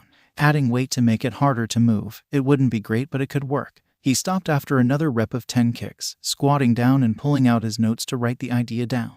He then explored a few tangents before settling on a box atop the chair, attached with tape or something so it didn't fall off when struck. Another look over and he nodded, then put the notes away and went back to his reps. The next day he had slowly dissembled and resembled his chair inside his favorite X-office since the wheels wouldn't roll well on the grassy hill. He then put a cardboard box atop it, tapped it in place, and got to kicking and shoving. It was more of a workout since the wheels meant it was constantly moving and forcing him to chase it. The lack of weight was also an issue, but other than putting all his stuff inside the box, which barely did anything, that was a problem he couldn't currently solve. Still, pushing and pulling the chair off-center to tip it was good practice. The 5 wheels on the bottom gave it a stable base and made it hard to turn with only muscle since it practically never had any momentum on its own. He couldn't practice his kicks as much right now, but for those, he just put his backpack down and basically tried to play soccer with it. A good kick would send it spiraling across the room. He spent hours drilling over and over until they seemed to be ingrained in his mind, almost second nature. The punch became more of a quick, annoying flicker, striking whenever with little force or giving a slight tug to set up his kick. His kick could hit twice in a row, even reaching 3 successful kicks before the bag went flying off a few times. Midoriya stopped when he was satisfied that his hand and foot hurt from all the kicking, but didn't feel strain. He'd need to get some wraps for both of those next Monday. He disassembled the dummy, then continued disassembling the chair and put the parts inside the box. Then he put the box inside one of the shelves and bailed. Midoriya finished another set, checking the time. It was 7. He could get crank out most, if not all, of his weekend's homework before bed. He rose from the floor, grabbing his clothes and hitting the shower. Warm water cleaned him off, then cold water refocused him. Online schooling would give me more time, but I'd be lying if I said I didn't want to at least see other people without Bakugo ruining everything. Maybe then they won't be such colossal DS. One semester, or maybe just some of his classes would be in person. If he could take physical education, he might do that. Midoriya dried off and changed, going back to his room and settling down as he began to work. He wasn't buff, he wasn't even that muscular, but he was fit now. A month of training had left him with a little better balance than he had before. He still hadn't gotten around to the whole gym thing, but he'd get around to it eventually. But for now, he glanced over at his school bag. There were 2 very solid corners, like something underneath was propped against them and pushing the corners out, about 3 feet long. He had some heavier boots held together by glue, tape, and prayers. And just today he'd gotten to get the visors he'd need to fix up the bike helmet. He'd been training for 1 month for the first real test run of the Can-Am. He practiced the fine art of adjusting his grip, how to angle his blows not to just damage his opponent but knock them around like flies. One-handed grappling, striking, and shoving. Yes, he did it on more than just a chair. Eventually, Midoriya spared a glance at the things he didn't fix, the cracked arm and shin covers, the crappy body armor he swiped that didn't fit right. It was better than nothing, at least. Tomorrow was Saturday, and he had done his research. This wasn't going to be a big job again, just picking off the remains of the chillers. Midoriya adjusted the jacket, making sure there were no tears. As the final checkoff was complete, Midoriya went over to his weekend homework, a series of warehouses and where their power boxes were. If he found those and turned off the lights, he'd be in for a great time. He had told his mom he'd be out late, and so he slept in as late as possible to try and conserve some energy or something. He wasn't a health expert. Today he woke up at 10, going to breakfast for something light. Being full wouldn't be helpful for now. Then he took a second to meditate and stretch, allowing himself some focus before going out to the planned building.